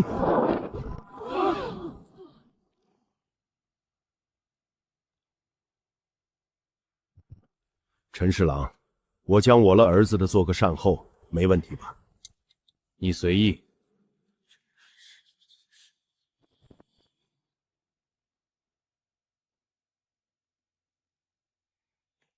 大人，你不该接下这差事的。这个事情，王奎绝对不会善罢甘休。他不敢对剑圣动手，但是说不定……哼，老子两袖清风，还怕了他王奎不成？老子改天还要去找那陈玄喝酒。老夫恨那3巴掌，不是我亲自扇的。大人，慎言。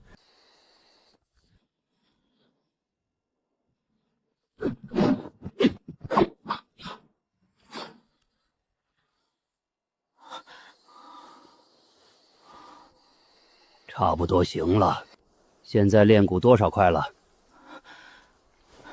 ？104块。这神龙九变确实有些意思，炼蛊104块，内劲搭配肉身力量，竟然真的堪比炼蛊170多块的一品武者了。终于，是追上来了吗？小子，你现如今有着和他们一战的资格了，而且看得出来，你打斗的经验相当丰富，这是你的优势，但是你也不可大意。通常来说，淬骨之际，肉身越强，每淬炼一块骨骼，体内所诞生的内劲更多。但是那秦顺是天生神骨，力大无穷，这生来便是练武的好苗子。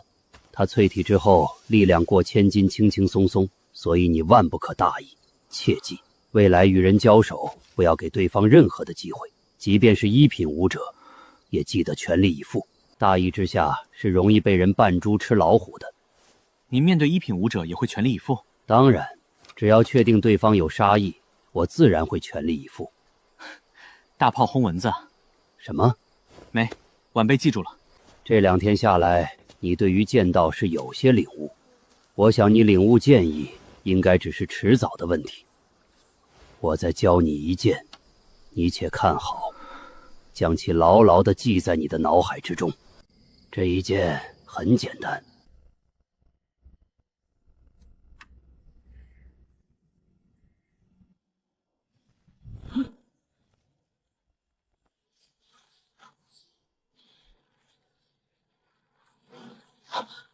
这是什么？过去看看。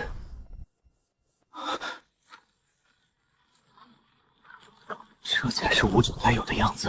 如何？很强。这是什么级别的战绩？没有级别。你看明白了吗？您是将剑意和体内的内劲全部压缩在剑中，瞬间拔剑斩出。你果然在剑道上有几分悟性，说的8、9不离10，但是具体如何操作，你得自己去悟。这一剑我也说不上来。你先将这一幕牢牢地记在你的脑海之中，等到你觉醒剑意的时候，大概就懂得怎么运用了。这一剑叫什么？没有名字，你想叫它什么就叫它什么。走吧，也该送你回将军府了。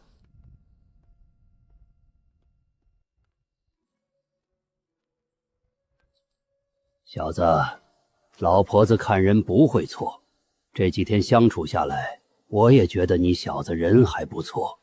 接下来，记住一些事情。啊？什么事情？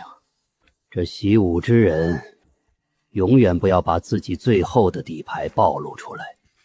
行走江湖有底牌，活下去的概率才更大。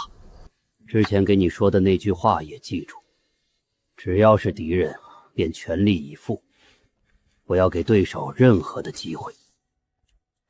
未来若是你入朝为官，这句话也是一样的。你虽然年幼，但是看得出来，你是有些心机在的。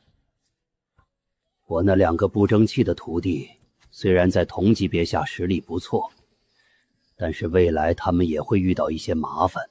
到时候，你如果能活下来了，也记得帮忙照拂他们1、2。陆川和陆河与我性格相同，未来定然是不错的朋友，您可以放心。你早些领悟剑意，然后学会我那一剑吧。记住，在没有危险之前，藏好你的杀招，在一些关键的时刻能救命。好了，先送你到将军府吧。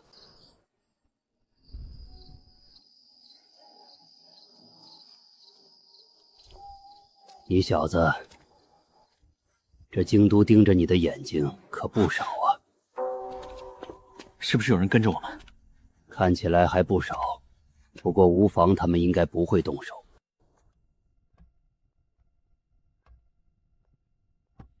你进去吧，明日若是输了，别说我教过你几日。多谢前辈，晚辈一定尽力。明日考核结束后，你记得再来找我一趟。到时候，我再送你一件东西。好的，感谢前辈。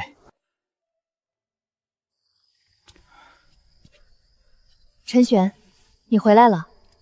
小昭姐，夫人听守门的人说你回将军府了，让我过来叫你。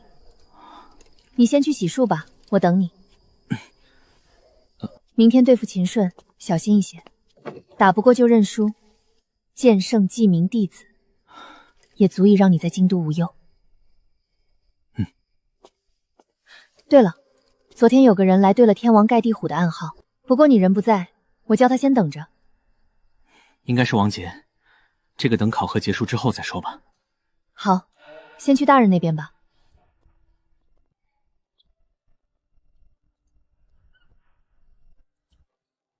二夫人，陈玄刚入将军府，就被大夫人叫走了。我知道了。该死的负心汉！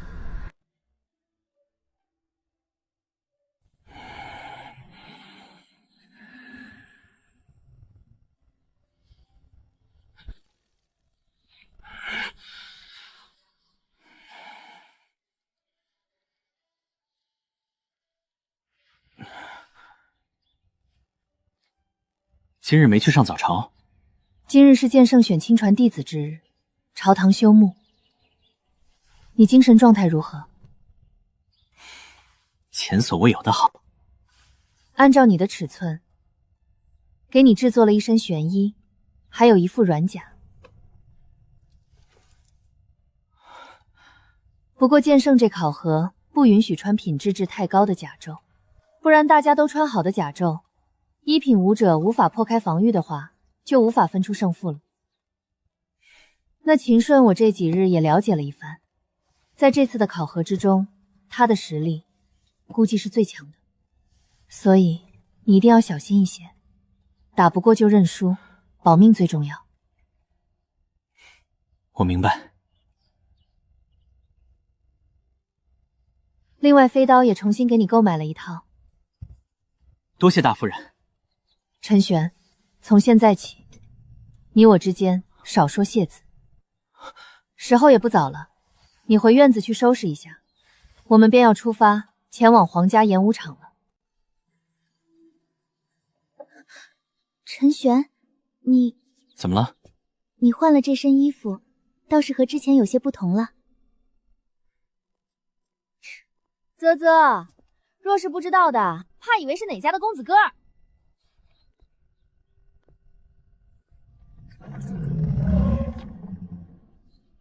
出发吧。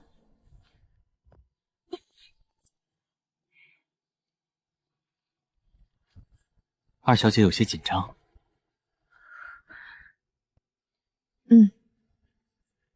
是担心打不过谢音。谢音推了我大姐的婚，若是我在比武场上再输给她的话，对于将军府的名声是一个不小的打击。你不要有任何心理压力，我还是那句话，我必拿一品亲传。即便你输了，只要我成为剑圣亲传，这京都之人便不敢再对将军府做过分的事情。谢云很强吗？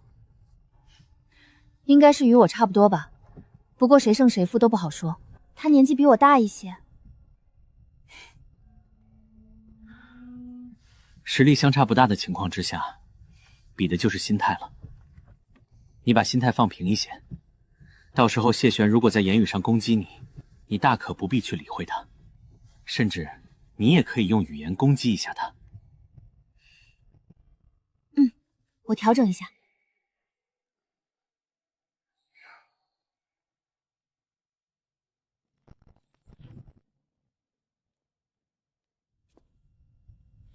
将军夫人，里面便是考场所在，除开参考者之外，其余者不可进入其中。观赛的位置已经给各位备好了。下车。尽力而为，保命为主。将军夫人，这边请。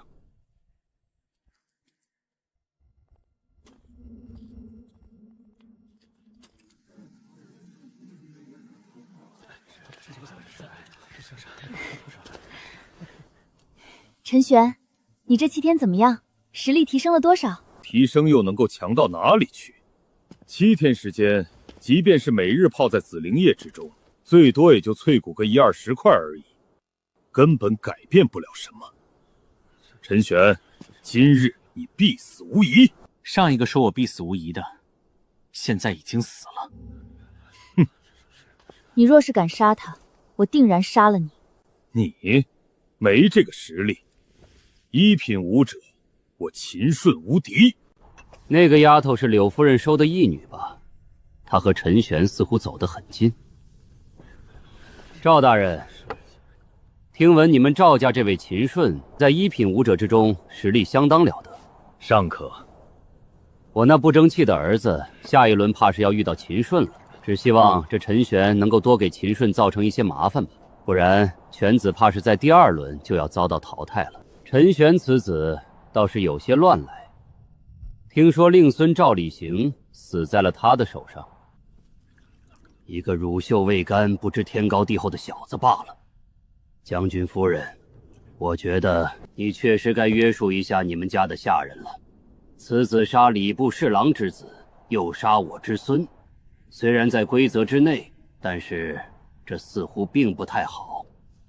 另外，我也听闻你们的管家秦浪在大庭广众之下指着刑部尚书林燕痛骂，更是说要打杀刑部尚书。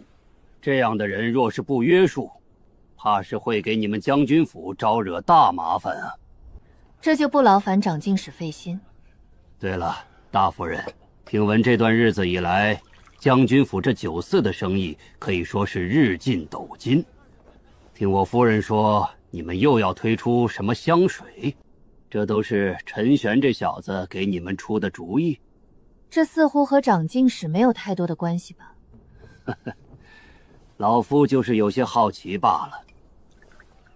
这么一个宝贝，你们让他来参加这剑圣考核做什么？万一死在比武台上，对于将军府而言，可是一个巨大的损失啊！是啊，刀剑无眼，长进使先是折损了一个孙儿，如果再折损一个孙女婿，您年纪大了，不会挺不住吧？不如先请个御医过来，以备不时之需。大夫人对陈玄很有信心啊，你难道觉得他能赢得了秦顺？比武场上可不好说，毕竟他都能够赢下司徒赵，赢下秦顺也不是没有可能。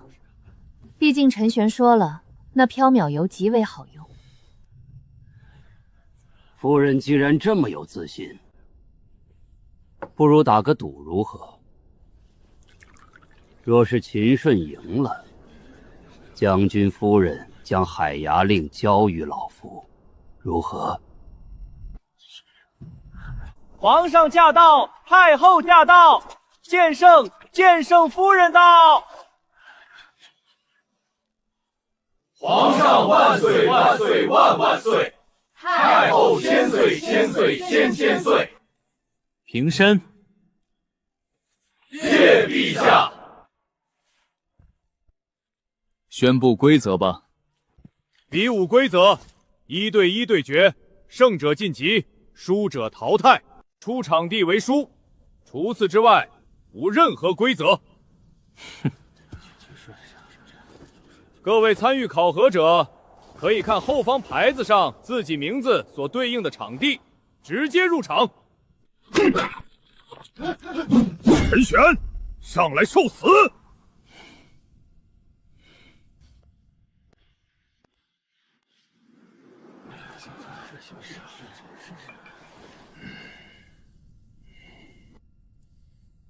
剑圣，听闻你已经打算将这陈玄收为记名弟子，不知真假？确有这个打算。哦，是因为他出身于将军府的原因？这与他的身份无关。我夫人喜欢他做的菜，加上接触几次下来，我觉得此子身上有着一股我当年只身闯荡京都的劲。不过，听闻这陈玄沙调了赵家的赵礼行。赵礼行参与考核，以杀人为乐，该杀。确实如此。不过这秦顺是赵家人，怕是不会这么容易就饶过陈玄。况且这比武场上刀剑无眼。太后想说什么，不妨直说。罢了，我便直说了。关于海牙令被林婉执掌一事，不知道剑圣是何态度？太后，这是朝堂政事，我夫妻二人不插手的。夫人说的是。既如此，看比武先。这陈玄做菜确实好吃，若是比武有个意外，倒也可惜。我在思考一个事情。听说你本是赵家的下人，如今成为了赵家的上门女婿。你一家子人，估计也算是因为你飞黄腾达了，对吧？你想说什么？你想杀我是吧？不是想，是一定会杀了你。我在想，如果你死这儿了，你那一家人在赵家还会不会继续过上现在的好生活？还是说，你死了之后，他们会回到原本的底层？你去问阎王爷吧。比武开始，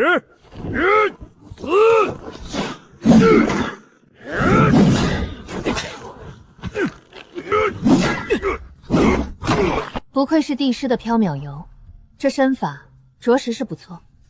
陈玄的缥缈游竟然已经入门了，哼！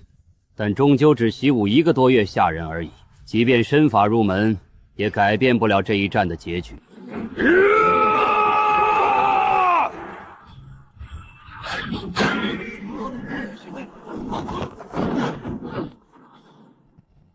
裂空，小心！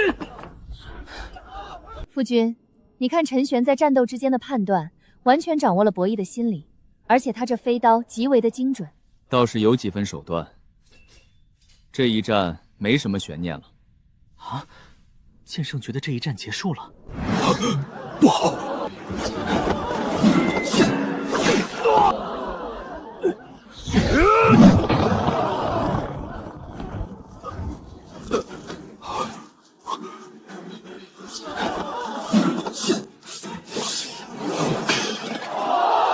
结束了。别杀我！我认输！别杀我！陈玄，你给我住手！长进使，你是打算干预剑圣弟子选拔吗？剑圣，太后，秦顺天生神骨，未来若是能够成长起来，不说9品，8品是一定能够达到的。若是他入了8品，对于我们大周也是一大助力。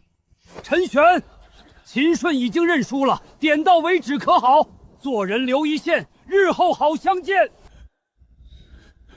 陈玄，饶我一命，之前都是我的不对，以后不会了。哼，饶你一命。若此刻是我落在你的手上，你可会饶我一命？在偌大的大周，我不曾招惹任何一人，我只求活下去。但是3番2次的遭到暗害，那些事情与我无关。陈玄，你当初兰香阁司徒赵挑战我，想要杀我。我听贤王的话，做人留一线，饶了司徒赵一命。结果司徒赵在第1轮考核带着几十人追杀我许久，那一刻我就明白了，对付想要杀我的人，只要有机会就不要留情，就是要杀，杀到他不敢再对我动手为止。好胆色！确实好胆色，夫人。这几次的事情下来，我倒是有些欣赏陈玄了，只可惜习武天赋限制了他太多。夫君，有没有可能是你看走眼了？陈玄习武不过1个多月的时间，这一点你我是清楚的。而秦顺是这一次1品之中最强的几个人之一。夫君之前都说过，他可能成为那个优胜者，但是你看到了吗？他和陈玄对战之际，完全被陈玄压制。陈玄或许绝对实力弱，但是他在战斗之中却能够完美的发挥出自己的一身本事，同时牵着对方的鼻子走，这又何尝不是武道天赋的一种呢？确实，那秦顺一身本事都没发挥出来，便死在了陈玄的手中，倒也有些不才。1号场地陈玄胜，13号场地许绍洋胜。陈兄好本事，这秦顺是这次大热门，没想到陈兄全场压制住，并且还这么快就解决掉了。你竟然能这么轻易解决王杰，这次1品选拔果然卧虎藏龙啊！彼此。如果我们最后交手，我希望点到为止。我觉得陈兄人不错，想要和你交个朋友。和我交朋友？你可是看到我得罪了多少朝中大臣？若是成为了剑圣亲传，朝中大臣有何惧之？我和陈兄出身相似，我觉得咱们能够成为很好的朋友。王杰是什么情况？竟然这么快就被淘汰了？那许绍洋看着有点不对劲的感觉，看情况下轮你遇到他要小心点。我会小心的。第2轮就是我们了。之前你要杀了我来着，陈玄，这比武待会儿咱们点到为止就好。那可不行，咱们上了擂台，既分胜负，也决生死。你，他好像被你吓到了。他才14、15岁，给他点心理压力。如果他弃赛了，我就直接晋级。你怎么样？需要治疗吗？出事了。雪儿输了。啊？输给了谢元。你知道的，雪儿那性格本就火急火燎。谢轩在和他比武的时候出言侮辱我，雪儿就上头了，最后被抓住了破绽。他受伤严重吗？谢轩想下杀手的，还好雪儿反应快，主动认输了，肩膀被刺了一剑，并不致命。大娘让我告诉你，剩下的要靠你了。这考核对将军府很重要。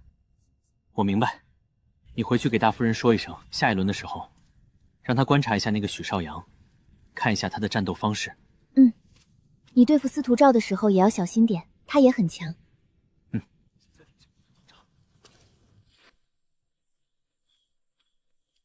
第2轮，准备上场。司徒兆，咱们之间的恩怨也到了该解决的时候了。陈玄，我们不用武器行不？这擂台我们简单切磋一下。切磋一下？当初我和你无冤无仇，兰香国你点我的名，想要杀了我。在山里的时候，你带着几10人追杀我，现在说切磋一下就行了？还是我之间，你我今日只有一个人能够活着走下擂台？第2轮，比武开始。晋胜，司徒兆腿都在抖，难道是受伤了？被陈玄震慑到了，怕陈玄杀了他？多半是吧？不至于吧？他也是1品中的佼佼者。别杀我！我认输，我投降。逆子，今日回去，我把你吊起来打。上半区最强的2个人便是秦顺和这司徒兆，看来陈玄可能要进入决赛了。夫君，你好像看走眼了。如果他能够，咦？来人！剑圣大人有何吩咐？将许绍洋的信息给我拿上来。他怎么了？那小子是气体双修，应该都已经到了1品的极限。而且，再观察观察吧，可能我看错了。陈兄好本事，竟然让司徒兆落荒而逃。我知道陈兄很需要剑圣亲传身份，但这个身份对于我来说，我必须得到。巧了，我也是这么想的，那就只能手底下见真章了。有趣，这小子竟然是和陈玄一样，出自于一个村落，倒是个神秘有趣的小家伙。这小子在1品中实力这么强，竟然没人知道他。相较于陈玄，他似乎更加的有意思一些。陈玄毕竟还有将军府，而他什么都没有。那确实有点意思。不只是如此，如果我没看错的话，这小子的体质非常特殊，应该是纯阳体。纯阳体？传说之中，千年不遇的习武圣体。对，陈玄这小子，怕是有点难了。那如果陈玄赢了呢？你要收那许绍阳为徒吗？这种天赋可相当难遇到。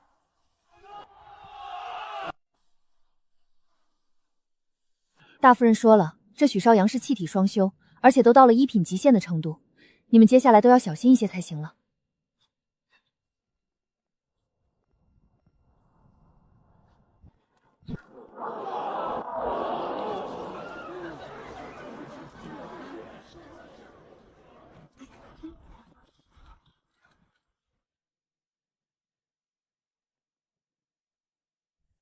陈兄，不必担心，于姑娘实力了得，让我用了一些杀招。为了避免于姑娘和你说我的招式，我把她打晕了而已。陈兄，聊几句。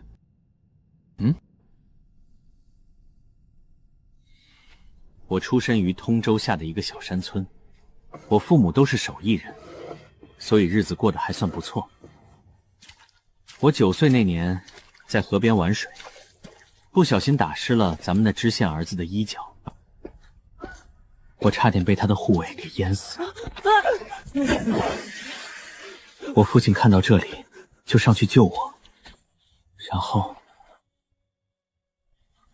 被护卫一刀砍死了。他们饶了我一命，但为了息事宁人，用10两银子和我的命做威胁去堵我母亲的嘴。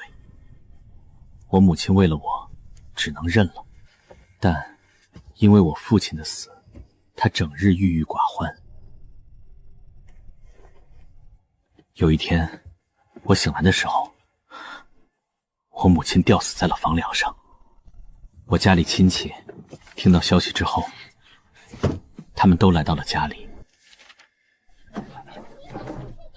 为了谁抚养我的事情吵得不可开交，最后他们分走了我父母留下来的家底，将我们的房子也卖了，几家人平分，然后说让我在每个家里住1个月。但是呢，真去了的时候，却没有人管我。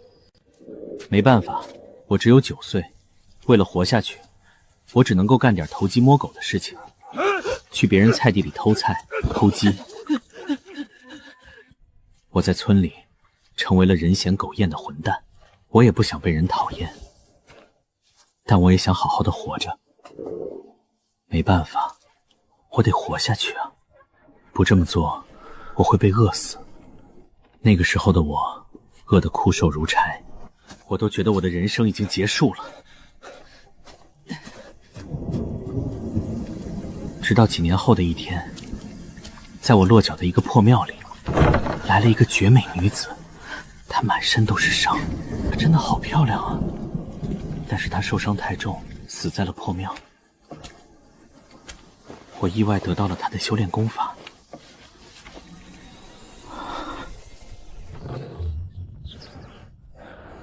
4年，我走到了1品的极限。这他娘的不应该是我的开篇剧本吗？然后我收到剑圣亲传弟子的消息后，我只身入京。而京都这段时间，你是最耀眼的那个人。我听说了你的故事，你本是后厨的杂役，和我一样，都是在大周的最底层。你凭借着炒菜，给将军府带来了数十万两白银的收入。自此，你也算是有了归属。你知道那个时候我有多佩服你吗？我是最底层的人，知道想要爬出来，要经历怎样的绝望跟艰辛。不过现在，距离剑圣亲传只差最后一步了。我虽然很佩服你，但我不会放弃的。不过直觉就告诉我，以后我们会成为很不错的朋友。如果我成为剑圣亲传，你也是记名弟子，到时候你有任何麻烦，我都会帮助你的。虽然我也很触动，但是剑圣弟子名额我还是要拿下的。我只是不想与你交恶，大家凭实力争。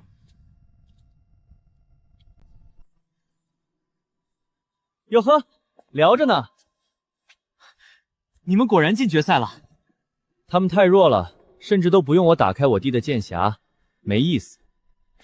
虽，你们不是最后的对手吗？这还能聊上？这哥们儿怎么看起来傻乎乎的？他很强，我没有赢把握。哦，放心，咱们都是哥们儿，你再不济，我师傅也会收你当记名弟子。我和陆川成为了剑圣亲传，以后你的事儿就是我们兄弟的事儿，到时候管他什么人，惹到咱，通通砍了。我在四品那边都听说了，你把那个秦顺给砍了，然后吓得司徒赵不敢应战，我还以为咱们肯定能够成为师兄弟了，结果竟然冒出了这么一号人。他很猛吗？你决赛的对手是谢辉？对，这狗东西还有几分实力，竟然能赢下了秦雪。不过你放心，待会儿我把他打得跪在地上，给秦雪儿求饶道歉。陆河，别以为你就是无敌了，谁胜谁负可不好说。有什么不好说的？老子放个屁都能崩死你！剑圣考核一品武者决赛，请陈玄和许少言上擂台，加油！你知道那个谢慧刚刚找我说什么吗？让你杀了我。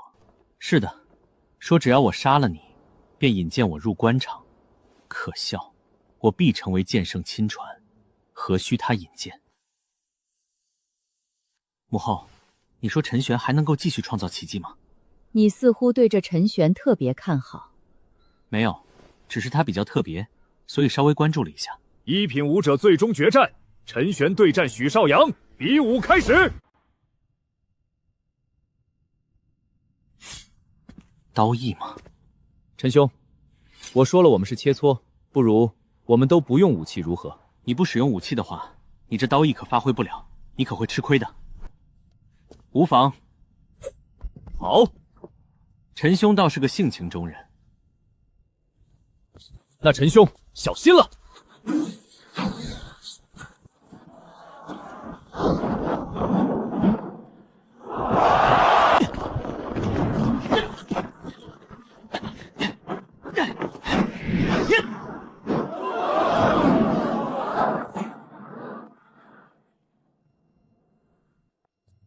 陈兄习武1个月，竟然能有这样的力量。陈兄，我要开始出全力了。夫君，陈玄的天赋比你想象之中要好很多吧？才1个多月，他这内劲强度应该已经是淬骨150块以上了。能够以这种速度习武，足以说明他自身的天赋也非常高。不，如果我没看错的话，陈玄淬骨并不没有这么多，他应该是走的武夫之路。武夫之路？极道炼体？对。怎么可能？极道炼体，每一个境界都非常困难。他能够在这么短的时间内将肉身锻炼到极致，然后入1品。虽然我不知道他是怎么做到的，但是看起来确实是如此，而且其溃炼的骨骼也确实不少。那倒是有几分意思了。战技吗？裂空，封山。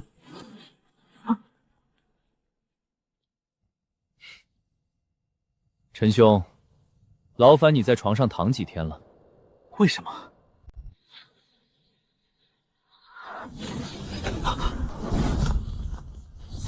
升龙拳！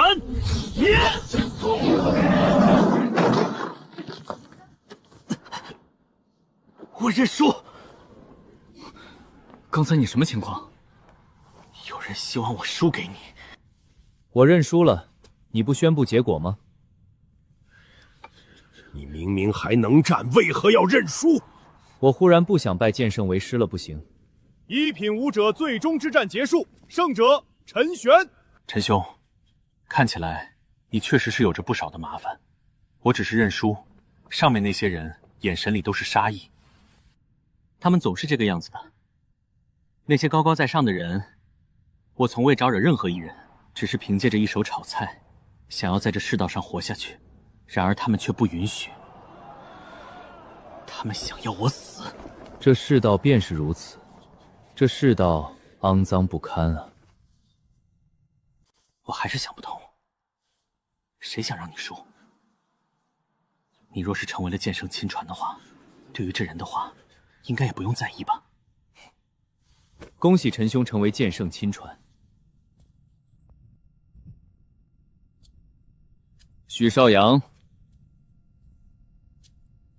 剑圣前辈，你可愿拜我为师，随我习武？剑圣前辈此话何意？我已经输了这决赛，我柳木想要多收一名徒弟，也无妨。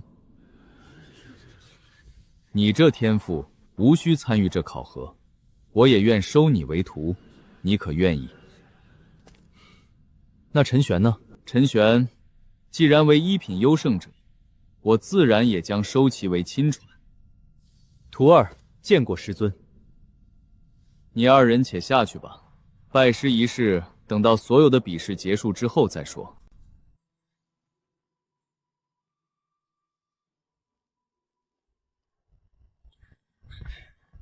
他奶奶的，倒是有意思。小子，你他娘明明能赢，为何忽然住手？你笃定了师尊会收你为徒？师尊，4品级别，我当仁不让。剑圣自然也是我的师尊。我先喊2声顺顺口，怎么了？你把握这么高，小子，可不止你一个人是天才啊！就谢平这样的货色，待会儿你看着，老子把他当儿子打。待会儿必须打得他认我当爹，我才会考虑饶他一命。你还没说你为何放水呢？当时走神了。陈兄太猛，我信你个鬼！武者1品其实也可称之为淬骨境，而2品便是炼金境。想要从2品入3品，最简单的，但也需要打通一条主经脉，将经脉之上的所有穴位全部冲开，才可将罡气印入丹田，进入3品境界。3品才算是武道之路的开端。当然了，这是体修所走的路，气修的路不同，极道也是如此吗？对，即便是极道，他们也得将所修的主要部位的经脉彻底打通，才可入3品。这炼金也是练得越多越强吗？当然，人体12条正经，8条奇经，淬炼越多，最后入3品之际，丹田内形成的罡力便越是浓郁。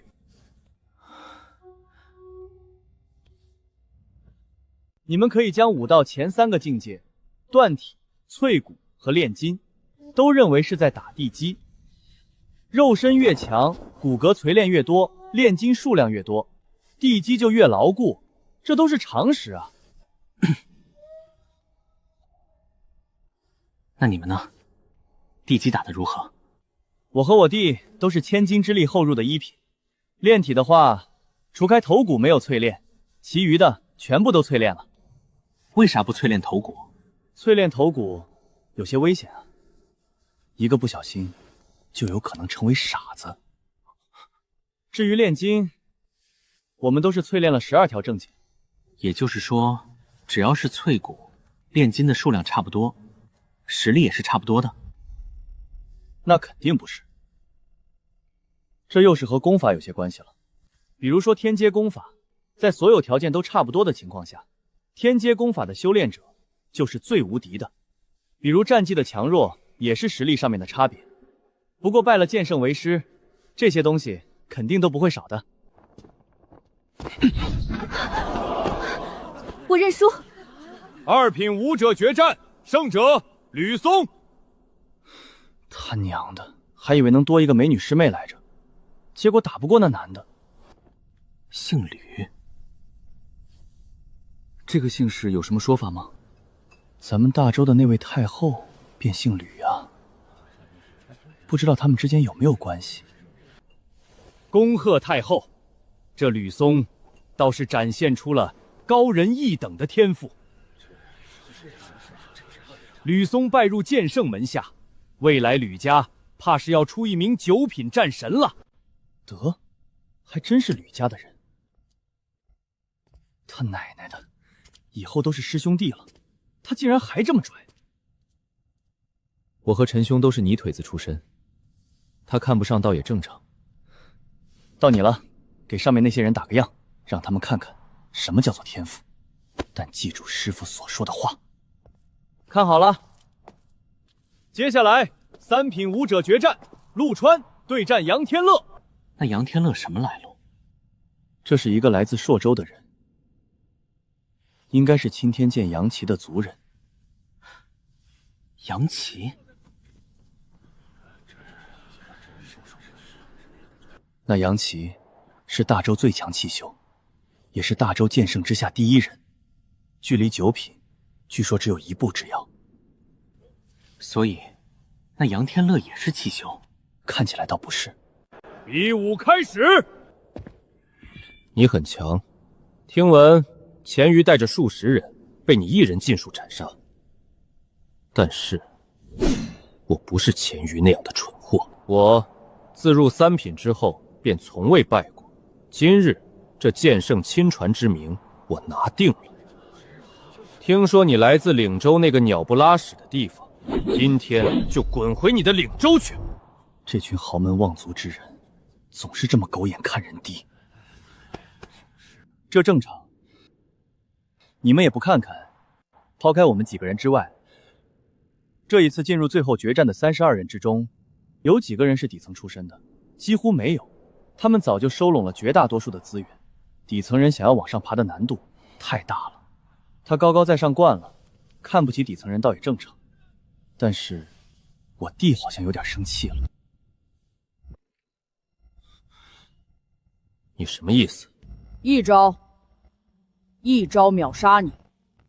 小子，你他娘的毛都没有长齐，敢对本少爷大言不惭！你可知道我祖父是谁？我祖父乃……紫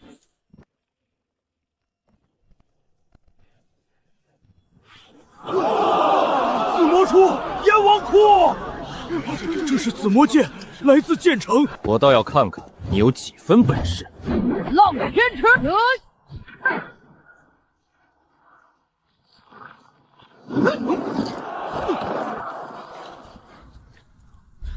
是剑城的无双剑匣，无双剑匣里面藏着9剑，皆为天下名剑。自陆长生60年前失踪，无双剑匣便再无人可打开。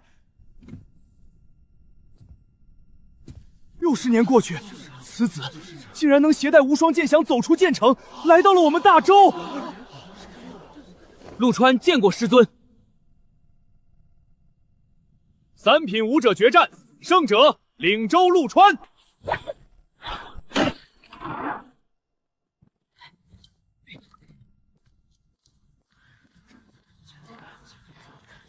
哥，我拿到第1了，就剩下你了。放心吧。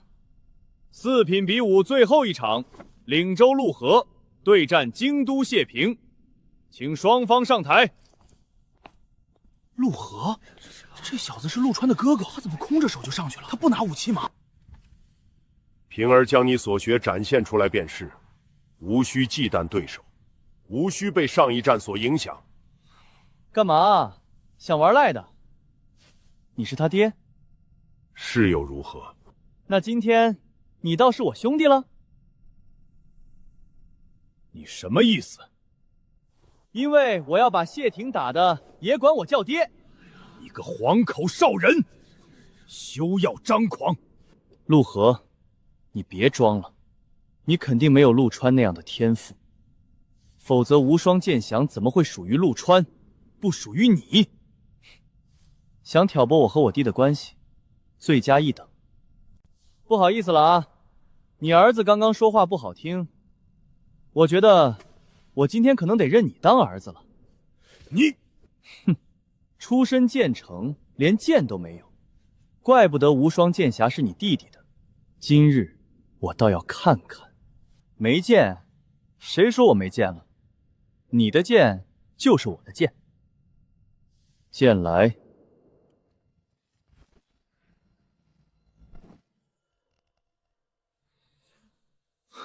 气修，不对，他身上并无气修的灵力，刚才也并没有灵气释放出来。这是剑意的剑心之境，4品，其年纪看起来也不过17、18岁的样子，竟然领悟剑心之境了，这怎么可能？哼，那秦雪儿是我朋友，我听他说了你的事情，你之前又坏他心境，以无耻之法战胜了他，我看你很不爽。乖孙儿，爷爷要动手揍你喽！你有种把剑还给我！哼，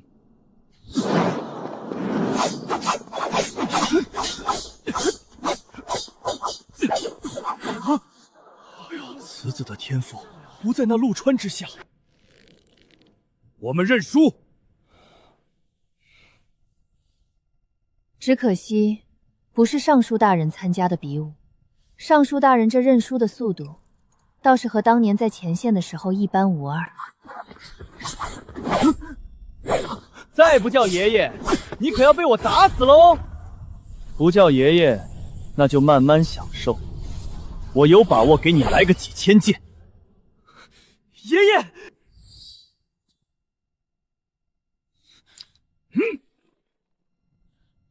我儿，你因何发这么大的脾气？我乃大周兵部尚书，小儿安敢欺我？差不多行了。我认输。乖孙，以后在京都见到爷爷了，记得打招呼，要有孝心，你可明白？4品决战，岭州陆河胜。太后，如今比武结束，我也带着这几个弟子先行离去了。辛苦剑圣了，希望剑圣能为我大周培养不世之才。我自当尽力。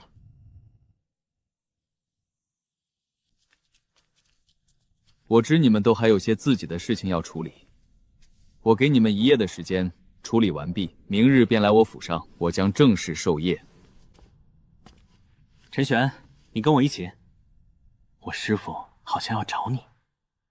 你先等我一下。二小姐如何了？受了一些伤，不过并无性命之忧，此时正在兽车里面。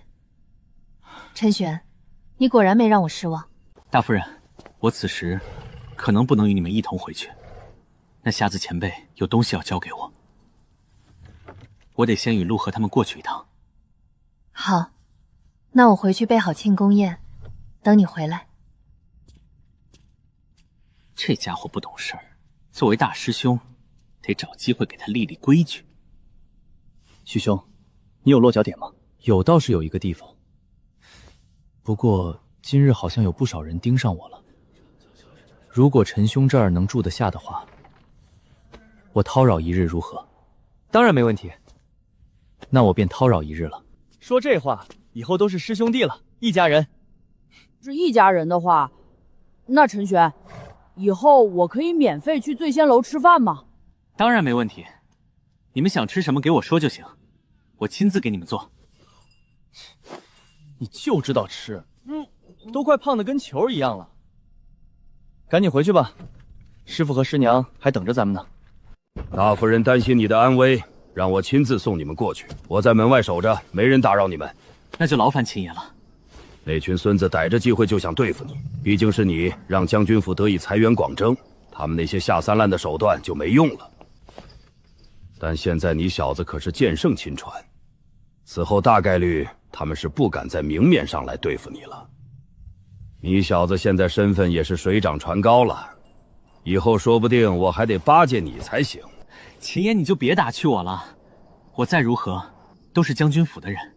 哼，你小子不忘本就好。上车吧，我送你们过去。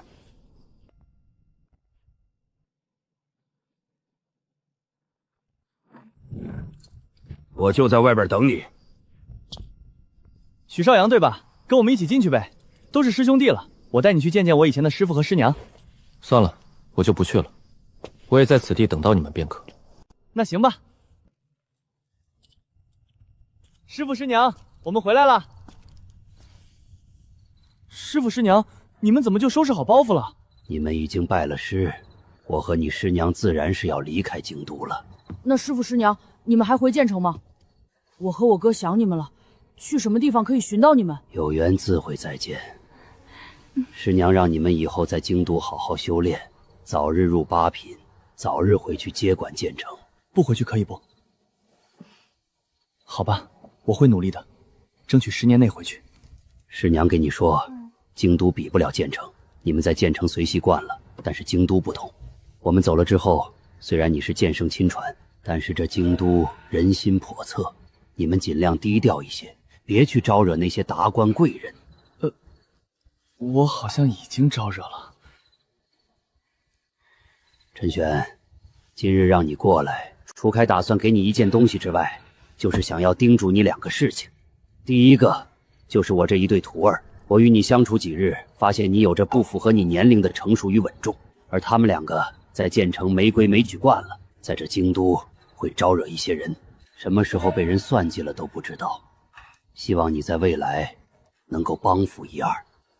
前辈说笑了，他们2人天赋超群，又是剑圣亲传，未来怕是需要他们帮助我。陈玄，我并非说笑，这大周王朝混乱不堪，朝堂之争越发的严重。剑圣亲传是护身符，也是索命绳，不只是他，包括你也要万事小心。我明白了。之前我给你提过暗格，还记得吗？你会使用飞刀，而这本书是我家老婆子手写的，上面记录着一些暗器制作方法和使用暗器的手法。虽然这不算正统武道，只算得上旁门左道，但是你心性不坏，这暗器关键时刻可以让你保命，其中威力大的甚至对9品高手都有一定的威胁。多谢前辈。另外我要给你说的第2个事情，之前我便提醒过你一次，这个世界上免费的东西才是最昂贵的。我之所以帮你，一来是这2小子，二来是老婆子想看看你，三来希望你能照顾一下我这2徒弟。还有这天下所有的好事都有代价，越是容易得到的，代价就越大。切记。前辈，指的是神龙9变吗？孩子，言尽于此，剩下的路就只有你们自己去走了。至于能够走到什么地方，就看你们自己了。你们真的不回建成了吗？我们老了，我和老婆子大半生都在建成度过，也想出去走走，寻找我们的机缘，所以我们不打算回建成了。希望你们兄弟2人能够重塑建成荣荒。可是，万一我想你们了怎么办呀？我说了，有缘自会相见。哎，老婆子，你终究是心软。若是你们未来入了9品，真想见我们，那便来东边寻我们吧。一路往东去，穿过吴国，走过10万大山，去海边，一路往东。你们要去东海？你们要去寻找那传说之中的仙缘？孩子，我和老婆子年纪大了，距离大限也不远了。此生无法突破9品的话，最多也就10年好活。虽然虚无缥缈，但是终究还是想要尝试。可是，据说去了东海的人，从来都没有人回来过。我2人心意已决，无需多说，好好的待在京都，早日入8品。陈玄，我与老婆子打算连夜离去，陆河2兄弟今日可否随你入将军府？自然是没问题。好了，别哭哭啼啼，跟个娘们似的。你这一生会有无数次的分别，分别一次就哭一次，而且我和老婆子也不一定就真的会死。那我送你们。无需丧送，陈玄，带他们离去吧。师父，师娘，师父，师娘。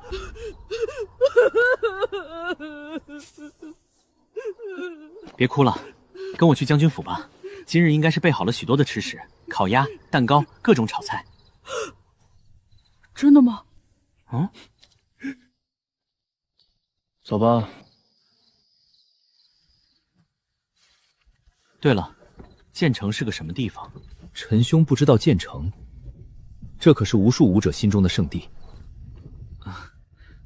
我习武不过月余，对于武者之事确实知之甚少。这建成数百年前便存在了，据说是一个大能者所建造的。建成独立于任何国家之外，据说建成收纳天下武学，是无数武者口中的圣地。而成为建成之主的第一个先决条件，便是可打开无双剑匣。每一任的建成城主都会成就天下第一之名。天下第一？那岂不是说陆川会成为建成城主？原则上是这样的，不过上一任的建成城主出现了一些意外。怎么说？建成城主是一代一代传下来的，每一任建成城主在突破9品之后，都会背着无双剑降挑战天下9品。一是宣告建成地位，二是游历天下，寻找下一个传人。但是上一任城主陆长生却并未收徒，他游历天下归来之后，在建成枯坐30年，而后于60年前他便失踪了。自此，建成便陷入到了动荡之中。正如他所言，建成收纳天下武学。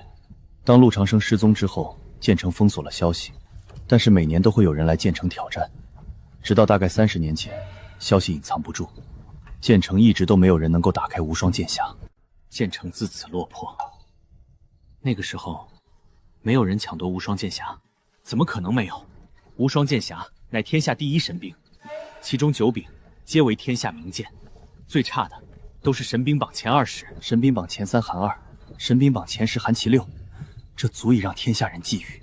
这剑匣这么夸张吗？但是他们无法靠近剑种所在，他们也带不走无双剑匣，所以60年来，无双剑匣一直就存在于剑种之中。这60年来，只要出现1名9品武者，都会只身入剑城，想要去取剑主，包括咱们现在这位师尊柳木，都是去过的。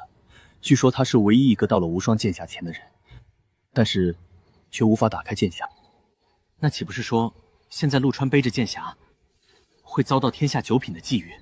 正是如此，这也是师父与师娘在得到柳木要收徒的消息之后，让我们来拜他为师的原因。什么意思啊？自陆长森消失之后，天下并无魁首，直到师尊入9品，他走了剑城城主所走的路，挑战天下9品高手，并且战而胜之。也就是说，是如今天下第一强者。正是如此，陈兄竟然连这也不清，不然你以为剑圣之名是白叫的？不过据说他因为一些原因不得离开大周京都，而我们兄弟除开拜师之外，其实是来寻求庇护的。只有他能够守得住无双剑匣。那未来这京都，怕是会有天下9品高手不时来扰了。等我和我弟入8品之际，便无惧了。在这之前，柳木既然收了我们为徒，他自然是考虑到了这一切的。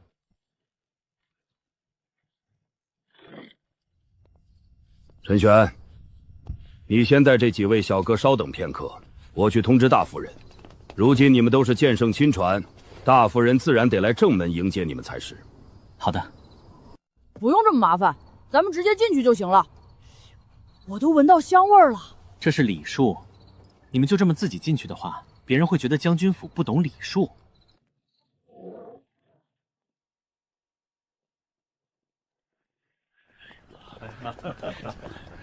等改日再摆宴席，我会单独邀请朝中百官为你庆贺。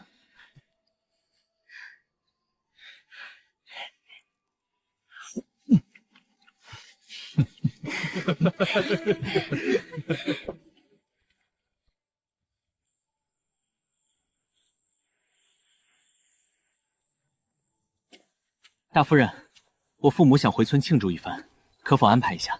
你父母的想法倒也正常，此事并不麻烦，到时候带玄甲军一起过去走一趟便可，正好也去你的家乡看一眼。那就麻烦你我之间无需说麻烦2字。去吧，你朋友还在你的院中，今夜你去陪他们。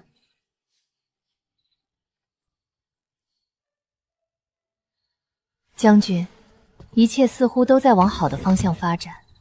将军府海压令，或许我能够守住了。将军，若是未来我改嫁，你当不会怨我的，对吗？这才是人过的日子，我这15年都白活了。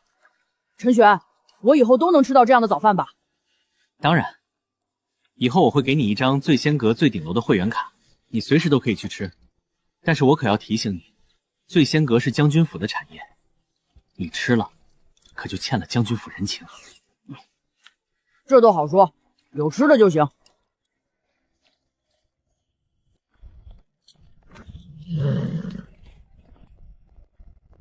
见过4位小爷，剑圣已经在练武场等待了。4位小爷，请随我来。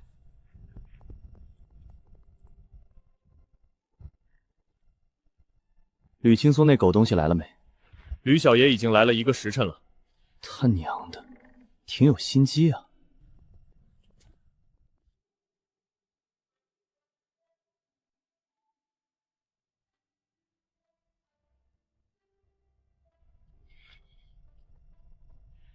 起来吧，我柳木此生从未收徒，你们是我收的第1批，也是最后1批。好，你们5人按照修为来排序吧。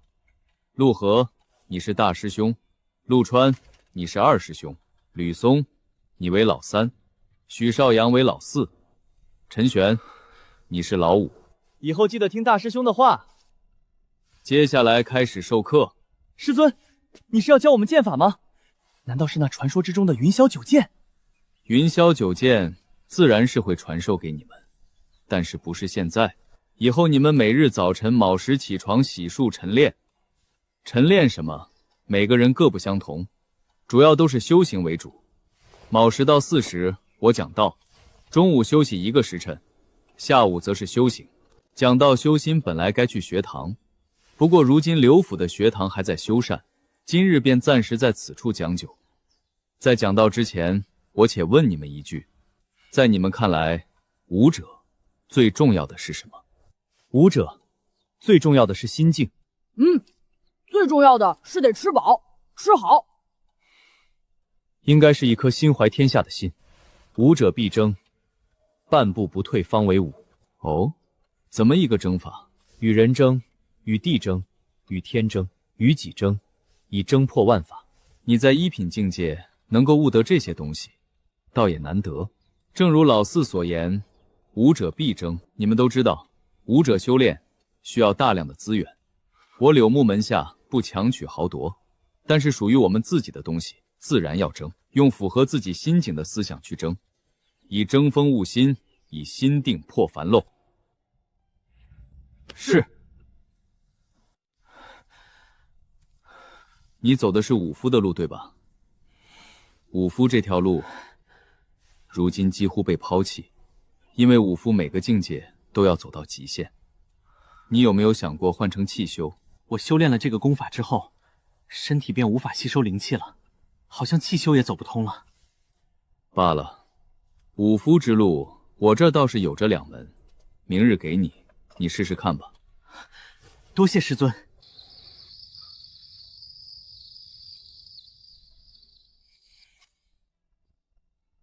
我在府上都给你们安排了住的地方，你们今日后住在我的府上便可。师尊，我就住将军府，明日还有一些事情，我还需去处理一下。师尊，我也回府上住，明日我会一早过来。既如此，那便随你们吧。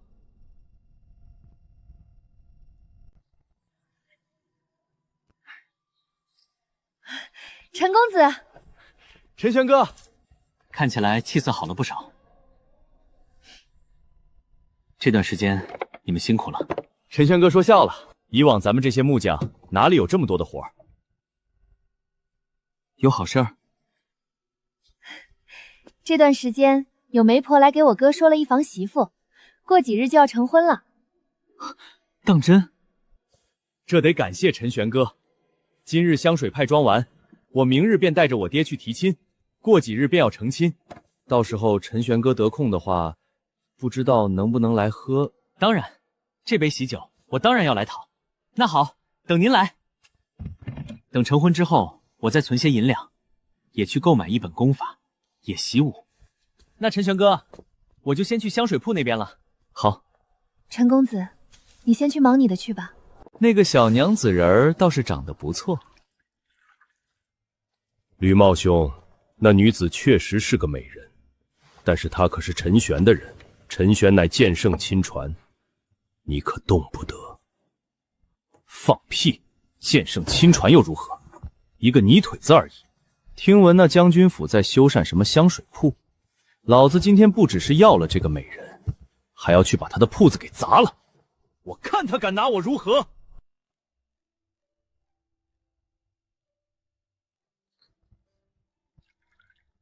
你突破2品了，我本就随时可以突破，因为要参加剑圣考核，所以一直拖着而已。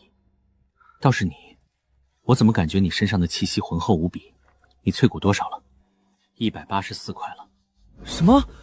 这距离剑圣考核过去不过12日的时间，你竟然淬骨184块了！他娘的，你到底是个什么变态啊？说正事儿吧，你此次过来是谈烈酒的事情。对，我和我父亲说了一下，我父亲也同意尝试，并且这将全给我负责。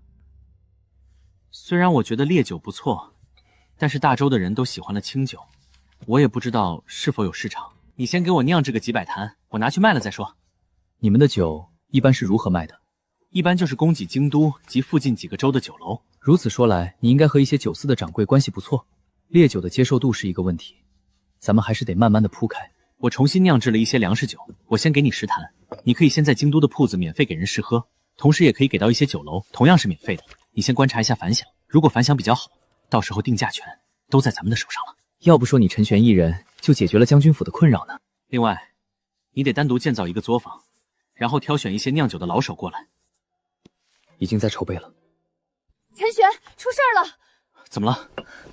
有人跑来说香水铺被砸了，而且有木匠被打死了。什么？过去看看。我跟你去。不必，你还是藏在暗中。酒的事情，你明日来最先革取。让开，让开！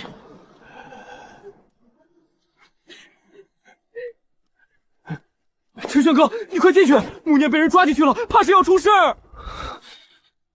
陈玄，看那些人的服饰，他们是吕家的人。站住！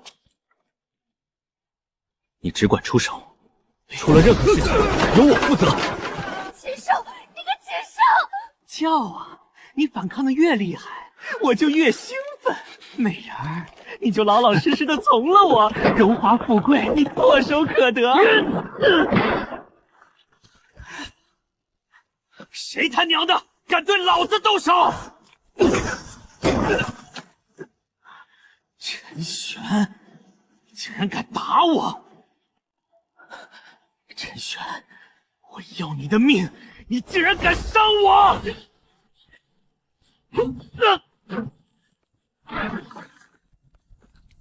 外面那个人是你杀的，对吧？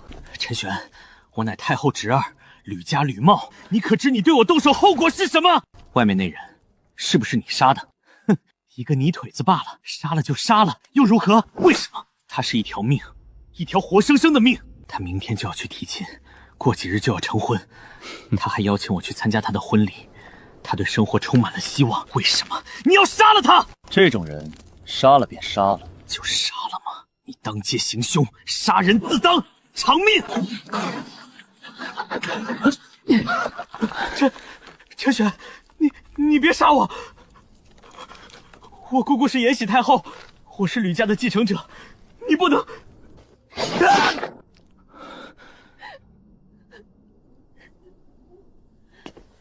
陈玄，我哥被他们打死了，我哥被他们打死了。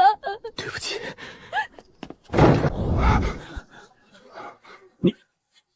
你杀了他？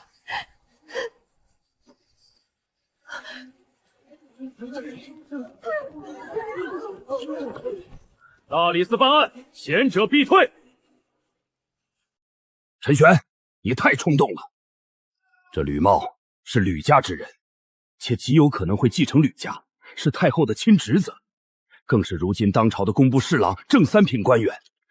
你动手杀了他，事情会变得很麻烦。杀人偿命，天经地义。此事与将军府无关，后果我陈玄一人承担。不行！陈玄，我带玄甲军去拖住刑部的人，你赶紧从后门离开此地。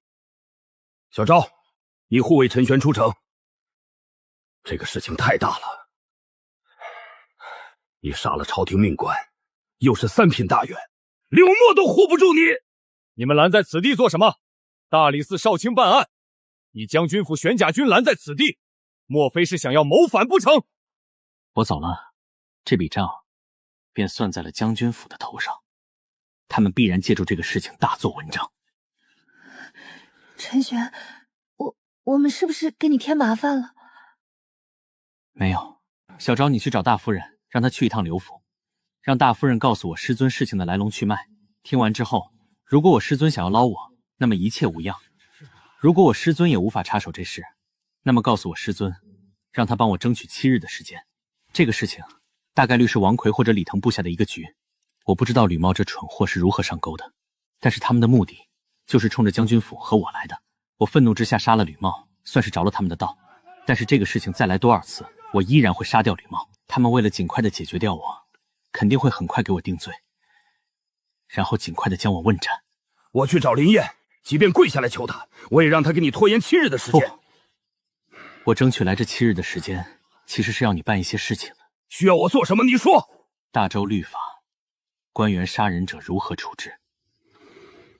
按照律法，天子犯法与民同罪。虽然律法是如此，但是那便够了。接下来的这7天时间，你与大夫人商量，在京都散布这个事情。不过需要稍微更改一下，把这吕茂塑造成一个十恶不赦的恶人，然后把我塑造成一个为了底层怒杀朝廷官员的英雄。这能有用吗？我不知道，但是总要尝试一下，要尽快的传开。如果成功激起民愤，便想办法为我情愿。这会不会太冒险了？要不你只能够这样做了，剩下的便生死由命吧。小昭，你照顾好穆念姑娘。这人是大理寺少卿卢仲春，王奎的狗腿子。陈玄，你好大的胆子，竟然敢当街杀掉朝廷3品大员！来人，给我拿下！光天化日，朗朗乾坤，此人砸我店铺，杀我工人，还要强抢民女，我堂堂7尺男儿，因何杀他不得？还是说他为朝廷官员，便可随意草菅人命？哼！当街杀朝廷命官，还敢如此振振有词？给我拿下！若是敢反抗，立马格杀！此等草菅人命的狗官，即便我不要这条命，也要杀！还这天地，还这大周一个朗朗乾坤！死到临头还义正言辞！给我押回大理寺！来人，给我跟着刑部的人，不要动手，跟着就是。如果他们敢在路上对陈玄下的死手，无论如何，先保住陈玄的命。秦爷，您怎么来了？我要见林燕，去通报一声，快！是，我这就去通报。老秦，你来找我了，是有事情？进去说。这边请。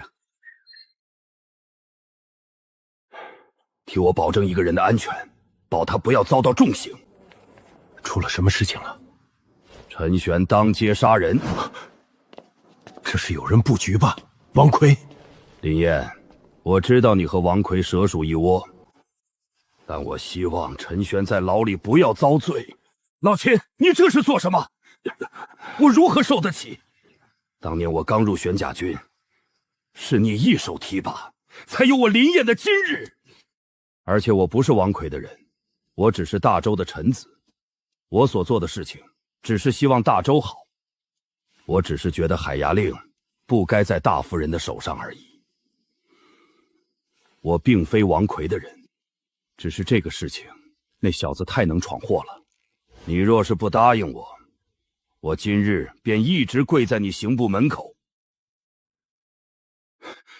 我答应你便是，但是他杀了吕茂，吕家资茂再混账，那也是吕家的人，又是当街击杀，即便是剑圣，怕是都不好插手这个事情。这小子是死局，不过他是剑圣弟子，给剑圣一个面子，能拖一些时间，我给你保证，保证他在狱中不会受任何的大刑就是了。你别给我下跪了。好，我信你。如果我发现陈玄掉了一根头发，我不要这条命，我也要问你刑部要一个说法。这小子值得你付出这么多吗？他不过只是1品武者，只是会做个菜。即便如今成为了剑圣亲传，但是我还有其他的事情要处理，就先走了。老秦，不要去插手这个事情了，涉及吕家，已经不是你我能够干预的。你也告诫一下大夫人，别为了一个下人趟着浑水。林燕，大夫人也不想手握海牙令，但一切都是将军的安排。至于陈玄，他虽然年纪小，实力低微，但是他未来会是那个正确的人。我若是你，身居这个位置，应该查清楚3年前的那个叛徒到底是谁。将军夫人，陈玄今日说有事，并不在我府上。请剑圣柳夫人出手救一下陈玄。他出了何事？他为我亲传，谁敢动他？吕茂在香水铺伤人后，又想强抢女子，被陈玄杀了。然后陈玄现在被押入刑部了。杀得好，这个狗东西就该杀掉，留下来也是一大祸害。师尊，你快去刑部救人吧，万一陈玄这家伙正在遭罪呢？吕家冒名的恶名，我也有耳闻。但吕家乃是当朝3品大员，又是太后亲侄子，他当街杀掉。我夫君说过不插手正事，所以比较复杂。是那吕茂先杀人的啊！他还要在大庭广众之下强抢民女，他杀的人在先，陈玄为民除害，难道还有错？这他娘的是什么狗屁道理？吕茂是公职人员，他犯错自有官府处理。陈玄是没有权利处理的。可是他娘的没人管啊！他娘的，这吕茂是你们吕家的吧？你们吕家怎么有这种渣子？如果陈玄真出事儿了，老子以后每天打你狗日的一顿。未来我和陆川入9品，定要向你吕家讨一个说法。你最后小心点儿，关我什么事？因为一些原因，你们的师尊不能插手正事。此事如果你师尊插手的话，整个大周可能都会乱的。为什么？一些事情，等你们实力强了，就明白了。9品高手，并不是你们想象之中的无所不能。大夫人，陈玄的事情只能从长计议。既然剑圣不便出手，希望剑圣出面保陈玄7日。你莫非打算为了陈玄，让30万玄甲军南下不成？这是陈玄的安排，他做了一些部署。既然他有部署，我便保他7日的时间。但是林婉，你得答应我，不要乱来。3年前，因为布防图走漏，庸官被迫，我夫君战死沙场，最后余家背锅。我们都清楚，这个事情和余家关系不大，但最后不了了之。那个时候，我忍了。这3年来，他们为了我手中的海牙令，步步紧逼，将军府几乎是走到了末路。剑圣可知道，为何玄甲军对于我将军府如此听命？因为玄甲军战死沙场之人的抚恤金，将军府一直在发。若是我将海牙令交出，这些抚恤金，他们可还会继续？我会交出海牙令，但是不是这个时候。若是陈玄死，那我将军府将放手一搏。那我去一趟刑部，保陈玄7日时间。至于朝堂之上，便交给你了。但是你若是将事情挑明了，可就没有回头路了。我懂。那行，我亲自去一趟刑部。你应该是打算入宫吧？自然。夫人，你随大夫人走一趟吧。好。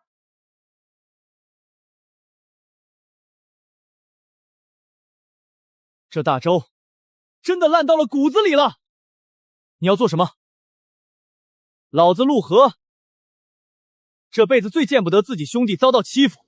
正好，老子认了陈玄当兄弟，我师父和师娘让他照顾我，现在他还没照顾老子，就要被你们家的杂碎给害死。这个事情和我没关系啊！没关系，老子看你们是上梁不正下梁歪。作为你的大师兄，我决定好好的改改你，以免你成为吕茂那种渣子一般的人。来，师兄指点一下你。我不是，你对我动手，师尊不会饶了你的。现在去做一个事情。你进宫，告诉你们那位太后，陈玄若是死了，我陆河陆川与他吕家不死不休。我和陆川入9品之日，可不管什么9品的规矩不规矩，老子不在意这些。陈玄如果死了，我入9品日，必然抹除你吕家。你敢？建成是没落了，不是没了。他可以想办法现在就弄我，但是只要被老子发现了，建成余下贱奴，必然也会与你吕家不死不休。快去！如果话没载到，老子以后每天打你一顿。如果即便这样，他们也要强行处死陈玄，我们怎么办？咱们劫法场吧。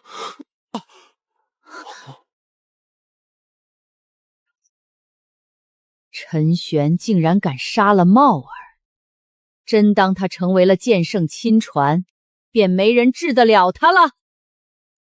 给本宫定罪，明日便问斩。参见太后。林婉，你将军府出了个了不得的人啊！今日敢当街杀了我的侄儿，明日是否敢趁着本宫出游，当街杀了本宫？林婉，你将军府都交出了什么人？太后，吕茂当街杀了我店铺的一个木工，又是大庭广众之下想要强抢民女，陈玄也是被愤怒冲昏了头。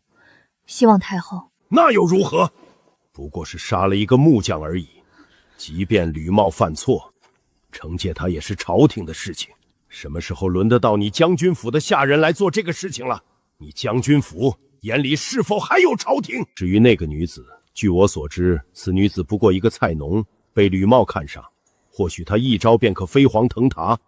太后，这陈玄出身将军府，请治林婉管教不严之罪。太后，此事陈玄没错，还请放了陈玄。林婉，你说什么？我没有听清楚。吕茂当街斩杀平民，强抢民女，不杀他，不足以平民愤。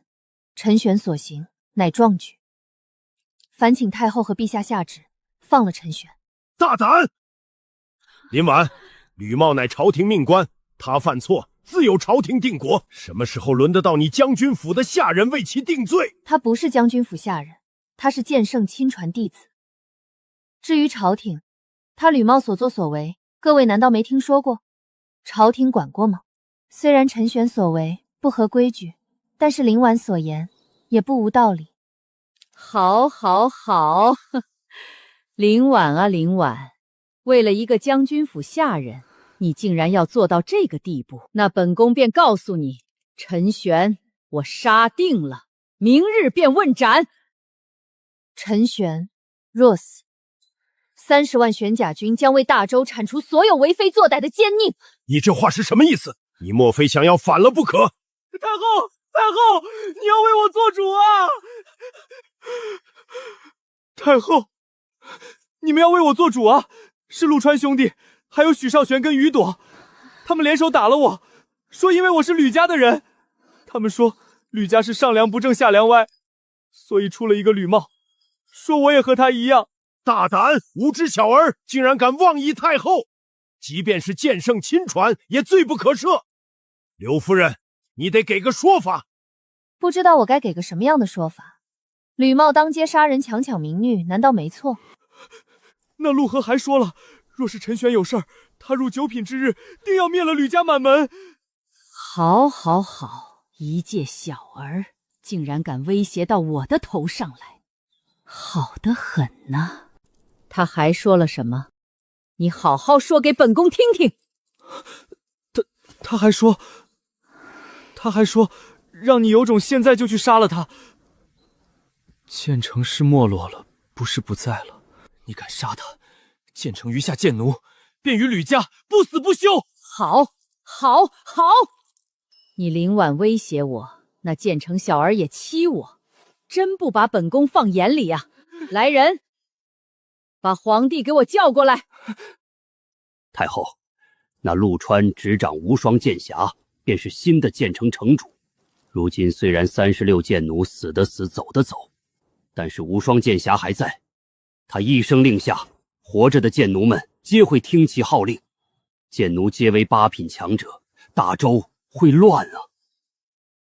还望太后三思。三思？虽然他是剑圣弟子，若是建成剑奴入大周，剑圣不会坐视不理吧？太后，你莫要意气用事，此事说破天，也还是吕茂的不对。陈玄怒而杀人，即便有所不妥，也罪不至死。皇帝，你旨，将军府下人剑圣亲传弟子陈玄，当街斩杀朝廷命官，罪不可赦。明日午时问斩。我夫君说了，即便问斩，也要等7日后的事情。那本宫便给剑圣一个面子，7日后午时问斩。你旨。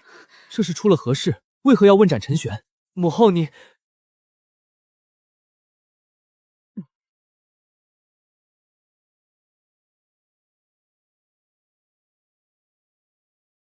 太后，看林婉这表情，怕是要鱼死网破。这些年他一直都在忍让，别忘了，他手里可是有着30万玄甲军呢。他如果有这样的决心，这3年便不会忍了。他应该不敢这么做。只是我没想到的是，这林婉竟然愿意为陈玄做到这样的程度，这出乎了我的意料。但这也是我的机会，能否拿回海牙令，就看这林婉对于陈玄重视到何种程度了。原来如此，太后好手段。不知拿回海牙令，太后想要谁来执掌？拿回来再说吧。陈玄只不过是将军府下人，说不定只是佯装逼迫一下，实在不行，便选择牺牲他。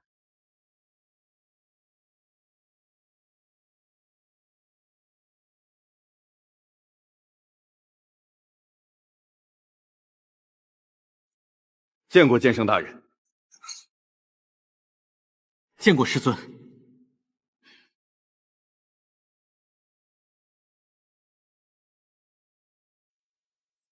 后悔吗？再来多少次，我也会杀了他。师尊这种人，居然也能成为大周3品官员，无法理解。虽然我也觉得杀得好，但是这次的事情，总归是有些大了。为师因为一些原因无法保你，但是你要的7天时间，为师帮你争取。你这7日有办法救下自己吗？我也不知道。几成把握？2、3成吧，或许更低。要看那延禧太后是否在意名义。不过我有些担心。师尊，还得劳烦您去找一趟大夫人。你说便是。告诉大夫人，不要插手这个事情，甚至让她表现出……来不及了。啊！大夫人她……不出意外，她已经第一时间就进宫去见延禧太后了。如果我没猜错的话，她应该是打算以玄甲军逼迫太后饶了你。那就麻烦了。麻烦？为何？玄甲军极为强大，或许太后会顾虑这个压力，放了你。若是太后放了我，而真实的消息传出，让30万玄甲军知晓，大夫人因为一个下人，便要调动30万玄甲军南下，玄甲军将士们会怎么想？这样有损士气跟信任。其二，如果太后发现大夫人极为在意我，第一时间就透露出这种决心，她定然会抓住这个不放，最后肯定想要用我的命去换取海牙令。我所做的事便没有了意义，唯一的作用就只能让吕家在大周的声望降低了。你这脑袋竟然想得这么深。这个师尊谬赞，想要活命，总得多想一些才行。那现在你可有其他想法？只希望大夫人能够冷静几分吧。林婉很看重你，出乎我的意料。或许是因为我是将军府的希望吧。这7日，你好生想想对策。明日我会再来看你，你有任何的想法，都可说与我听。多谢师尊。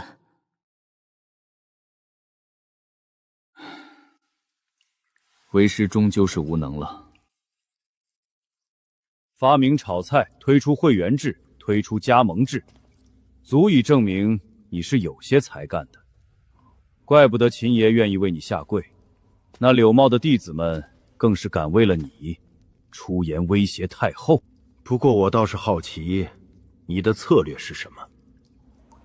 让你觉得你在这种局面之下，还有3成存活的机会。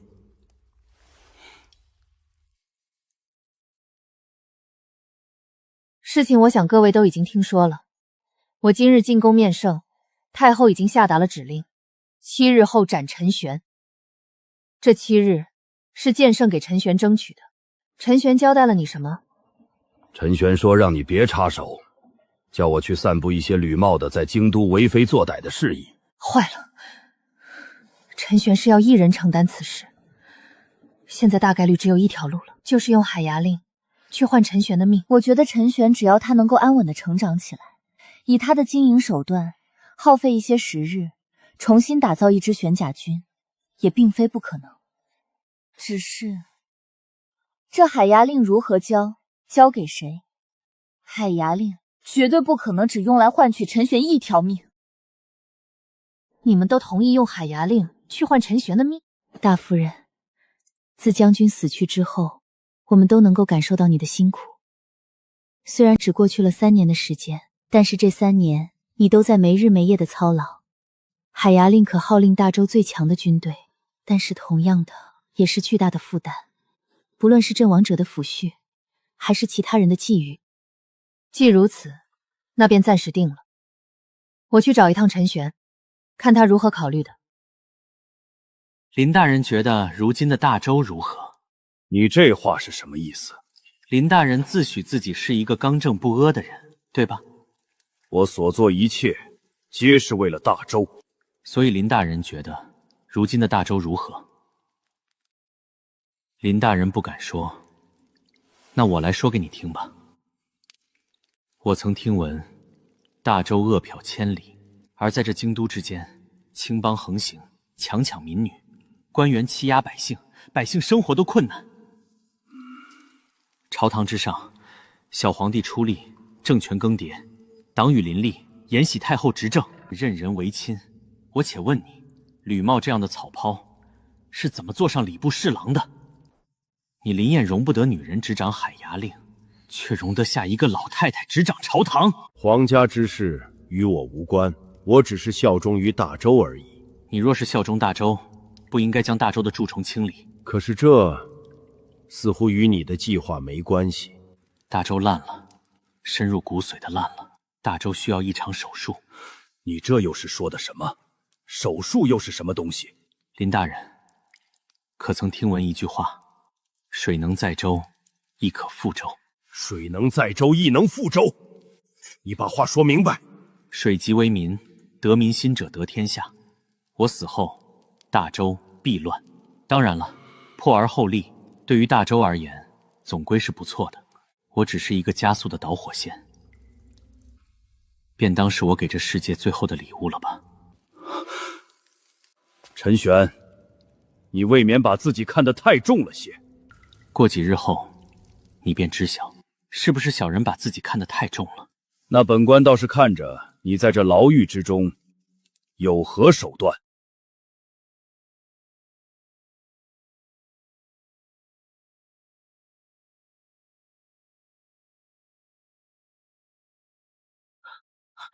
大夫人，你受苦了。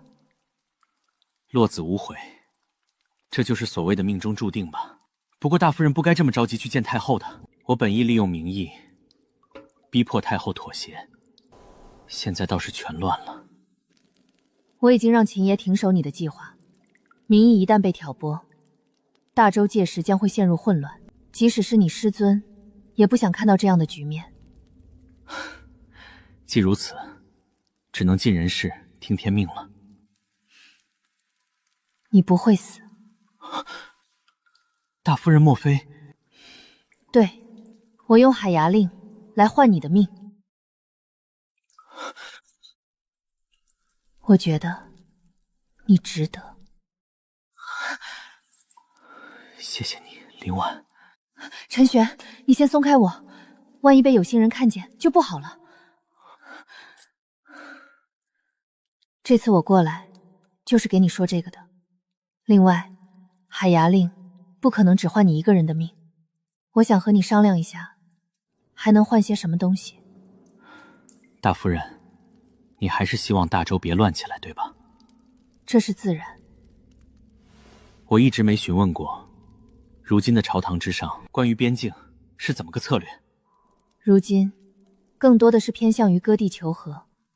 不过玄甲军只认海牙令，所以这些年来，不论朝廷如何颁布政令，玄甲军皆是镇守在那边。这也是为何他们如此想要得到我手中海牙令的原因。割地求和，今日割5城，明日割10城，这群酒囊饭袋。其实我有时候也理解，毕竟国库空虚。国库因何空虚？还不是进了他们的口袋。罢了，我也懒得说这些了。如果你为了大周好，能面对北面战事，最好是个强硬派得到你的海牙令。不知道是否有人选了？林甫和林燕都是不错的选择。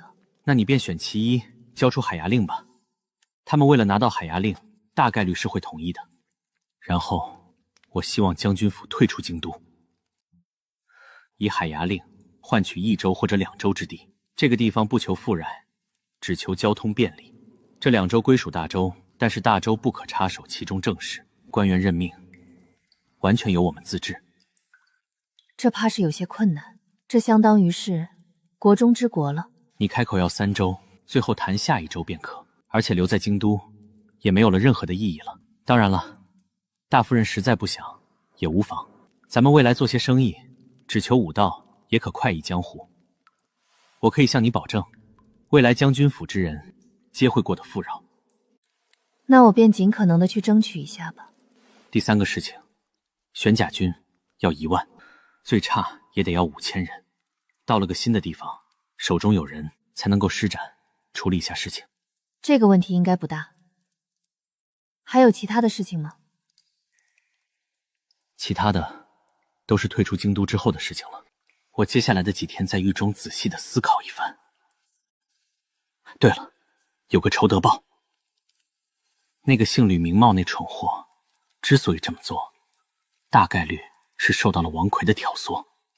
王奎暂时解决不了，他的脑袋先留着，但是那李腾，我却留不得他。你到时候只需要给延禧太后那老女人说，吕茂的行为是被李腾所挑唆，要求杀了李腾。王奎可能会护着他。哼，海牙令面前死一个李腾，对于他们来说又算得了什么？好，我这便回去做一些布置。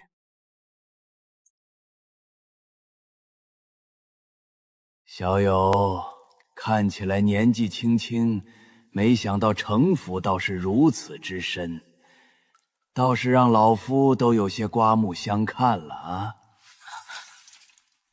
你在和我说话？看你这年纪不过17、18岁，实力也只是1品武者，竟然想要翻手为云覆手为雨，操弄这大周的江山社稷。小子，我听你这说法，确实是有几分能力。若是你把老夫捞出去，老夫教你个10年8年，你定然能够成为这天下第一谋士。怎么，你不信老夫？你可知道老夫是谁？你可听说过毒龙之名？没听说过。看你年岁也就17、18，没听说过毒龙之名倒也正常。但是这天下谋士，老夫可算前3之列。你不信老夫？你难道没听说过毒龙3计定天下吧？老夫驱狼吞虎，立大周之国，合纵连横，阻大前北下，这才奠定了大周的根基。哼，听闻你是将军府的人，那秦业你总知道吧？他每一次出征都会前来与老夫请教上一段时间，对老夫也是敬佩的很。你吹牛倒是厉害，你这么厉害，为何将军府夫人过来连招呼都不与你打？这如今的大周认识老夫的人已经是少又少了。你被关了很久，这是天牢，你一直被这样关着，没被问斩。他们啊，可舍不得杀了老夫，算起来我应该被关了7、80年。老夫记不得了，只记得很久很久了。小子，你可否愿意拜老夫为师？或者说，你有没有兴趣聘用老夫当你的谋士？若是你能机关算尽，也不至于会锒铛入狱了。哼，当年若不是遭到老夫最信任之人背叛，老夫何至于此？即便如此，你以为这小小牢笼困得住老夫？只要老夫想，随时都可以出去。你既然这么厉害，不如你用计谋将我带出去，然后再确保将军府海牙令不丢失。你不信就罢了，老夫看中的人可不多，你呀，失去了大机缘啊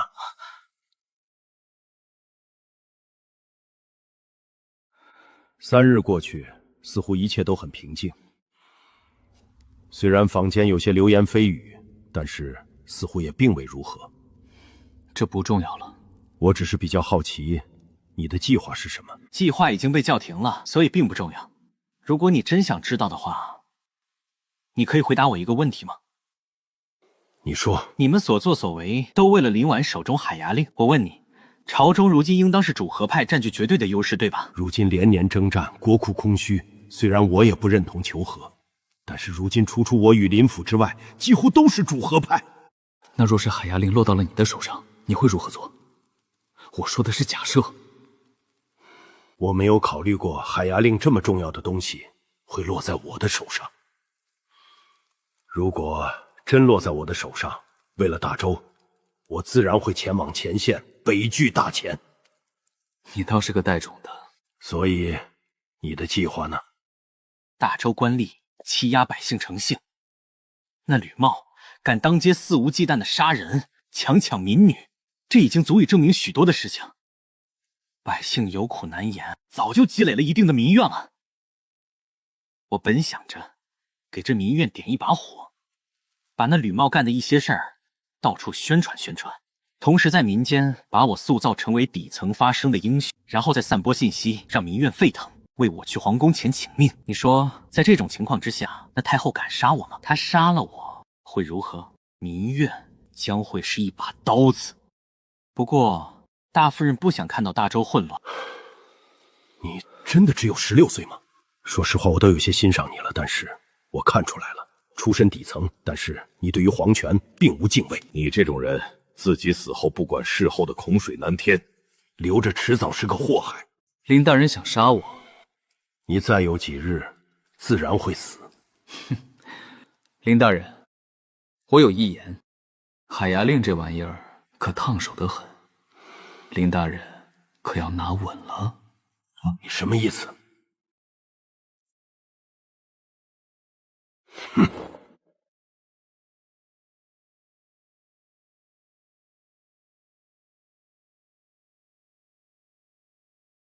你决定了吗？我觉得陈玄比这块令牌重要。大夫人，我柳墨答应你，你交出海牙令之后，你将军府安危，我柳木在京都一天，便护佑你将军府一日。算了吧，我将军府打算退出京都了。我夫君去世的时候，也有许多人如同剑圣大人这般承诺我，可是狡兔死，走狗烹。如今没有了海牙令和玄甲军，将军府已经没办法待着京都了。那你准备退去哪里？云州吗？不知道，要看太后愿意给我哪个州了。也好，我那徒儿……我知剑圣从未看上过他的习武天赋，但是陈玄的毅力，剑圣似乎从未看到。他会跟随我一起离开京都。我相信，他未来的成就，不会比你那几个天才徒弟差。对了，那于朵是当年于家后人，于家是枉死的。我退出京都，便无力查询此事。若是剑圣有心，劳烦查一查；若是剑圣不愿插手，也请保证于朵安全。放心，我夫人收了她当干闺女，她在刘府内自然不会有任何的危险。既如此，那就麻烦剑圣今日能随我进宫一趟，做个见证。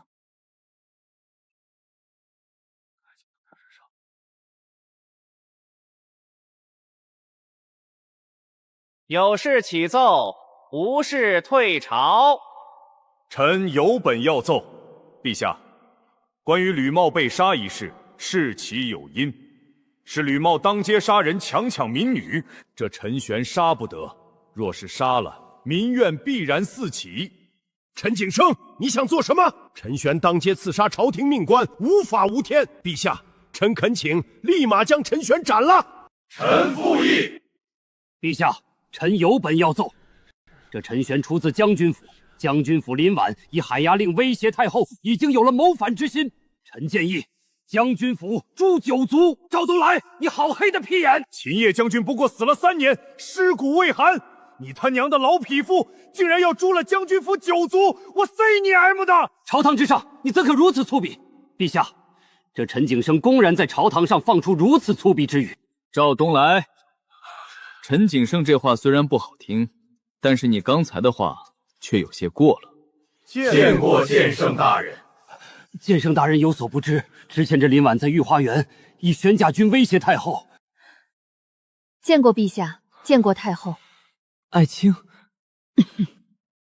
太后，微臣以海压令换陈玄一命，可否？可以。同时，微臣还有几个要求，希望陛下和太后可以满足。你说。首先，此海压令我可以交出。先帝与我夫君曾经商讨过，若是海压令交出时，可指定一人接手。陛下、太后，这海压令事关大周安危，怎可由他来指定？其拥有者定然需要从长计议，不可由他来定夺。此事乃先帝和将军商议定下来的事情。将军夫人既然愿意交出海压令，自然不会在这上面作假。既然是先帝口谕，太后不妨听听是否合理。大夫人要将这海牙令交于谁，听后再做定夺。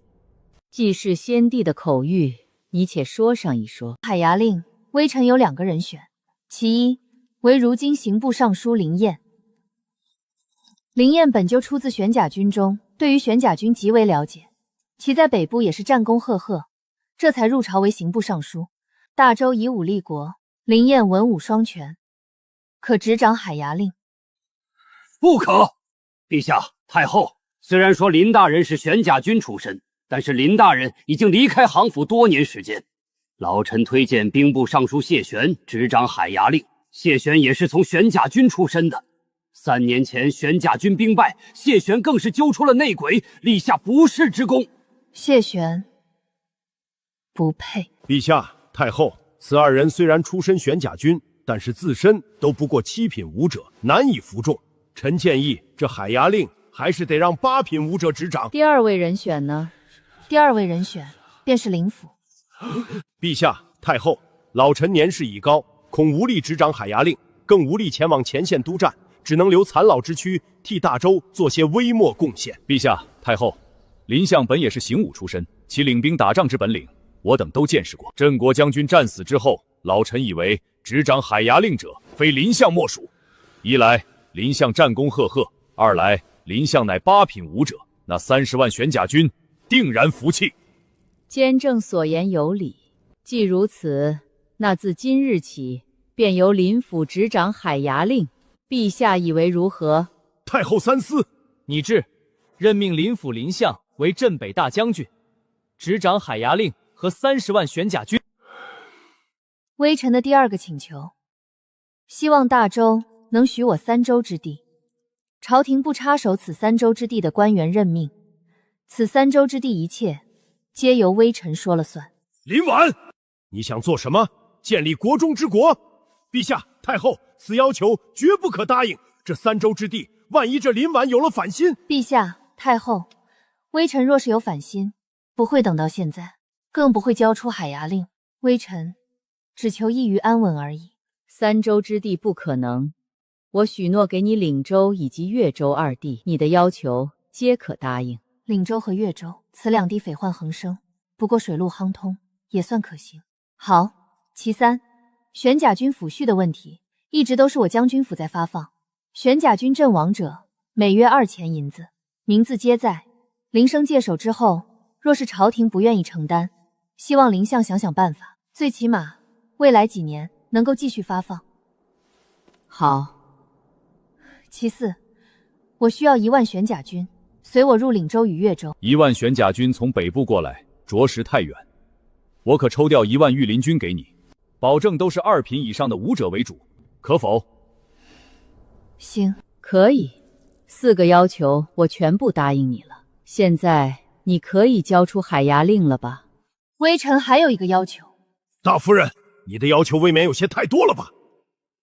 太后，据我调查，吕茂那日去我将军府的香水铺子滋事之前，曾在腾阳楼吃酒。根据微臣调查来看，他是受到了腾阳楼李腾的怂恿，才去做了此事儿。所以，我最后1个请求便是，希望太后能够将李腾交由我将军府处理。太后明鉴，这是绝对没有的事情。李腾不过一个酒肆掌柜，怎么可能挑拨？此事本宫也有所耳闻。来人，去将李腾拿下，送与将军府，由将军府处理。林相，这玄甲军便交由你了。他是大周的国本，希望林相好生相待。夫人放心，今日能随我去军营点卯。还有些事情要处理，过几日再去吧。事情已经商议完毕，林婉，我便给你1个月的时间，1个月之内处理完京都事务，而后出发越州与岭州。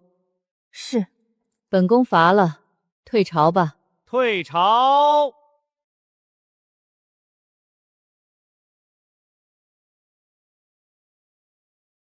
林相、杨监正，太后有请2位前往后花园议事。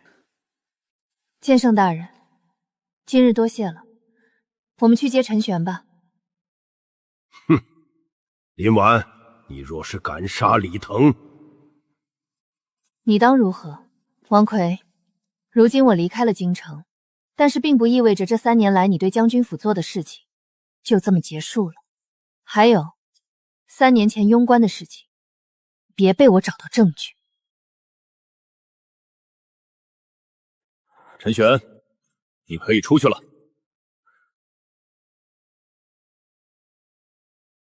前辈，我可就先走了。如果你真能出来找到我，我就拜你为师，替你养老送终。哦，小子，这可是你说的，千万别后悔呀。当然。那可说好了，你就等着老夫来寻你。如果真如这老头子所说，他想出去便能从这里出去，那他也是手段通天之人，拜他为师也是稳赚不亏。陈玄，怎么样？你没事吧？衣角微脏。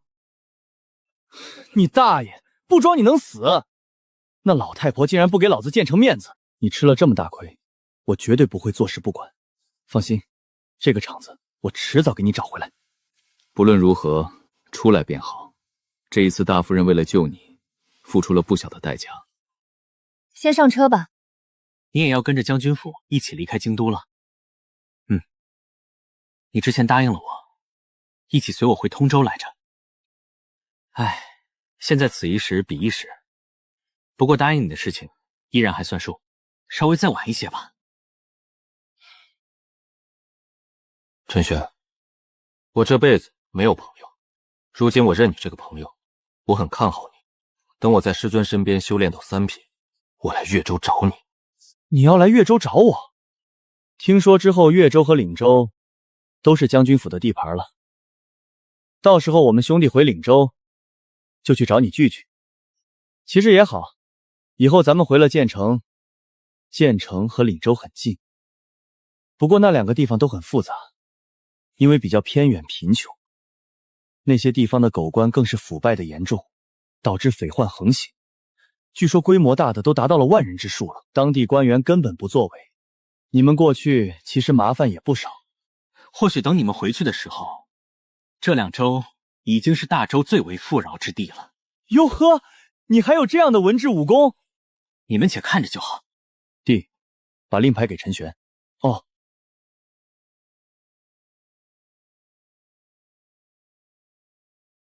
这是何物？这是建城的城主令牌。我弟如今执掌无双剑匣，便是建城城主。虽然如今建城没落了，但是依然还有些人守在那边，还有几位爷爷还在其中。岭州那边很混乱，也很复杂。你要对岭州下手之前，记得带着此令去找毒爷爷与你一起进入。他对于岭州很了解，以免你到时候吃亏。当然，麻烦太大的话，也可让建城出一个小队帮助一下你。那这份人情我受了。你我兄弟，无需说这些。你脾气对我胃口，还是那句话，你这事的场子，我定然想办法帮你找回来。你们在京都还是小心些吧，师尊也不是万能的，该低调的时候低调一些。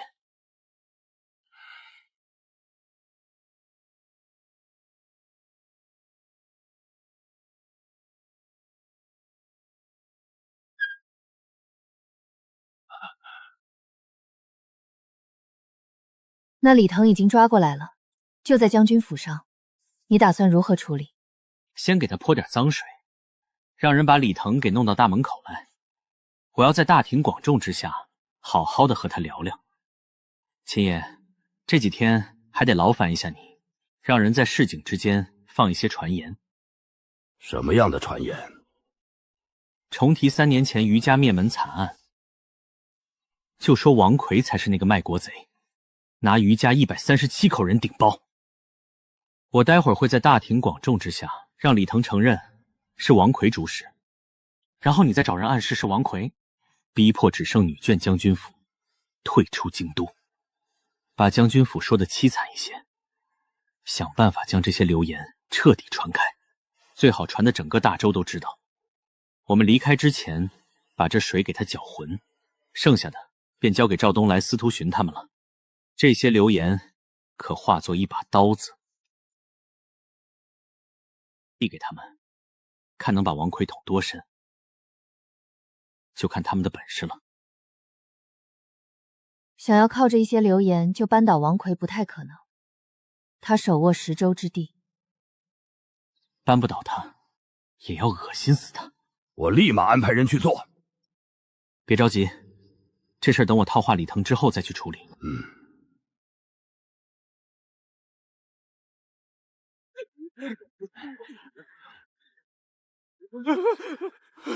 陈玄饶命啊！饶命啊！六夫人，你还是把秦雨若小姐带进去吧，接下来可能有点血腥。好。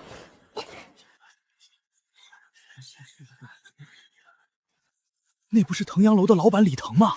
是啊，他怎么跪在了地上？你们没听说吗？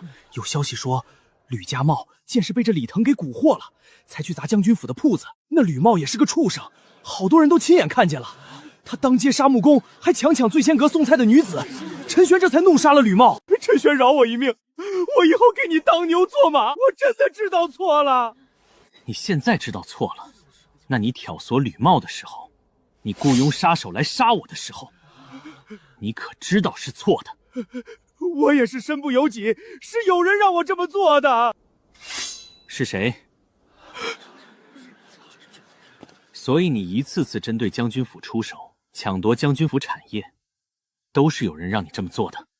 陈玄，求你了，饶我一命！我只是一把刀子而已，我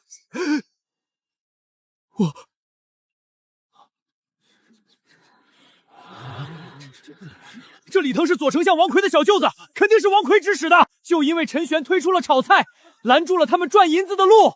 秦将军当年为了大周戎马一生，现如今将军府竟被如此对待，当真寒心。你们难道没听说吗？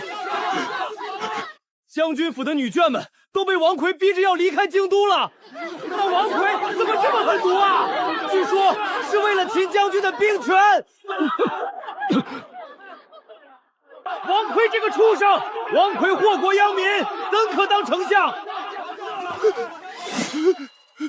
别杀我，求你了！你设计陷害我，雇杀手杀我的时候，就该想到有这一天。放心，你的姐夫王奎，我迟早会送他来见你。杀得好！这种畜生就该杀！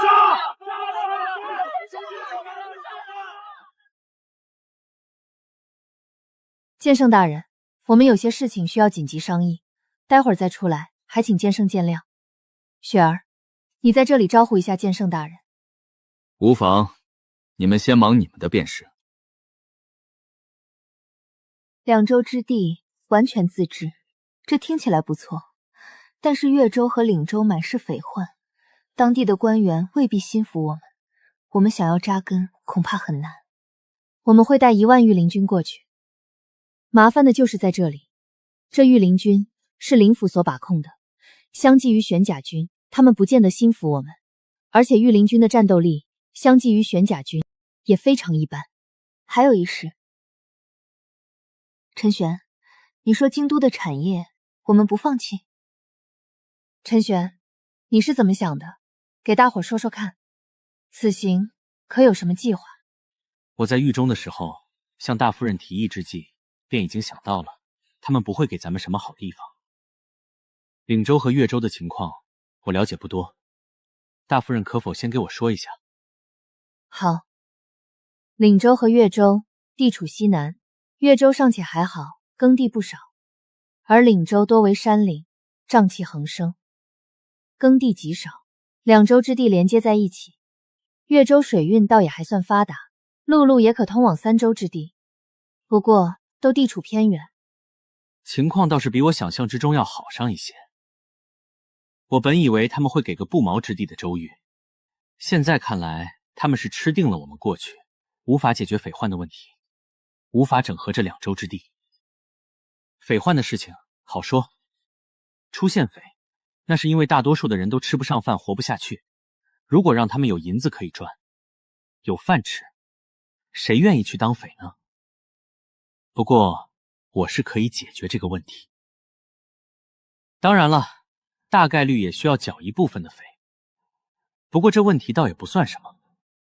京都方面，我们已经完全抢占了京都酒肆的市场，这市场每月都能够给我们带来上万两的银子，这样的市场如何放弃？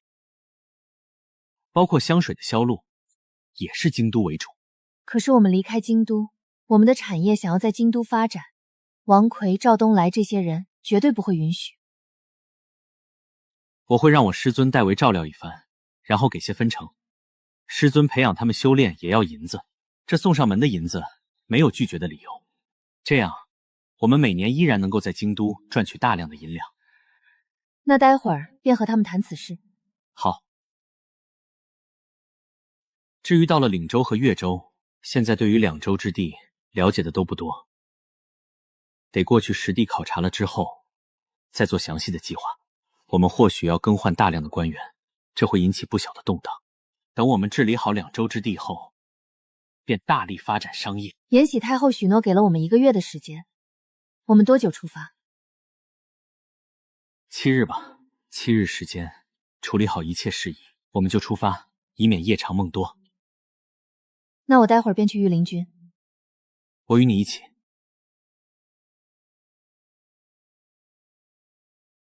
陈玄，我收了你做亲传弟子，你如今要离开京都，但我到现在还没有真正教给你什么。你且随我去一趟府上，我给你一些东西。师尊，明日可否？下午我要与大夫人去一趟御林军那里。行，那你明日一早过来吧。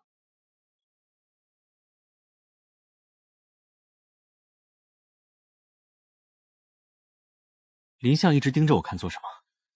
我就是好奇，能让将军府用海牙令来换取的人，到底是什么样的？那林相可看出什么了？呵呵，老眼花了，已经看不透这世间的人和事儿了。不过大夫人愿意这么做，陈玄小友自然有不凡的地方。我们是去西营？自然。一来西营战斗力最强，二来大夫人离开的时候要去西南方向，在西边挑选也方便许多。林相大气。哼，我都得了海牙令了，御林军这1万士卒自然是要大方一些。对了，大夫人，林相，你们可听说过一个叫做毒龙的人？这倒是没听说过，你问这个做什么？毒龙？林相听说过此人。年幼的时候听我的老师提及过，此人有通天之能。他是大周的人，我怎么没听过？这是武帝时期的人物了，距今都已经过了100年时间。当年大周内乱，此人辅助武帝最终登上大位，不过后来因为犯了一些事情，最终被武帝给处死了。小友是怎么听说的？100年以上，武帝那老头已经100多岁了。当朝天子，国号为景，先帝国号为文，在之前便是武了。那老头已经活了3朝了。我在天牢的时候，我隔壁的那个老头子说他是毒龙，还说秦叶将军每次出征都要去请教他。不可能，那人肯定死了，否则以他的手段，这天底下不可能有困得住他的牢房。但是我父君当年北征之际，确实喜欢去天牢。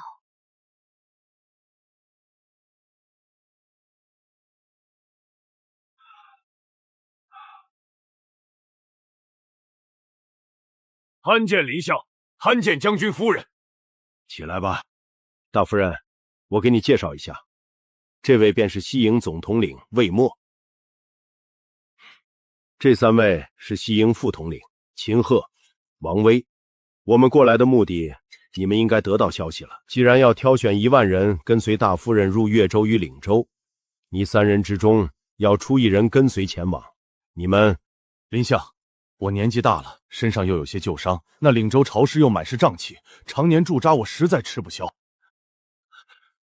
林相，你是知道的，我才纳了1房小妾，2个孩子也刚出生不久。如今我离开京都的话，家中实在是不好交代呀。不愿意去就算了，先点卯吧。至于将军人选，到时候再定就是了。林相，实不相瞒，自从早上听说要挑1万人去2州，消息传开后，营中已经满是埋怨之声。林相，可否去其他营中挑选？这是军令，不是与你们商量着玩。林相，不急，将军不做强人所难之事。这样吧，让护卫们去教场集合，我说完后让他们自愿入队，不愿意入队者我们绝不强求，有多少便是多少。小孩儿，你可能代表将军府，这话可是说话算话。陈玄可全权代表将军府。既然如此，那可就如此说了算。若是士兵们不愿意，你可不准强求，这是说好的。没问题，但是如果要走的超过1万人，希望魏将军不要阻拦。没问题，走，通知兄弟们教场集合。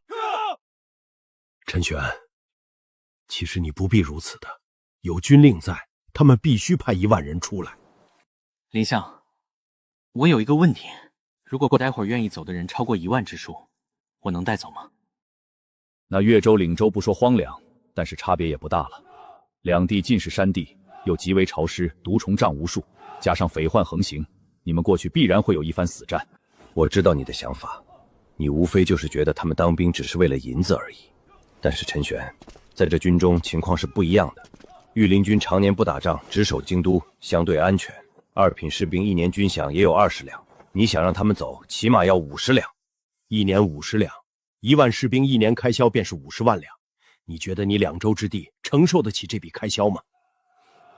而且你们过去之后，想要站稳2州之地，必然要扩军，还要降赋，催收民心。即便你会挣钱，靠着酒宿1年能赚多少？陈玄，你知道为何主和派越来越多了吗？因为连年征战，大周已经承受不住了。玄甲军这3年军费一直在削减，每年仍要烧国库数百万两。这些年土地不断被地主兼并，大多数地主都有免税政策，如今税收越来越少。所以大周想要活下去，需要自上而下的改变。林相，以大周这情况，大前兵强马壮，你们觉得求和割让几座城池给大前，能解燃眉之急，就能安享太平？大周更大的问题在于内部，今日割5城，明日割10城，得一息安稳。但是，你们为得保大前吗？小子，你既然能看明白，我和杨琦其实也看到了。我们在临老之前，也想做些事情改变一下。哼，你可有什么建议？船大了，掉头太难了。而且像王奎这样的人，手握10州之地，我甚至都不知道他是怎么做到的。你们是怎么做到让他一个人手握10州之地的？若是真要改变，动的便是这些人的利益。我不知道该怎么做，我只希望手握2州，未来如果出现问题，能够守着将军府，能够安稳便好。我知你有想法，你不愿意说而已。当然了，我也理解你。走吧，去校场吧。你未来会推翻大周吗？我没这么大的野心和兴趣，只想守着将军府，好好练武，快意江湖。那就好。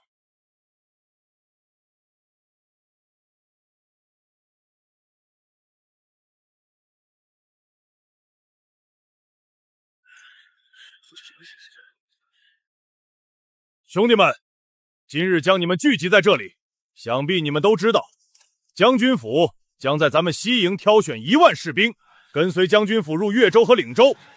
不过大夫人也说了，这个事情全凭自愿。若是你们不愿意跟随一起前往，他也不强求。我才不去！老子在这京都，老婆孩子热炕头不舒服吗？去越州受罪。就是越州和岭州的不毛之地，我去了做什么？去给蚊子喂血？就是了，那种不毛之地，狗都不去。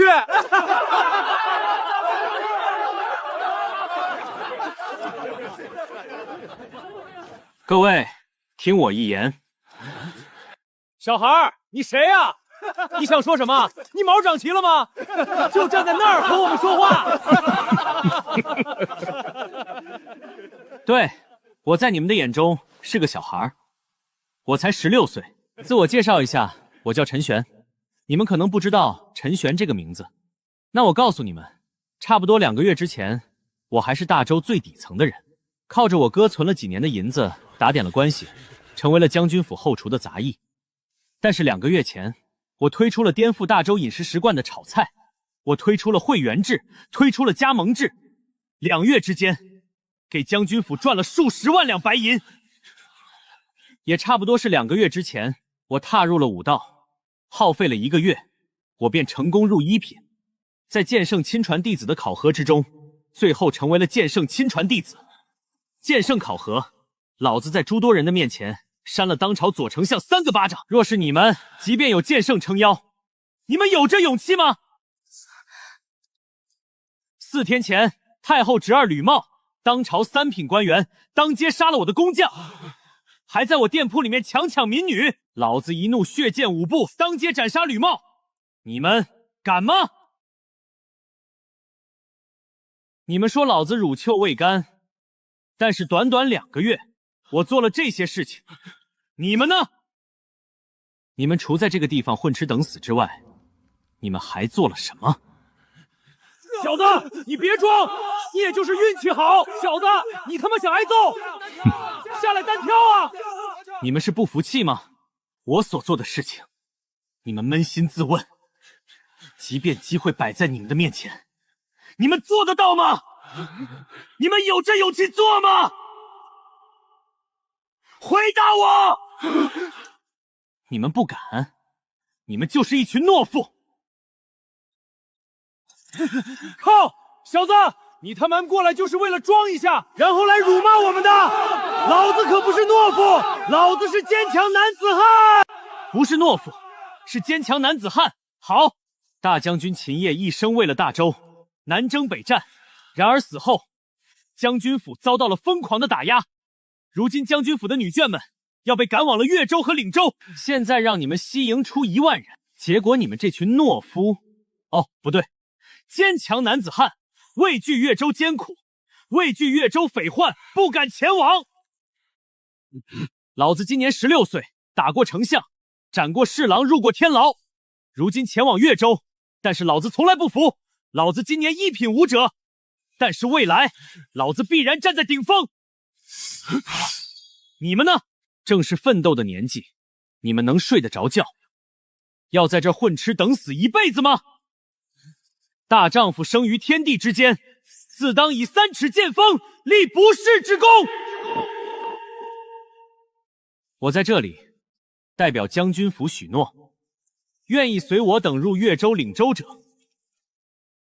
士兵1年军饷我给到50两纹银，10夫长80两纹银，100夫长1年100两，1000夫长150两，偏将500两。入了越州，各位职位皆可升1级。入了越州、岭州，战匪患，立军功，还2州之地，朗朗乾坤。老子陈玄从底层爬起，但是老子迟早一天也要爬到高位上去。我送各位一句话：王侯将相，宁有种乎？若是陈玄信守承诺，我们过去最低都是10夫长，那就是1年80两军饷。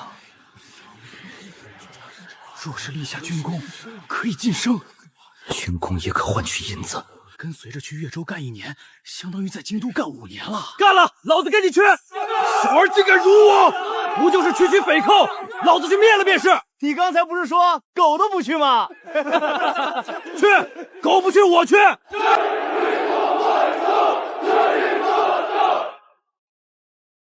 还劳烦魏将军挑选几个人出来做登记，给要去的人登名入册。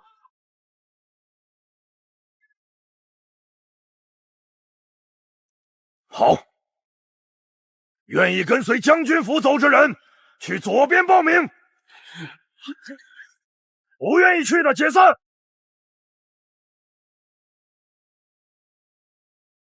陈玄，你可懂兵法？应该不懂吧？你这一手倒是好手段，先以自身年纪假意羞辱他们，然后说自己的功绩许以利益，还有那句“大丈夫生于天地，当以3尺剑锋，立不世之功”。你这一手，一般人可玩不出来。你不像是16岁，说实话，你太老成了。你的离开对于大周而言，或许是一个天大的损失。丞相谬赞了。不过陈玄，听你刚才话里的意思，1年军饷怕是就得上100万两，那2州之地人口也就数百万，你的收入恐怕都无法支撑这军饷。我自有计算。陈玄，老子这辈子敬佩的人不多，但是你刚才那番话让我有些自愧。如你所说，待在这御林军虽然稳定，但确实也是混吃等死。我如今已经是6品出境，如果一直待着这边，此生恐怕都无法再进一步。我愿意当你这1万人的领兵，随你入越州，你觉得如何？不行。你看不起老子？秦将军说笑了，若是当先锋，秦将军自然是没问题，但是当统帅需要处变不惊的心态，战场瞬息万变，统帅的决策速度和稳定性直接决定全军生死。陈玄，我们现在过去的这些人得有一个主心骨，我觉得秦将军可以胜任。不行，未来在那边平匪患，这军队便是主力，他的心态不适合为帅。我倒是有一人可以举荐，你去把武渊叫过来。武渊，武林风的儿子。对，如今他也是西营的一名偏将，他估计又是在研究兵书什么的，没来校场。去把他叫来。林相，他是什么来路？还是由大夫人给你说吧。他的父亲叫武林风，曾经是将军身边的谋士。武林风一脉单传，只有武渊这么一个儿子，被送到了陈弘毅手下读书，是一名儒修。不过武林风夫妇因为复习被人下了毒去世了。也正是因为武林风去世，当年庸官才会大败。他若是活着，定然能发现问题。而武渊在他父亲死后就想要进入玄甲军，因为他是武家唯一的血脉，所以将军拒绝了。将军死后，他便进入了御林军之中。我这些年也关注过他，他在军中似乎不怎么受欢迎，毕竟是读书人出身。见过丞相，见过大夫人。武渊武将军对吧？正是。将军府要离开京都进入越州和领州的事情，你可知道？自然是知晓的。如今我们要从西营抽调1万人，随我们进入越州和领州。如今这支队伍缺少一个统帅。大夫人叫我过来，是想要任命我为帅。大夫人，你若是信我，我还你一支玄甲军，拜你为帅倒是无妨。但是你需要向我们证明你的能力。你叫陈玄是吧？我知道你。你想我如何证明？我们离开大概还有6日的时间，你暂且为他们的统帅。若是你能够在这6日的时间内让他们服你便可，若是做不到，那便算了，一言为定。好。若是你不行的话，那到时候就由秦将军来掌管。行。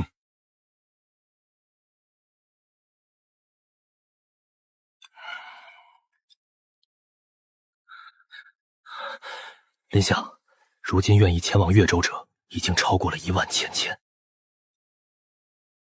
按照这个情况下去，恐怕15000都止不住啊！这群蠢货！陈玄，差不多就行了，这个数我还能够做主。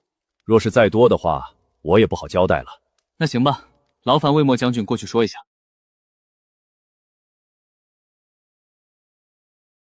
好了好了，快收起来！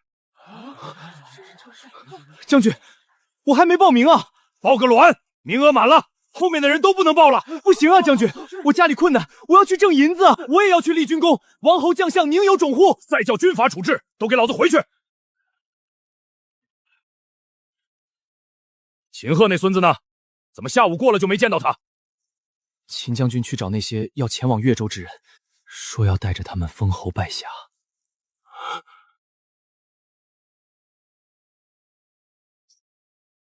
老夫问御林军要了一辆寿车，便不与大夫人和陈玄小友一起了。好。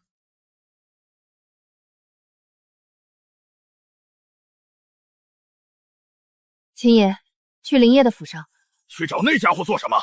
去就是了。为了那个毒龙？对，如果说的是真的，我们得想办法，看能不能把他带在我们的身边。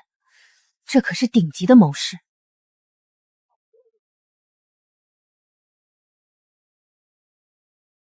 大夫人，陈玄小友，这么巧？是啊，林相，都这么晚了，怎么还来林业府邸？有点事情想要和林业商量一下。大夫人，今晚这林燕与我有些事情，不如大夫人改日再来拜访。那可不行。大夫人也在。林相，不知道这么晚来寻我，所谓何事？我想劳烦你带我去天牢一趟，见一下一名关押在陈玄旁边的老者。大夫人也是为了这个事情而来。两位恐怕要失望了。怎么了？今日天牢失火了，正好烧到了他那个牢房。等火被扑灭的时候，他已经被烧得不成人形了。死了？哪有这么巧的事情？起火正好烧到了他那个房间。可有其他死囚遇害或失踪？我们清点了3遍，都没有。那可有御医失踪？同样也没有。这人是有什么问题吗？唉，竟然就这么死了。他即便不是毒龙，大概率也和毒龙有些关系。或许是当年受到了牵连的弟子。看起来先帝和秦叶将军应该是知道他的存在。能够让秦叶将军每一次出征都去找他聊的人，自然是不一般。没想到竟然发生这样的意外死去了。毒龙是什么？罢了，既然人已经不在了，那我们便走吧。林大人，深夜叨扰，还望见谅。林相哪里的话？其实将军战死之后，我也曾打听过，将军每一次进入天牢到底是去见谁，但是他每次过去都清走了狱卒，所以并无人知道。若是早些知道这个事情，或许这3年来，将军府也不至于这么艰难。你在想什么？那个老贼子之前给我说过一个事情，他说他想要收我为徒，我说如果他能够从天牢出来，我就当他的弟子。有这么个事情？但是林业不是说了吗？犯人和狱卒都没有少，或许真的是出现了意外。直觉告诉我，必然不可能这么巧合。虽然不知道他是怎么做到的，但是我觉得他肯定没事。如果他说的是真的，真要来收我为徒，以他的能力，大概率能够寻找到我们。咱们也不必理会这么多了。走吧，回去吧。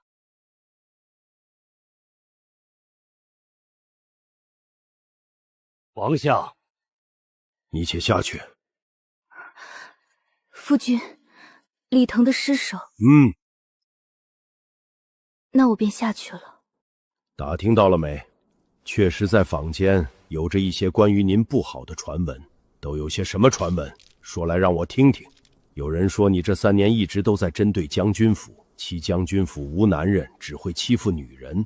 也有人说，如今将军府就是被你用奸诈的计策逼迫着离开将军府的，害死了秦叶将军。还有人说，先帝忽然死了，是因为你偷偷投毒，还说您贪墨了无数的银子，比大周还有钱。想办法给我找到传播的人。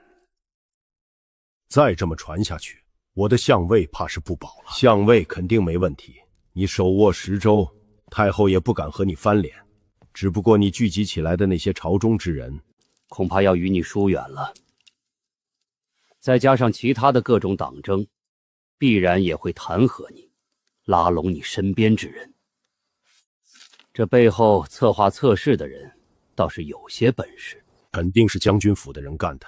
倒也不然，如今朝中党争严重，也或许是有人利用这次的事情在针对你而已。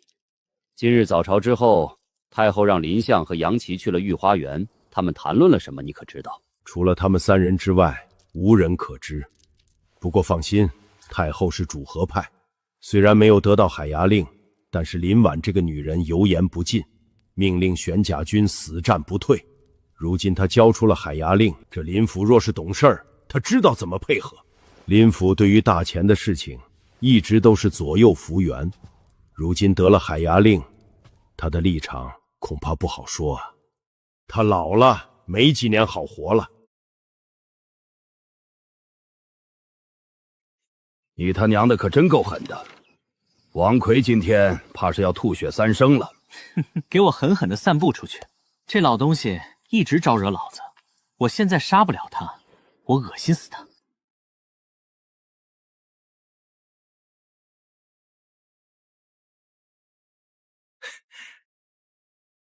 那家伙什么情况？怎么鼻青脸肿的？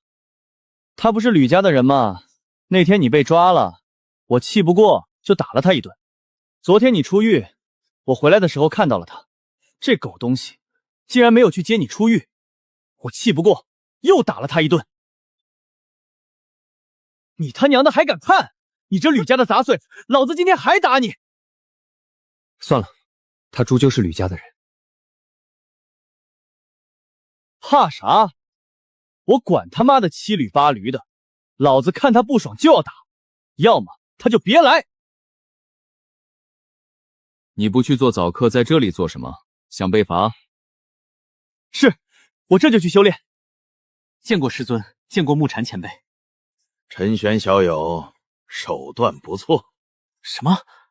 昨天一夜之间，关于王奎的流言在京都满天飞，这是你做的吧？木常被说笑了，晚辈都不知道发生了什么。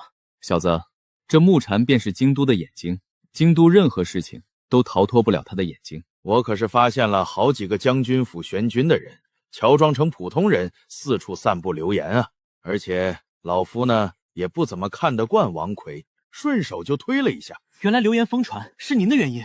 不只是我，这京都很复杂，有人只要露出了一个伤口，立马就会有豺狼上去把这伤口撕裂，直到对方血流而死。不过小子，你这一招倒是够狠的。王奎接下来估计好长一段日子怕是不会好过。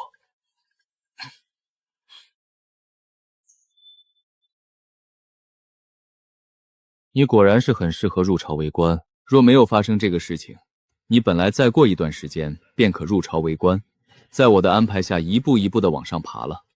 只可惜，师尊，我对于朝堂没有太多的兴趣。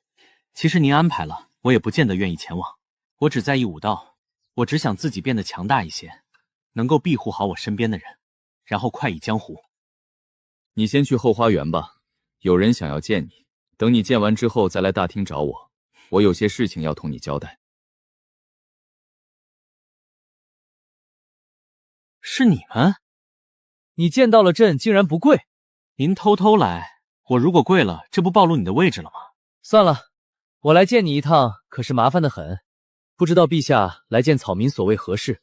陈玄，说实话，你应该看得出来，朕这个皇帝当得并不痛快。昨日朝堂上在谈及你的事情之后，很多的大臣直接饶过了朕与母后对话，母后把持着朝政，不愿意放权，大臣们也觉得朕年幼，所以陈玄，你觉得朕到底该怎么办？陛下，你莫不是在和草民开玩笑？草民哪懂朝堂之上的弯弯绕绕？陈玄，从朕第一眼看到你，便知道你绝非一般人。虽然朕是个傀儡皇帝，但是那些宫女太监见到了朕都会恐惧害怕，但是你没有。而林婉竟然愿意用海牙令来换取你的命，足以见你不凡。说实话，朕也不想来求你，但是朕真的不知道该怎么办了。这等困局之下，朕完全没有破局之法。陈玄，帮帮朕。你是怎么出来的？我让海公公给剑圣传递消息，然后剑圣给我母后说，让我来刘府指点一下我的武道修炼。有剑圣的邀请，我才能出来的。海公公是你的人，他和我姐是我能够绝对信任的人。我还是想不通，这个事情你可以问剑圣，问我有什么用呢？我对于朝堂之事什么也不懂。我见过文武百官，他们对于王奎，对于我母后，向来是唯唯诺诺。但是你不同，直觉告诉我，你能够给我建议，你就当我是死马当成活马医也行。草民没办法给您建议，但是草民也知道，大周还是有志之士的，只是陛下太年轻了，或许他们也不敢太相信陛下。何意？我觉得陛下该让他们知道，陛下是有能力带领大周走向鼎盛，陛下未来可以是大周的明君，或许到时候便有着大臣主动依靠。当然了，草民对于朝堂之事不懂，陛下就当草民说的胡叶便是。陛下，若是没有其他的事情，草民可就先离开了，师尊还有事找我。行吧。皇姐，陈玄这话是什么意思？意思是希望你做个好皇帝。左丞相赤处样，欺君臣，害忠良。左丞相真荒唐，卖情报将军王。没想到自己写的顺口溜这么快就到了师尊的手上。待到秋来9月8，火花开后百花杀。西边虎奔入东都，满城尽带黄金甲。陈玄啊陈玄，我没想到你竟然有这样的才情。师尊这是何意？这不是你写的吗？不过这可是反诗。陈玄，你打算把王奎给整死？木禅前辈，这事真和我没关系。没关系。昨天御林军西营也传出了几句话：丈夫生于天地之间，当手持3尺剑锋，立不世之功。还有一句：王侯将相宁有种乎？这确实是我说的，不过我那是激将法，这和反诗没有任何的关系啊。罢了，你不承认就算了，你最好也别承认，希望你也不要有这样的心思。徒儿绝对没有。陈玄，你是我的弟子，说起来我都没教你什么。夫人，这柄剑叫做石绝剑，虽然并非天下名剑，但是却也跟随着我陪伴到了6品武者。我观你并没有一柄佩剑，此剑便赠给你。多谢师尊，终于有把好武器了。陈玄，我没教你什么，云霄剑法需要极强的剑意强度才能够使用，如今你剑意都未曾领悟，并不适合你。至于最后一件物品，这是给你保命用的，此去岭州和越州可能会极为危险，此物在关键时刻可以救你一命。此物是我向木禅讨要的，具体如何使用，由他来教你。这么夸张？这是当年一个暗器门派暗格之中的高品暗器，名叫暴雨梨花针。不过随着暗格的覆灭，这暴雨梨花针的制作方法也失传了。多谢师尊，多谢穆前辈。越州、岭州本身极为复杂，岭州那边有着一个毒老怪，名唤段昌启，你尽量不要去招惹此人。他看在你是我弟子的面子上，估计也不会太过为难于你。我明白，希望你也能够还大周2个安稳富庶的州域，同时我也不希望你有其他心思，否则一旦乱起来，无数百姓将会流离失所。师尊，你放心吧，我并无这个想法。那便好，你且下去吧。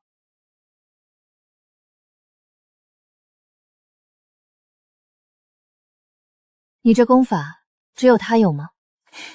看起来是这样的。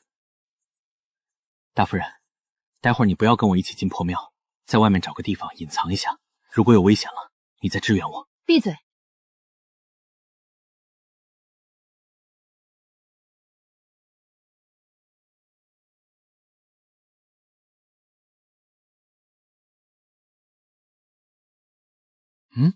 这是我功法给我带来的术法，叫做血情丝。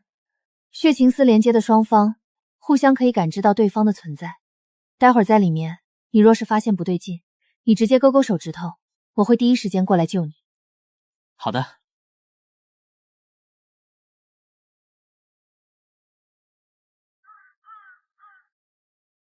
你小子过去1个多月了，终于是知道亲自来看老子一眼了。小子不错啊。只过去了1个多月的时间，你就只差头骨了。这是为了神龙九变的第3重而来的。是啊，前辈。不过我是为了后续所有功法而来的。前辈，您可能不知道，我这段时间惹上了一些麻烦，差点把命都给交代了。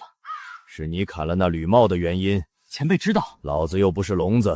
这段时间整个京都都在谈论这些事情，我自然也是有所耳闻的。那事情倒是有些难办了。前辈，您开价格吧。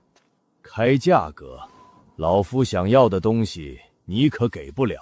这样吧，你什么时候离开京都，我同你一起。同我一起？当然，小子，你修炼到现在，应该也知道了这神龙九变的厉害之处了吧？但是这神龙九变越是修炼到后面，就越是麻烦。没有我亲自为你护法，你根本入不了3品。入了3品之后，你才算是正式踏上武道之路。那行吧，我们再有5日就出发了。你到时候来城西，或者来将军府大门等着我们就行。小子，我跟着你们不会吃亏的，甚至还能够给你们解决一些麻烦。那就劳烦前辈了。你且回去吧，还有5日的时间，争取将头骨给淬炼完成。入了2品极限之后等到上路之际，便开始断金。对了，陈玄，你们此行过去有多少人？1万多吧。1万多，即便有着角兽可日行千里，但是加上路上耽搁，此行越州，怕是也要耗费半月左右的时间。争取在这半月之内，你打通一条柱心脉。你先回去吧。老乞丐的这个功法，大概率和剑城有一定的关系。未来估计得要去一趟剑城，弄清楚这功法的来历才行。那瞎子和哑巴看来还是给这小子透露了一点消息，他已经有些怀疑我了，得抓紧时间才行了。2个月让他入3品，到时候便成熟了。主人，带着你手底下的人去越州吧。陈玄要离开京都，我必须得跟着他。他们5日后出发，大概需要半月。到了那边之后，你知道该怎么做。我明白，只是主人，整个堂口都过去吗？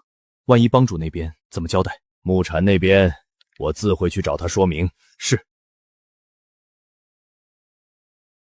没拿到功法，这老头想要跟随着一起去越州。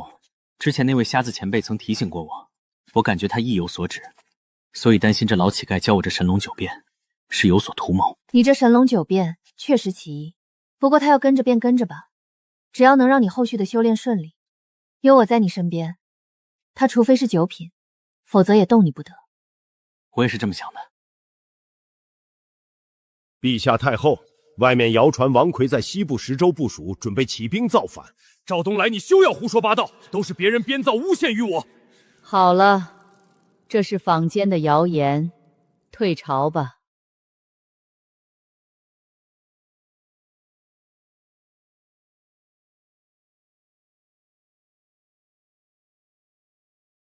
前辈，老夫坐哪一辆？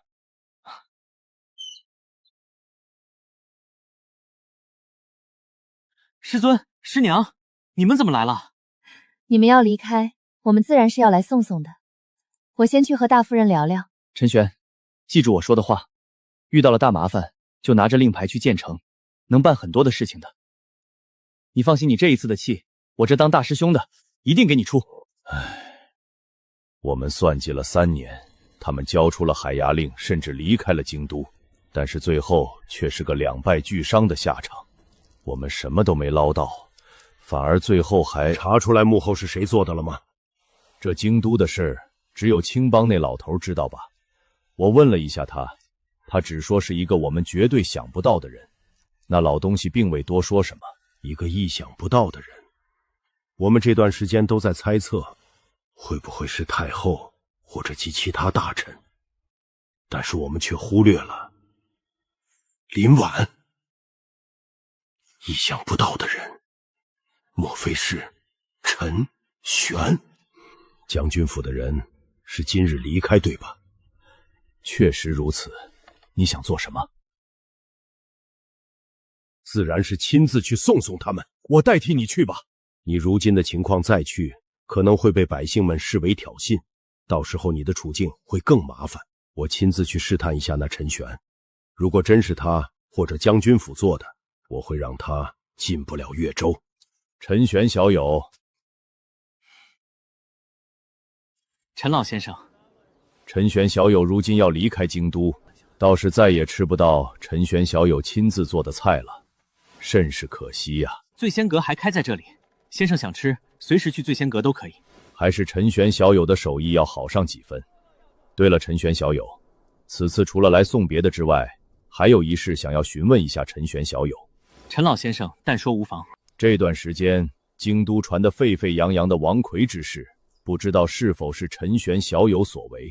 是啊，我就顺手摆他一招，没想到有这么多人推波助澜，看来这京都想他死的人不少啊。你竟然对陈玄用了真言诀，你找死！对长辈动手，视为不敬。你们不可动手。陈弘毅，胆敢对我的弟子动手，你是想死吗？监生大人，误会，我只是好奇用了一下真言诀，问了一个小问题。我去和大夫人聊几句。他问了你们什么？问了关于王魁之事，真言诀是什么？如修的手段，他用了真言诀，在没有能力冲破的情况之下，他问我们任何问题，我们都会老老实实的回答。他用真言诀问到自己的头上来，绝对不是好奇这么简单。不知道他背后是谁。如何？你还真猜对了，这事儿确实就是陈玄一手操刀的，不过后续的发展出乎了他的预料之外。陈玄，我让你们活着抵达越州，我王魁就不是人。你切莫冲动，他们一行过去，有着1万御林军，除此之外，还有着林婉这样的8品高手。哼，我让他1万御林军在抵达越州之前，就全部给我死在路上。事情若是闹得大了，可不好收场。休要劝我，我意已决。你自己把握好，别影响后续计划。最多再有1个多月，大钱的使团就会来了，配合好他们，摸清楚林府到底是个什么想法。好。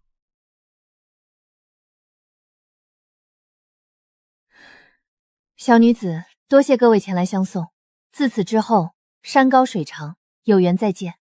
恭送夫人。我该走了。陈玄，等我，我会尽快过来找你的。你也要好好的修炼。等我回来，你的仇我帮你。好。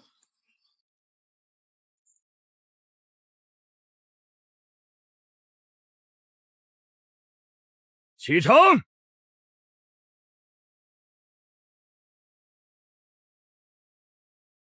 林相，你觉得哀家做得对吗？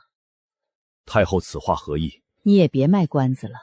秦业毕竟守着这大周数十年的时间，罢了，他们也走了，海牙令也在你的手上，大周也该换一种活法了。我已经收到萧军，正在南进，应该是为了这次使团出行大周增加筹码。你下令吧，玄甲军后退5成。后退5成？难道太后打算将整个延州都让了不成？大周连年征战，国库已经空虚了，这仗再打下去，大周根本就无法承担下去。割让一州之地，换取安稳，本宫觉得值得。太后，老臣恕难从命。林府，你可知道你在说什么？老臣知道。太后，庸关已破，延州再让，若是让他们再攻破泗水关，那便是一马平川，大前军队可剑指京都。这后果太后可曾想过？倘若是战败，那时可就不是一州地的问题了。本宫命你即刻下令，为了大周、延州，当死战不退。臣将亲自前往延州，率领30万玄甲军北拒来袭之敌。你敢？臣已经与杨琦商量好了，陛下也已经下了旨。不可能，皇儿怎么敢越过本宫下旨？太后，陛下长大了许多。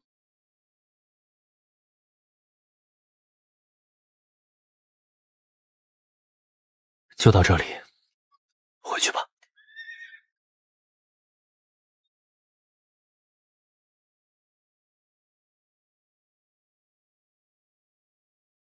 秦爷，怎么了？这是武渊制定的此行计划，大夫人让你看一下。这武渊是怎么搞定这些御林军的？还能怎么搞定？就是打一仗呗。据我了解，秦贺挑选了2000精兵，并且给了武渊500，这御林军之中公认最差的。两人各自训练了2日之后比武，武渊以500之数大破秦贺的队伍。一战之后，所有的人都信服了。这武渊确实是个奇才。秦爷，咱们好像捡到了一个大宝贝。哼，虎父无犬子，他爹就是个老阴饼儿，他这儿子自然也不可多让。怎么了？我去看看。前面有一个老头，让你给他养老。养老？带我上前。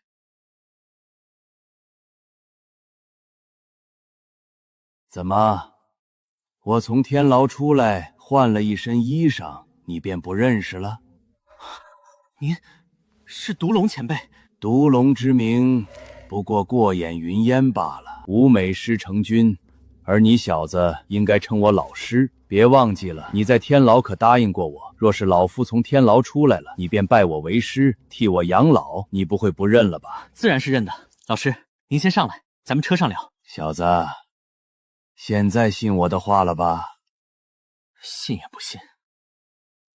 哦，说说你不信的地方。我打听过，说是毒龙已经是武帝时期的人物，而武者即便是9品武者，也就只能够活100多年而已。而按照时间来推算，你似乎过了200多岁了。当然，我本就是超越9品的存在。不过现在我丹田被废了，只能够用一点轻功，逃跑还行，并没有战斗力。别吹牛，超越9品之上，这世界上就没有人能是你的对手，你怎么可能？如果是我最信任的人呢？武帝。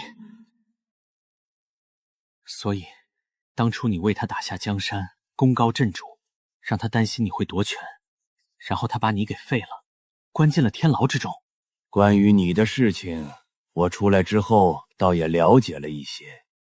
你对付王奎这手段，倒也足够巧妙。你是有点慧根在的，但是我比较好奇，你到了越州和岭州如何发家？这2州之地极为复杂，你想要依靠这2州崛起，几乎不可能。过去了解了情况再说呗。这2州虽然复杂，但是还是有一些资源，但是也得看看什么资源。或许你们眼中没有用的资源，我可以将其变成宝贝呢。倒是自信。对了，你是怎么设计天牢失火逃出来的？里面有尸体，但又没有任何其他囚犯或狱卒失踪。你猜猜看。地道。哦，继续说说看。你应该是挖通了通往外面的地道，然后在外面抓了一个人回去，点了一把火，然后自己从地道逃出来了。哼，竟然被你猜对大半，不错。对了，老师，你知道神龙9变吗？咦，神龙9变？你知道？当然知道。莫非你修了此功法？这功法有什么不对劲的吗？那倒是没有9变，其实是一个海外的外乡人带过来的，时间应该是800年前的事情了。外乡人？海相面？是的，早些年间还有人从东海那边来到这片大陆，所以这也是许多人在寿命将至，想要出海寻找仙缘的原因之一。据传说，当年这外乡人出现在这片大陆之后，很快便死了，而这神龙9变被一个叫做宁泉的人得到。这宁泉是一个底层出身的人，得到这功法的时候已经20几岁了。20几岁的年纪，按说踏上武道之路都没什么可能性了，最多也就练练体。但是神龙9变有着洗精伐腐的效果，他不但能够修炼，而且还硬生生的修炼到了9品境界。而神龙9变举世无双，同境界之下，不论是什么路子的修炼者，根本就不是其对手。这宁泉更是一拳打翻了当初建成的建主，成就了武圣之名。后来他与这建主双双失踪，其失踪数十年之后，天下武者便寻找到了他的传人，他的传人被杀得一干二净，但是也没有这神龙9变的身影。后来这数百年的时间，陆陆续续也有修炼神龙9变的人，但是没有出现任何一个修炼出挑的人。时间久远，逐渐的也被遗忘了。你能够修炼此功法，倒是有些出乎我的意料。失踪？他们所谓的失踪，应该也是去海外寻找仙缘了吧？或许是吧。等待会儿停下来休息之际，我去帮你试探一下那老头子。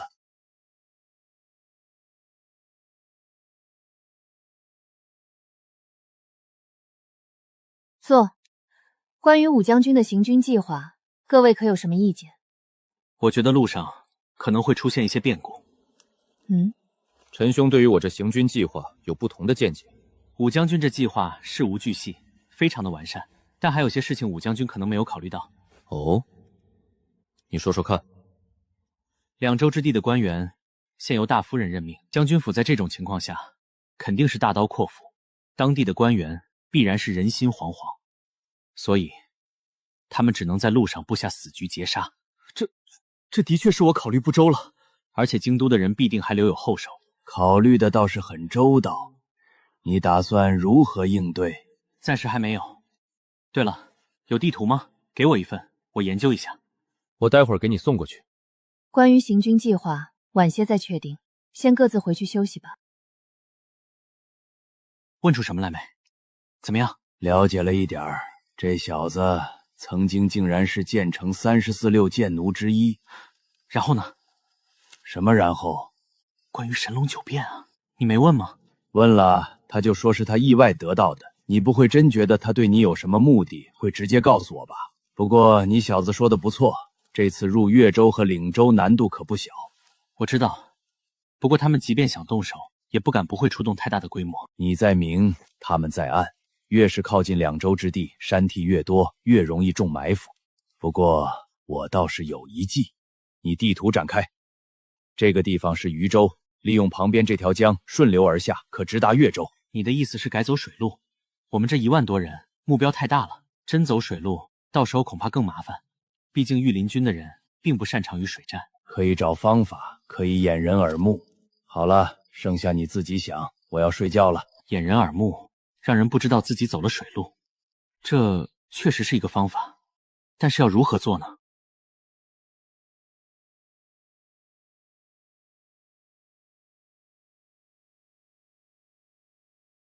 大夫人，渝州那边你们有熟悉的人吗？渝州？你想走水路？我们人数之中，估计半路前行都有人盯着，走水路更危险。但如果有人能帮我们遮掩过去，让人无法发现呢？这不太可能吧？所以我想问问，大夫人对于渝州这边可有熟悉的人？渝州？如果是渝州的话，还真有可能。这渝州长史就是四夫人的表哥，曾经也在玄甲军任职过。整个渝州都和他们韩家有着不可密分的关系。四夫人，可否叫四夫人过来一趟？小昭，去叫一下四夫人。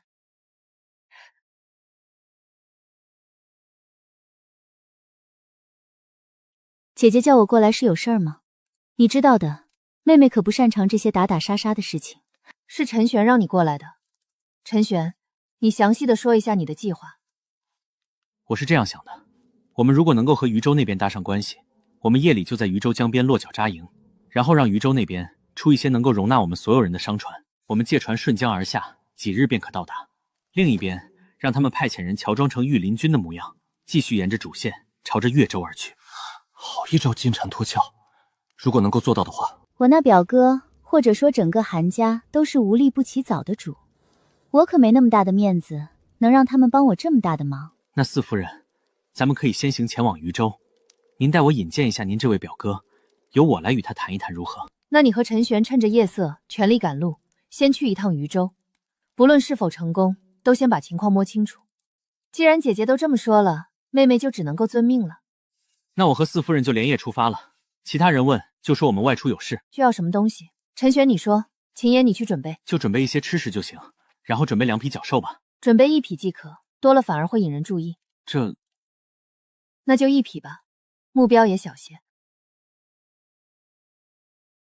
对了，大夫人，要不要安排个高手跟我们一起？我不过1品武者，我担心万一出现什么事情的话。有四夫人在，不用担心。四夫人是一名准7品高手。你们趁着夜色赶紧出发吧。放心，我会保护好你的。你现在可是大家的心头肉啊。你喜欢骑在前面呢，还是喜欢后面骑？四夫人，你先自己骑行吧，我跟着跑就行，刚好当修炼。那也行。我之前也看到过你修炼，你走的是武夫之道，在淬炼头骨。是啊，淬炼头骨可危险了，一个不小心便可能伤及根基。不过小家伙，你这让身体达到极限的话，如果不进行一定程度的放松，对于你身体反而不那么好。待会儿你跑累了，我帮你按按，保准让你以最完美的身体状态进入修炼。四夫人是医师？那倒不是，医师都需要有特殊的功法，要诞生木之气才可成为医师。不过我们韩家便是医药世家，虽然没有成为医师的天赋，但是自幼生在这医药世家之中，针灸推拿这方面也是略懂一二的。当年啊，将军每次回来都要让奴家好好的给他针灸推拿呢。只可惜将军已逝，奴家如今也只能待在将军府中。四夫人，可否先给我说一下您为表哥的情况，或者说韩家的情况以及喜好，我心里先做些准备。我那表哥名叫韩庆。姓韩，不应该是你堂哥吗？我父亲是上门女婿，所以算是表哥。韩庆此人呢，其实我并不喜欢。他自幼算是渝州出了名的纨绔子弟，不过他母亲是渝州另外一大家卓家之人。卓家有着渝州最大的商行富甲并方，其父又是韩家之人，加上他武道天赋倒也算是不错。在其进入6品境界之后，便进入玄甲军。据说在军队之中，他作为一名将领，一直都当缩头乌龟。为了尽早把他送走，夫君主动给了他一些军功。拿到了军功之后，他便顺理成章出任了渝州长史，如今已经是7品武者了。要说他的爱好吧，就2个，一个是好色，一个是好赌。好色会好赌？对，这韩庆极为好色，身边家眷众多。韩家听起来也是豪门望族吧？他作为未来的韩家的继承者，韩家家中老人不管？管什么？韩家是医药世家，大周最强的炼丹师一般都出自于韩家。你知道炼丹师和医师有多挣钱吗？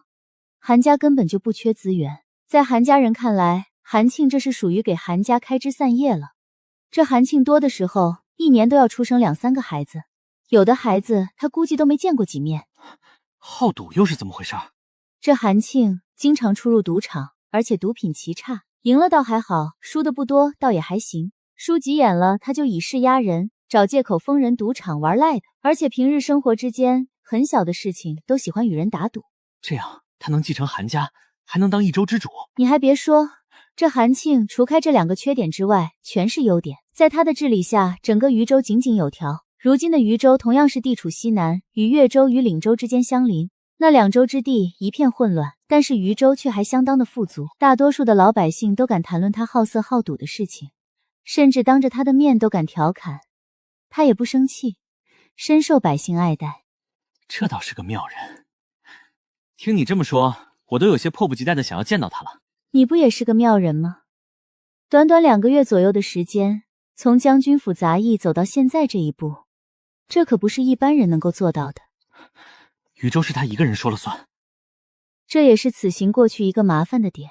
咱们的事情算是涉及朝堂争端了，这韩庆敢不敢按照你的说法来做，其实是不一定的。毕竟渝州距离西部10州也不远，他们不见得愿意去招惹王魁。更别说如今朝堂之上，将军府虽然交出海令，但是坐拥2州之地，几乎是成立自己所属州，他们不得不考虑朝堂其他人的反应。而且这种事情大概率不是他说了算的，特别是商船的事情，得去找卓家进行调和才行。这韩卓2家都必须得搞定。我在韩家并不受待见。为啥？你知道我是怎么成为将军府的夫人的吗？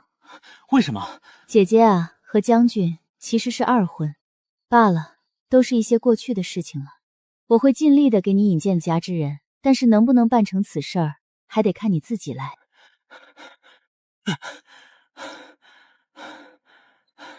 四夫人，待会儿可能要劳烦你，用你的气帮我固定一下身形。这都小事儿，不过在这之前，我先给你放松放松。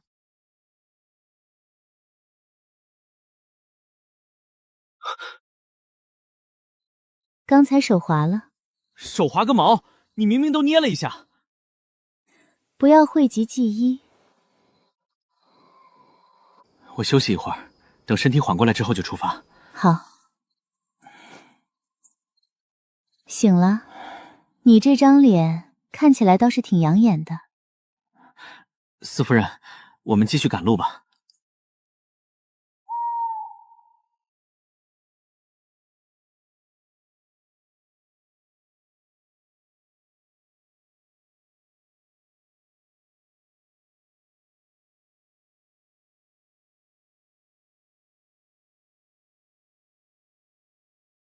这是雷音吗？传说武夫修炼到1品极限，浑身骨骼淬炼完成之后，体内会诞生雷音，筋脉全开之后，筋骨齐鸣，如若龙吟，同皆无敌。不过这些年来，武夫几乎在大洲消失了，毕竟这玩意儿太过耗费钱财。不错，淬骨大圆满，要不要尝试着炼金入2品？那天走的时候太急了，我没拿神龙9变的功法，等去渝州谈完再说吧。也好，看你这样子，身体似乎恢复了，接下来全力赶路吧。那你也上教授背上来吧，比你这么奔跑还是要快上一些。把你们身上值钱的东西全部交出来，我可以留你们一条路。我跟你回去，可以饶了我一命吗？可以，只要你跟我回去，我保你吃香喝辣。你都当土匪了，我怎么吃香喝辣呀？小娘子有所不知，我虽然是土匪，但是我是替永城县县城做事的。小郎君，你去把他拿下吧。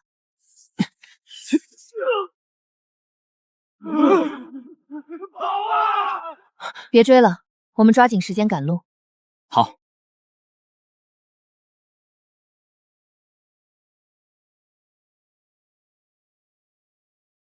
狗官，你草菅人命，当诛之！有刺客！有刺客！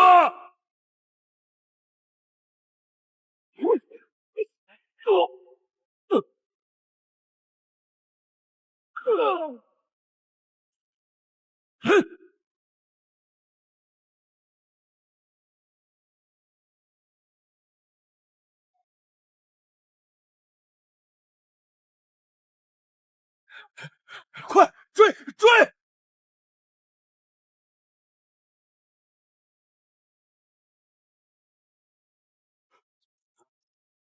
你问？我且问你，县衙内发生了何事？刚才有人进入县衙，将县城给杀了。你可以下去了。对了，刚才我看到有个黑衣人朝着这个方向去了。这边追！竟然是被人捷足先登了。那我们赶紧去渝州吧。怎么回事？大哥，这是怎么了？封城了，说是永城县那边的县城被人刺杀了。动手的是风雨盟的人，长史下了死命令，在抓到这贼渡之前，所有人一律不准出城。这黔州城的长史应该叫做赵全，我认识他，去找他放我们出城试试。待会儿你搬走我的小厮就行。站住！首府重地，擅闯者死。进去告诉赵全，将军府四夫人韩毅来访。四夫人来访，怎么不提前通知一声，也好让下官好生迎接一下？你会有你迎接的时候的。再过个7、8日，将军府的人便会过来这里了。先里边请，有事可以坐下慢慢谈。四夫人来访，我这就命人备好酒菜。不必了，我来找你，是因为黔州封城了，我要去渝州一趟，所以希望赵长史行个方便。这事儿怕是有些为难了。这城内官员被那风雨盟的杀手给杀害了，一时半会儿这城门怕是打不开呀。所以你不愿？这倒也不是不愿意，只是这不合规矩。想来你应该收到消息了，将军府要迁移至岭州和越州2地。我收到家书，所以先独自带着小厮前往渝州，与韩家族人相聚几日，然后于韩家与将军府会合。既然你不愿意行个方便，那便……当然了，等我之后回到渝州，韩家之人或许也会来和你说道说道。韩愈，威胁我是没用的，这是规矩，我也是按规矩办事而已。而且韩愈，秦业已经战死3年了，你还跟着将军府，就没想过改嫁？而且将军府也是林婉说了算，你不如去一个可以由你说了算的地方。我说了算的地方，你说你这儿？其实我这儿也是一个不错的选择。韩愈，当年我对你也算是一见倾心，当年你选了卓家，后来又是嫁给了秦业，这些我都可以不在意，只要你选择再嫁给我，我可以休了我的妻子，让你做正妻，这整个黔州到时候也是你我说了算。你不配。韩愈，你别给脸不要脸。我话已经说到了，行不行方便看你。当然了，你也可以一刀把我二人砍死在这黔州城中。估计将军府和韩家也想不到是你做的，但是记得处理干净一点，不然知道了的话，后果你是清楚的。我们走，先找个客栈，等大夫人他们过来，到时候让大夫人好好的与你聊聊。站住！我知道你从来都看不起我，等你去了越州和岭州，你会发现还不如我这儿，你会后悔没有选择这里。来人，带他们离开黔州城。赵全姓赵，和赵东来有关系吗？自然是有关系的。如果说王奎的地盘是西部10州，那赵东来的地方便是黔州以北的几个州域。赵东来跟王奎这种爬上来是不一样，赵家已经存在于这片土地之上上千年的时间，根基极为深厚。唉，这大周的情况可比你想象之中要复杂的多啊！让开，让开！你不想死就闭嘴吧！看那位夫人的模样，你觉得是一般人吗？夫人，总算是找到你们了。怎么回事？这是我的侍女。四夫人，你们跟上我。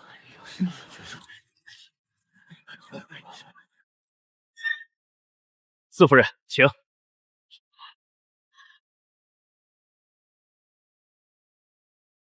多谢夫人了，我们就在这里别过吧。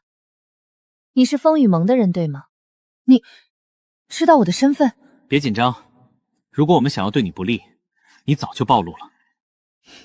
封城之下，你们竟然可以行便礼，你们和城中狗官必然是一丘之貉。你以为我会信你们？信与不信并不重要。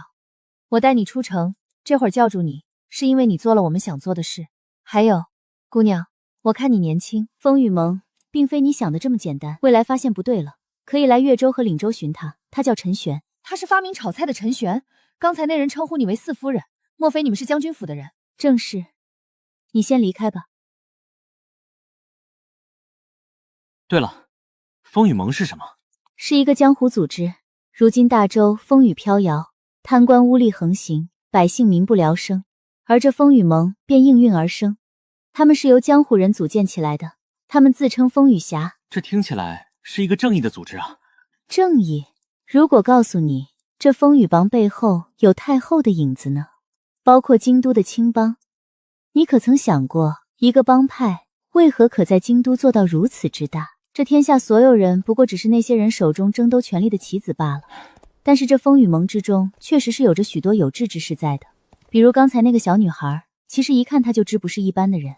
她这个年纪能够达到5品，其背后肯定不简单，但她这种却依然选择了加入风雨盟，最后被利用，成为那些幕后之人争权夺利的棋子。算了，不说这些。陈玄，我一直没有询问你，你选择了2州之地，你肯定不仅仅只是为守着这2个地方吧？你是有其他想法？四夫人，你可别乱说啊！别告诉我你没这想法。先把2州之地治理好吧。至于未来的事情，谁又能够说得清楚呢？你想当皇帝吗？那肯定不想，我只想习武，快意江湖。当皇帝，起得比鸡早，睡得比狗晚，狗都不当。你这说法倒是有意思。青帮也是太后的。青帮我了解的不是很多，但是青帮的建立大概也是30年前左右。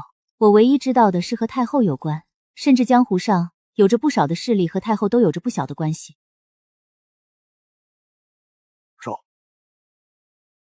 这就是渝州城吗？走吧，进城。算时间，这个日子正是豫州灯会的日子。你这般长相，若是会些诗文，怕是要把那些花魁们迷得神魂颠倒。灯会？是啊，渝州城每年一季的灯会，每年7月开始，持续1个月的时间。这是渝州1年1度的盛会。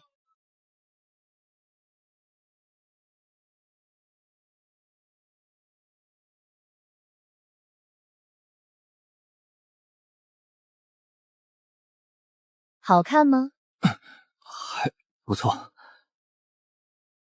掌柜的，问你个事儿，这渝州灯会如今应该也进入最终阶段了吧？哪些花魁呼声较高啊？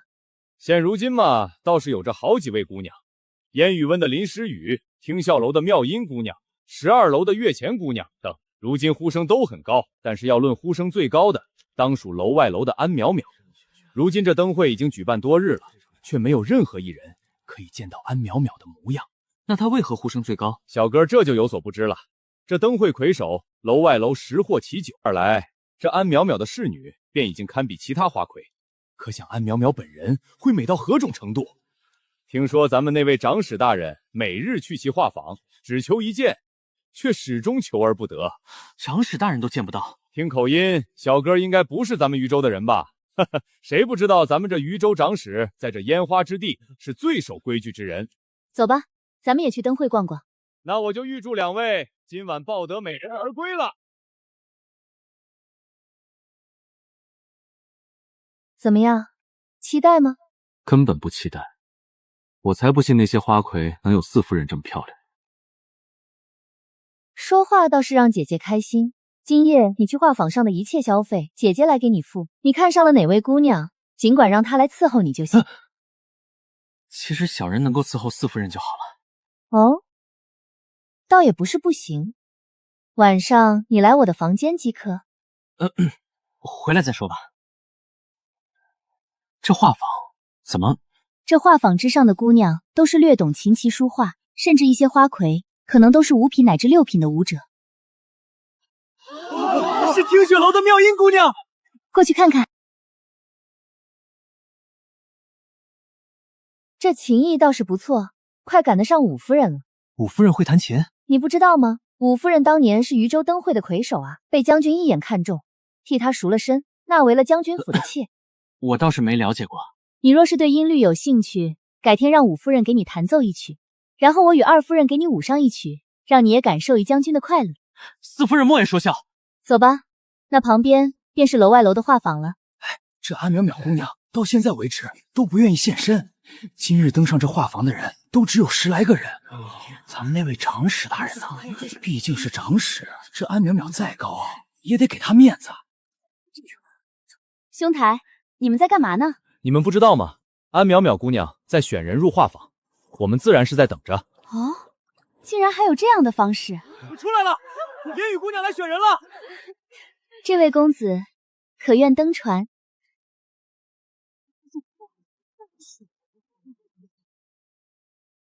这位玄衣公子，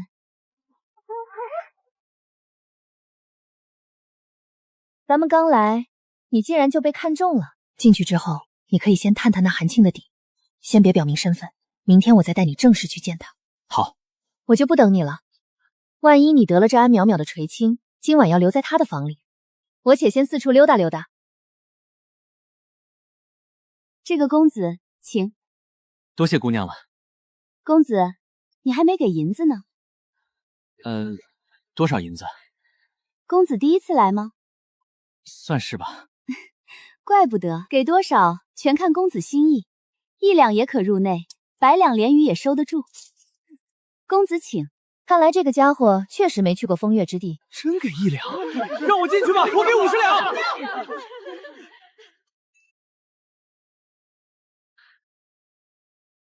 小云，好好招待这位公子。看这人估计就是韩庆了，这都不用打听了。公子，公子，我叫小云，由我来伺候你，可以吗？啊，那什么，得多少银子？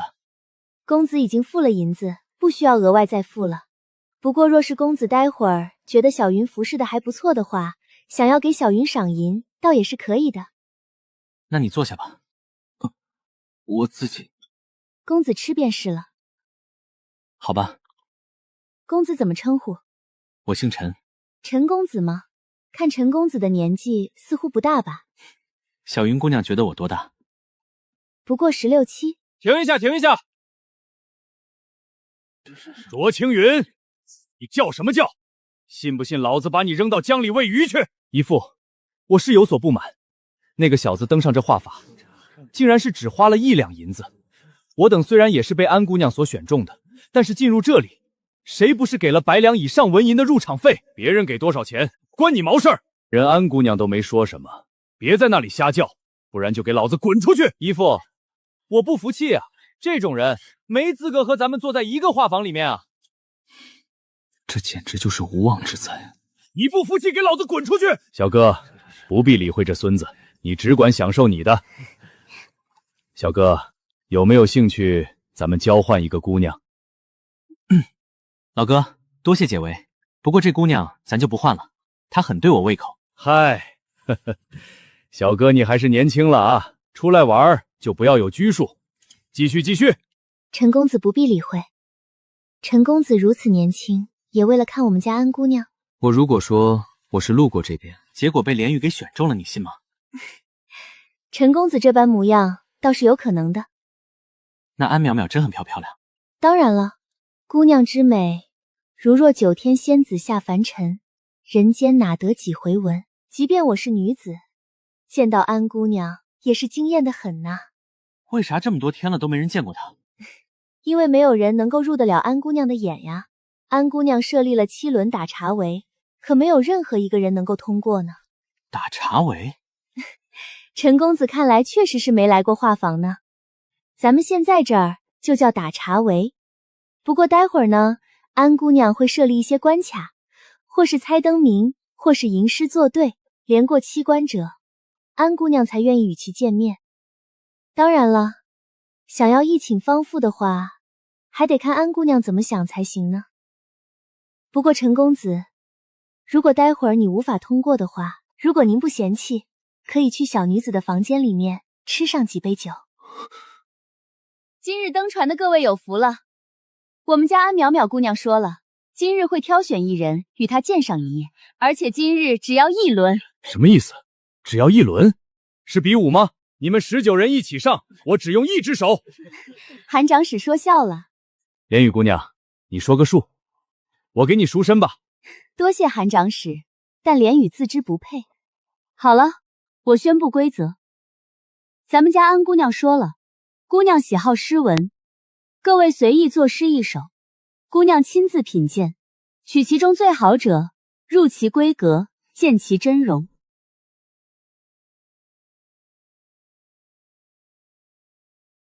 小云姑娘不必研墨。为何？陈公子不打算写诗吗？我不打算写。我看你是不会作诗吧？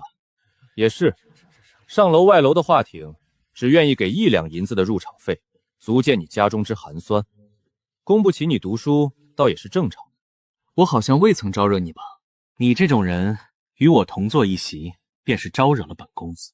小兄弟，别理会这狗东西，他就是看你长得比他英俊几分，心中不爽而已。多谢老哥提醒，我懒得与他计较。计较？你也配与本公子谈计较2字？老哥，你不作诗吗？不过还在构思。狗东西，你再呜呜喳喳的影响老子灵感，待会儿把你给丢出去了。小姐，你确定那个家伙会作诗？他根本就没动啊。待到秋来9月8，我花开后百花杀。这不是那左丞相所做的反诗吗？你可知道真的作诗者是谁？我哪里知道，反正是个穷鬼，上船就给了1两银子。若不是小姐点名，我都想把他丢出画舫了。果然是苦过的人，如此节省，倒是适合过日子。只可惜啊，他到底是谁啊？小姐，你就别卖关子了。他发明了炒菜，还推出了会员制和加盟制，后来又扇了左丞相3耳光，当街斩杀了礼部侍郎吕茂。你说他是谁？陈玄，这段时间传说之中的少年英雄陈玄。小姐，你怎会识得他？我那个的弟弟参加了剑圣的天才战，我在外面等他的时候，亲眼见到了陈玄，当着所有人的面扇了左丞相3耳光。原来如此，怪不得你让我一定要把他请到船上来。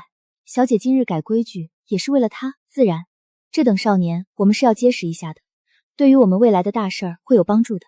可是他根本就没有要作诗的意思，他本是跟随着将军府一起前往越州和岭州，但是如今他却提前出现在了渝州，登上了我的画法，又不为我而来，那就是为了韩庆而来了。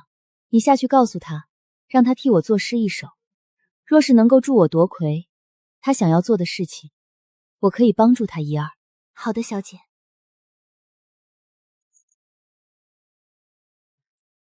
陈公子，陈公子不作诗？我都说了，他这样的人哪里会作诗？莲雨姑娘，不如你来看看我的，我已经做好了，我觉得这首可以流传古今。周公子的才华自当如此。我确实不会作诗。待到秋来9月8，我花开后百花杀。陈玄公子，你敢说这诗不是你做的？莲雨姑娘，这是什么意思？我怎么听不懂？我如何知道的，并不重要。陈公子，实不相瞒，小姐今日想要见你，所以才会改了这规则。小姐说了，只要你能够替她作诗一首，让她满意了，你来渝州的目的，或许她能够帮你完成。看来这安淼淼对于我的事情都知道，那确实是得见上一见了。陈公子，奴家期待你的大作。那什么，我字写不太详，我念你写吧。好，奴家倒是很期待公子会写出什么样的诗句来。哟呵，你腿子，你还真打算写诗了？我可告诉你，这诗词写好要当着所有人的面朗读出来，我劝你还是放弃吧，省得到时候丢人现眼。你屁话有点多了啊！你说什么？你可知道这是哪儿？这是渝州，本公子乃卓家之人，信不信本公子现在一刀把你砍了，也没人敢说个不。哟呵，卓青云，看你这样子，似乎在渝州经常做这事儿啊。你倒是给老子说说你做过的这些事。最近这渝州牢狱倒是有点空了。姨丈，你为何一直胳膊肘往外拐？老子对事不对人。这位小兄弟从进来开始并未招惹你半分，你就在那儿喋喋不休的。有本事你写出传世佳作。去了安姑娘的闺房，老子还回去给你吹牛。没那本事，在这里嫉妒旁人的长相，一直咄咄逼人。出去了别说你是卓家的人，我都替卓家丢人。我最后提醒你一次，能写诗就写，再继续挑事，老子就把你丢出去了。小哥，别和这小子计较，咱们渝州法度严明，这狗东西若是敢私下对你做什么，你尽管来豫州府找我，我叫韩庆，老子替你做主。多谢了。公子，奴家准备好了，您抓紧时间构思吧。你写吧。云想衣裳花想容。怎么了？没怎么。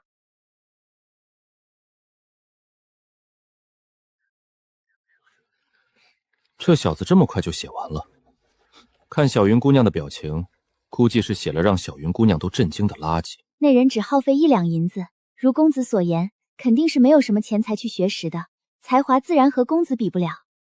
公子，你还改吗？不用改了。那奴家就上去登诗喽。登诗？就是把诗词给念出来。去吧。我家公子已经做好了诗。哟呵，小哥儿，你这神速啊，这么快就写好了？阁下如此快便做好了诗，先让我看看是什么水准，不然污了安姑娘和我们这些读书人的耳朵。就是这么一会儿就写好的东西，能是什么好诗？小云姑娘，你就别念出来污染大家的耳朵了。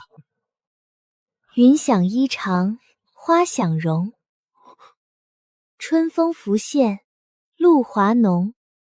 若非群玉山头见，会向瑶台月下逢。李哥见谅啊，场景需要，借你的诗用用。不可能，绝对不可能！他怎么能够想出这样的诗来？这就是刚才陈公子亲口念，我执笔写的。所以啊，这才不可能，这绝对是这小子抄的！别他娘丢卓家的脸！可惜安姑娘的真容我是看不到了。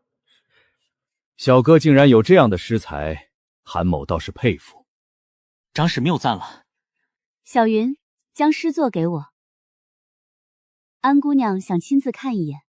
我才不信，他真能够做出这样可以流传千古的佳作。小子，你给我老实交代，你是不是抄的？卓家小子，老子忍你很久了。来画舫玩，图的就是开心。老子忍了你好几次了。医生，你真的甘心安姑娘被这种人给玷污了？你没本事入安姑娘的眼，那是你自己废物。我也懒得与你说了，现在给你2个选择：第一个选择自己滚出去，第2个选择老子把你从那个窗户丢出去。医生，这段时间我已经花了数千两银子了，我走你！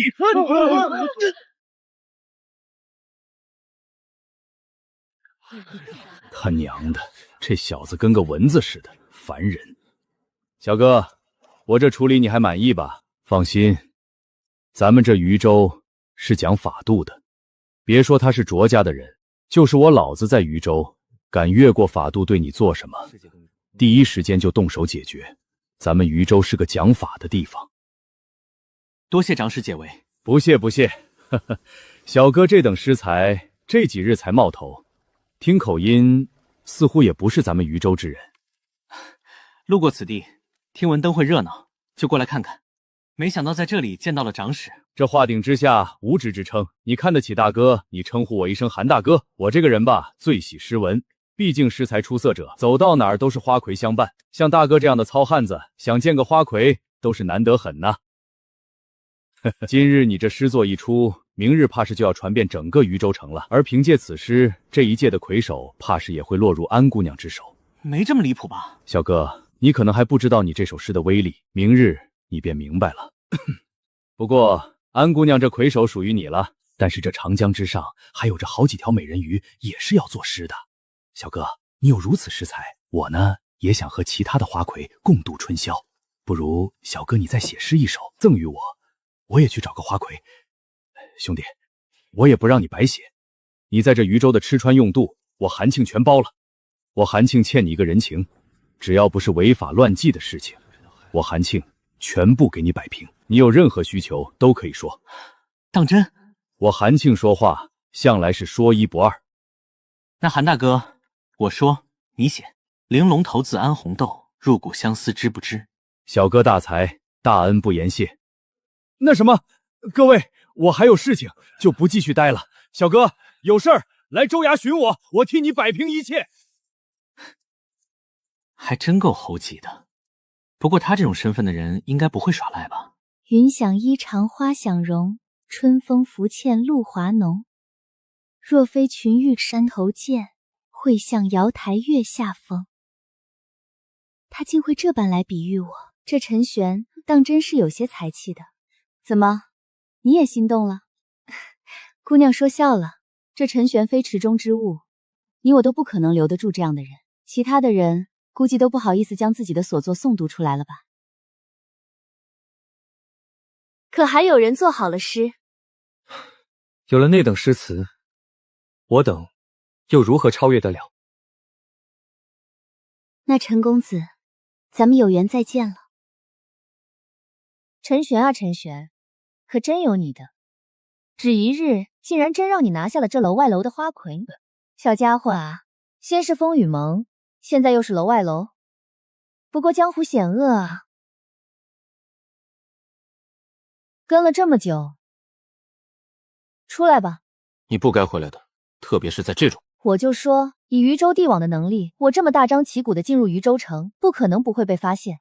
小猴儿胆儿肥了，想对我动手？你不该来，渝州不会帮你将军府，我们不想卷入你们的烂摊子中。如果渝州是你说了算就好了，只可惜啊，这渝州城你这一辈子说了都不算，你只配当一条狗，一条会咬主子的狗。你真以为我不敢动你？你当然不敢。好了，小猴儿，不和你闹了，我那笔账还没找你算呢。我和韩庆所谋之事，你插手不了。小姐在里面等你。怎么不好意思进来？好看吗？还行。进来吧。安姑娘，不知道你之前让连宇传达的那些话到底是什么意思，可否明言？还有，你是怎么知道我的身份的？所以，若不是我以此理由来请你，你是不会作诗的，对吧？所以你上来，第一时间也只是问我这个。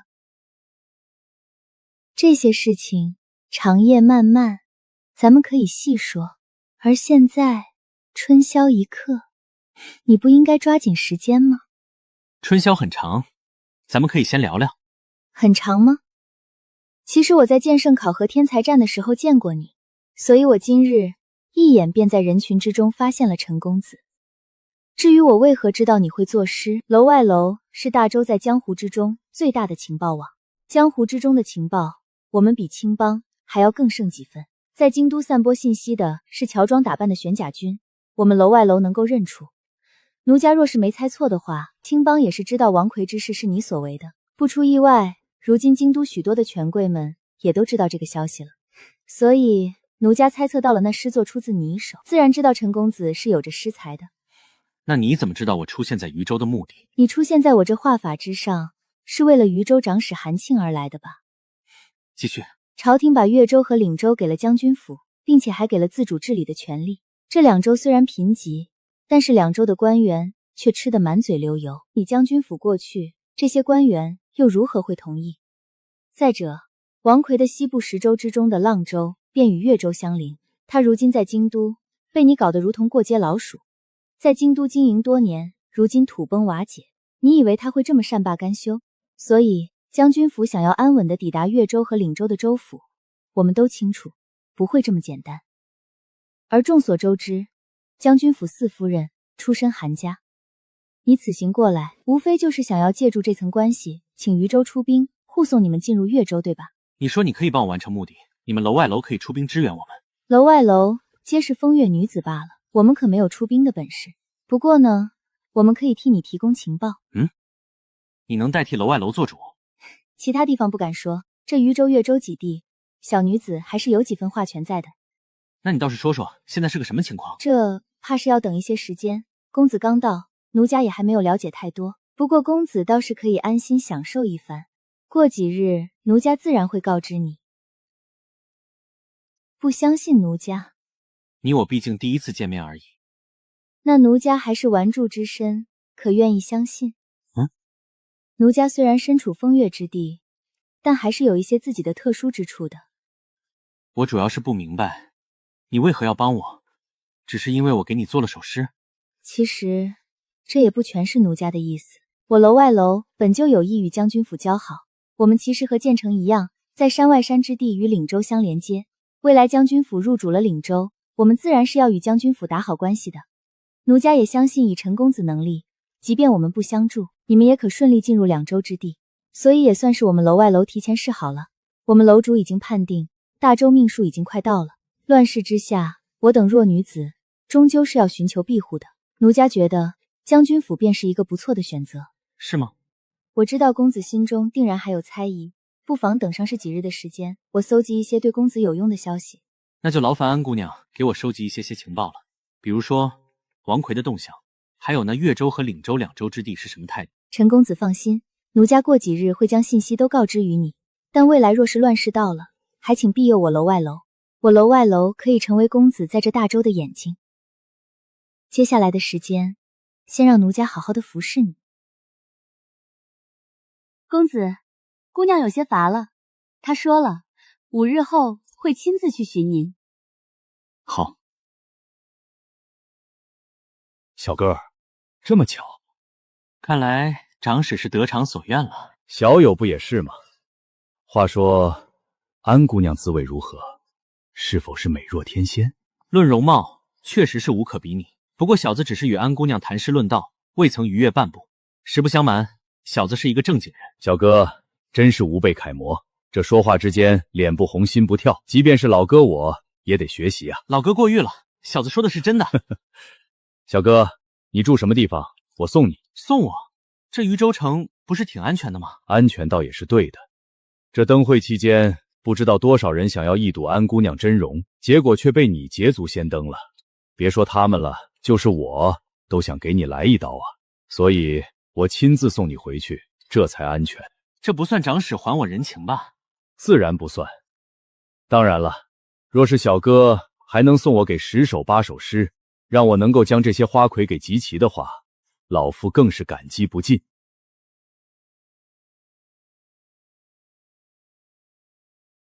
陈玄小哥，你觉得我这渝州的地网气势如何？你知道我的身份？